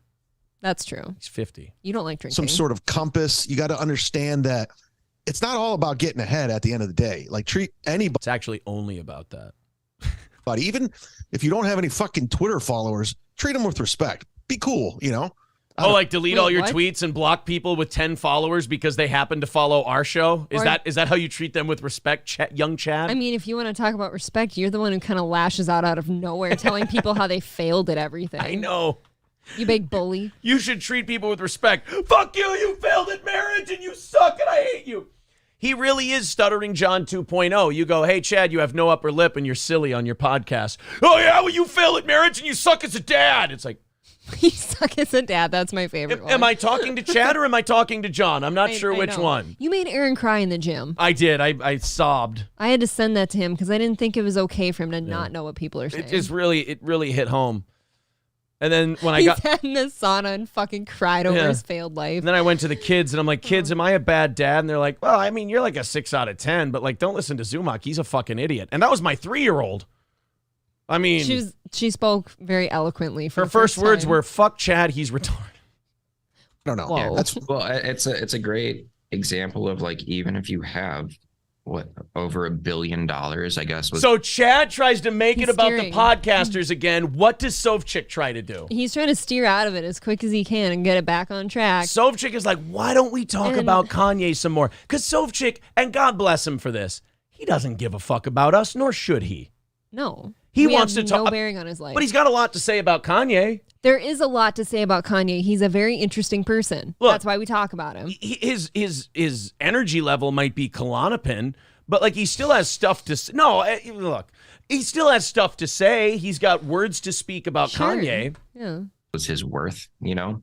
It doesn't mean that he's got $1 billion in the bank, but the dude still does, right? Enough money to just fuck off. So that's that clip. So Chad tries to bring it back to the podcasters multiple times, and each time Sovchik goes, can we just please talk about Kanye? Fucking enough. And anytime Tyler tries to steer that direction, Chad just kind of sits there really tense and shit and just, oh, yeah.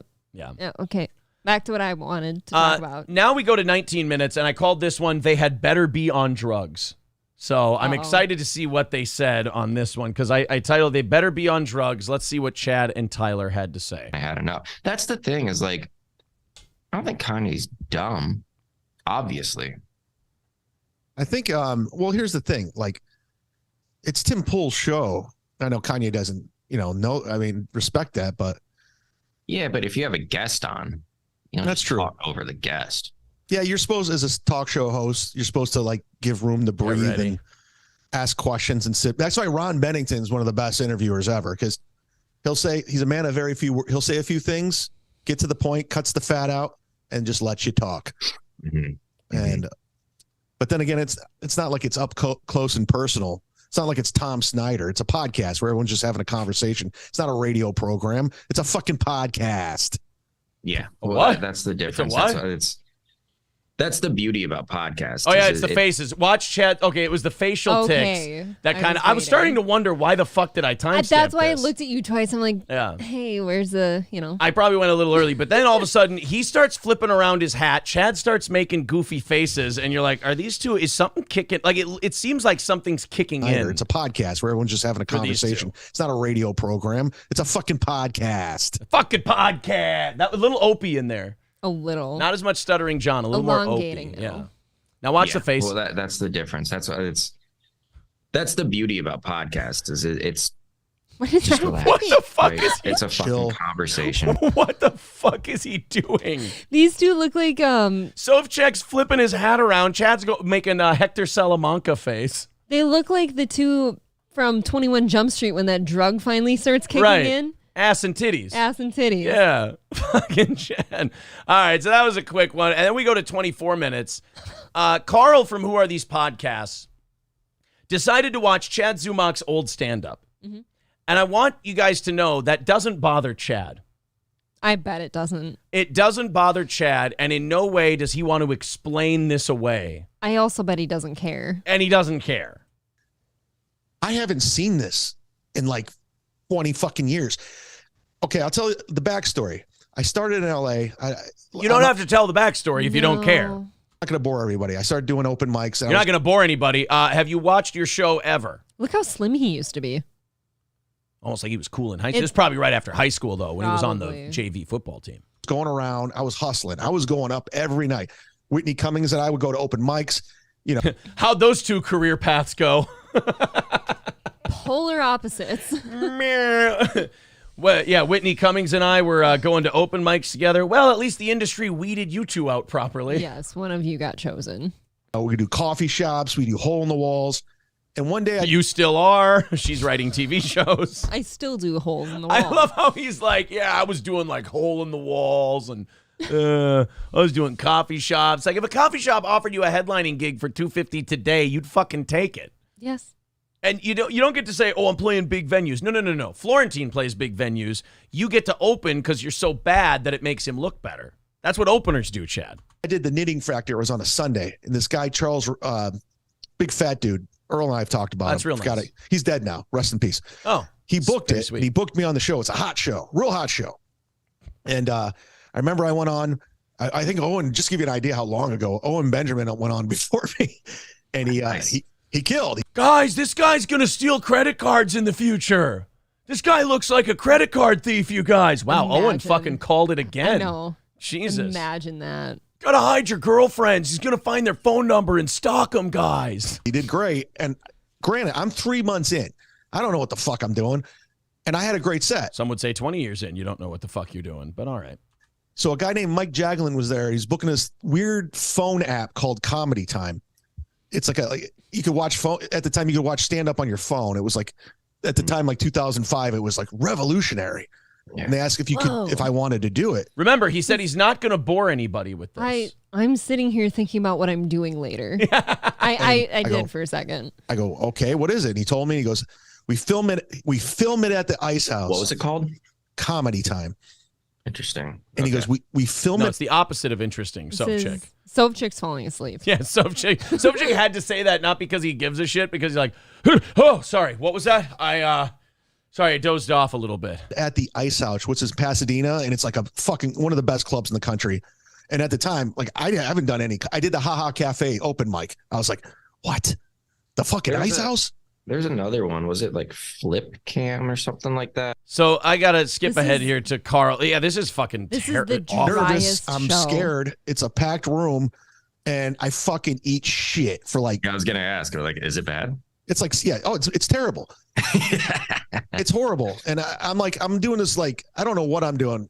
I'm doing like a sketch. Fair enough. Like I'm doing like a shitty Anthony Jeselnik / Brody Steve. I don't know what the hell I was doing, but it's really bad. I didn't have a voice. I had no. He is sitting here while Carl is shitting on him, and he is trying to explain away why he sucks so bad. I know. Turn the volume off of Carl's show and let me explain everything. Let me explain why I suck and why I don't suck this bad anymore. Maybe his angle is explaining away everything so badly that we all fall asleep. And right, exactly. You're right. The show is just dry. It's really dry. And okay, what freaks me out. But this is, so they did this how long ago then? This is like 2005, 2004. No, this podcast right now. It says it came out 11 hours ago. Why are they? So Chad was right on top of finding that podcast. He always is. He probably says somebody sent it to him. That is always the go-to because he doesn't want anyone to know he's listening. Right. So Chad goes and he watches Carl's show. Again, Sofchick wanted to talk about Kanye. Sofchick wanted to talk about all this other stuff. And Chad just keeps steering it back to Steel Toe, Carl, Compound, boom, boom, boom. I feel bad for Sofchick. I like Sofchick. Pulling up footage of you from 20 fucking years ago. That's what's freaking me out. Well, he's trying to. I didn't watch all of it because I was so. I didn't want to watch me. First of all, I don't even watch. Hey, you and the audience have that in common, Chad. Very good. Big time. Do not want to watch you. All right, I got this clip and one more, and then we'll put a wrap on it here. No comic wants to watch themselves or listen to themselves. Nobody. And I couldn't watch this because this is like almost 20 years old, but they're trying to pawn it off like I just did this. No, they're not. Chad, they are not trying to present this as if this is new. They don't like you. They like making fun of you. I don't like that I have to explain to Chad how busting people's balls works. It's unfortunate. He just gets angry. He gets pissy. No, Chad, they're finding embarrassing old tape of you. And they're making fun of you with it. It's something that's pretty common when you're in some kind of beef with somebody. Also, and I don't think Aaron's probably not unique to this, but you love watching back to your shit when you're just super fucking funny. Like he just said, nobody wants to watch themselves and stuff. I feel like that's not true I listened to that Iowa thing from 2 years ago. Yeah. I laughed my fucking balls off. That was a hilarious episode. I'll film bits that Aaron does at the comedy shows, and he'll sit in the car and watch it while I'm driving. That was pretty good. Like, this is my act. Yeah. This is what I do. First of all, Carl, you're a cunt. He doesn't care. He doesn't care. It doesn't bother him. That's naturally why you have to insult somebody. But Carl's a cunt. And again, Chad's problem is Carl can take this audio, he can play it on his show, and he can laugh. That's where Chad always loses. First of all, Carl, you're a cunt. Chad, I'll let you in on a secret. And I can tell him this secret because even if he knows it, it won't change anything he does. He doesn't apply. Chad, here's the thing. We're trying, our dream is for you to react this way. Yes. We're trying to, it's called getting a rise out of you.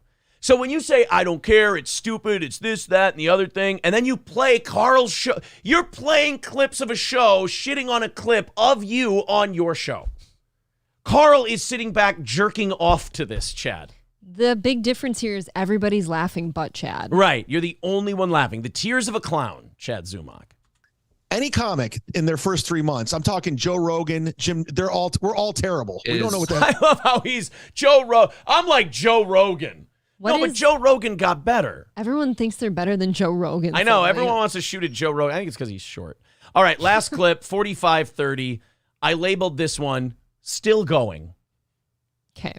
45 minutes into a 51-minute podcast, and Sovchik wanted to talk about all these different things, and Chad Zumock just cannot stop. He can't help himself. And I'm being honest right now. This is... Oh, he's being honest. If you're listening, this isn't like content. This isn't podcasting. This isn't radio wars. This is serious. Like, okay, are you ready? I'm ready. Are you taking this seriously? I am. I don't want you guys to think he's fucking around right now. Grip my seat for a second. All right. I want you guys to be Now I'm serious. ready. God damn it. Weird. Like when you guys played that audio, I didn't listen to it when I was at the Boca Black Box. And I was in the big room with Brewer, and I did the small room next. So they're talking about when at Content House, Carl played the clip of Chad's stand-up when he was headlining somewhere for 7 people, and he was bombing. And he's like, I didn't listen to it. That audio you played, I didn't listen to it. How do you know they played the audio? Right, I read the title. No, you have to watch to know that they're playing audio, Chad. You know what the audio is they're playing. You don't get that from a thumbnail and a headline. You got to click on it and watch it. Chad, stop. You're playing right into their hands. Why is it we always end up helping this motherfucker? Because trying. we're good people. We're good. I'm a good guy. What can I say? I did 2 shows. Some guy came in and recorded my set. All right. And I was just working on shit, but it's not cool. And Anthony was there listening to it. And Anthony was the one that was making a huge deal out of them recording Louis C.K.'s. You remember the whole Parkland shoot? Right. But you know what? Anthony also realizes there is a large gap, Chad, between you and Louis C.K. The largest of gaps. Anthony likes Louis C.K. That's one of the main differences. Number 2, you're not going to get a deal where you're going to release a special for a lot of money. Louis is. He needs to keep that material a secret. So Anthony sees it happening to Louis. He respects Louis. He tells people not to do it. Here's the secret, Chad. I didn't know this was a secret to you. Anthony doesn't respect you. So he makes fun of you because he thinks you sound like shit.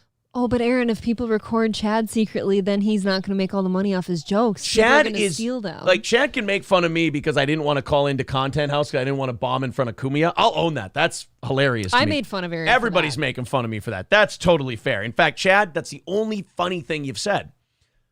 But you're afraid of Kumia too. He's laughing at you, Chad, the same way we're laughing at you. But you wouldn't dare crack whip with him the way you do me. I mean, you shouldn't even do it with me. It doesn't end well for you. We get 35-minute diatribes like this. He sees you as small fish. But Anthony is fucking pounding you the same way on Carl's show. He's laughing with his buddy Carl about you. But you're going, why would he doesn't put 2 and 2 together? Why would Anthony make fun of me on a show with a guy who doesn't respect me? Because Kumia agrees with him, Chad. He agrees that you're not someone to be respected. Audio that got out, how you shouldn't record. Listen, you guys might not like me. You might not think I'm funny. Check.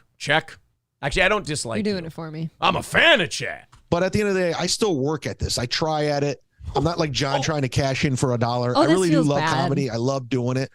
Oh, no, he's the bullied kid who's going, oh, yeah, guys, well, at least I still try. There is part of me sometimes that feels like a big old bully. And I'm like, this is him broken down now at this point. Now I can stop. So then, Chad, why do you talk about it? You just did a whole podcast. Sovchik had a great time talking about Kanye. You kept bringing this shit up. And now you're ending this episode depressed and bummed and telling all of us big bullies that at least I still try and I'm still trying to get better. And that's great if you're a comedian at 25. Yes. At 48, it's time to get an Uber driver's license. Yes. Just like your idol, stuttering John Melendez. It's time. Maybe you can become a student teacher. There you go. The world needs ditch diggers too, you know. So Chad's going to tell us, and by the way, if we're bullies, when you give the bully that speech, the bully just laughs at you and takes more of your lunch money. Usually. So you goof on this podcast, goof on all of my shit, but... Deal. Done. You got it, dude. Yeah, but then don't follow it up with I don't care and then do a show like this. Don't do a whole show on us again, Carl, myself, Gino, whatever, and then go, cut it up, do what you want. Stop giving me shit to cut up. Just leave the comedy shit alone, dude. Let me fucking do my thing. This is how I make a living. This is how I make an income. It's his craft. Your thing is making fun of podcasts. So he can eat craft. Oh. On the whole making a living thing, are you selling plasma now? Look at that. See? Oh, wow. Soap Chick is my Tyler. hero.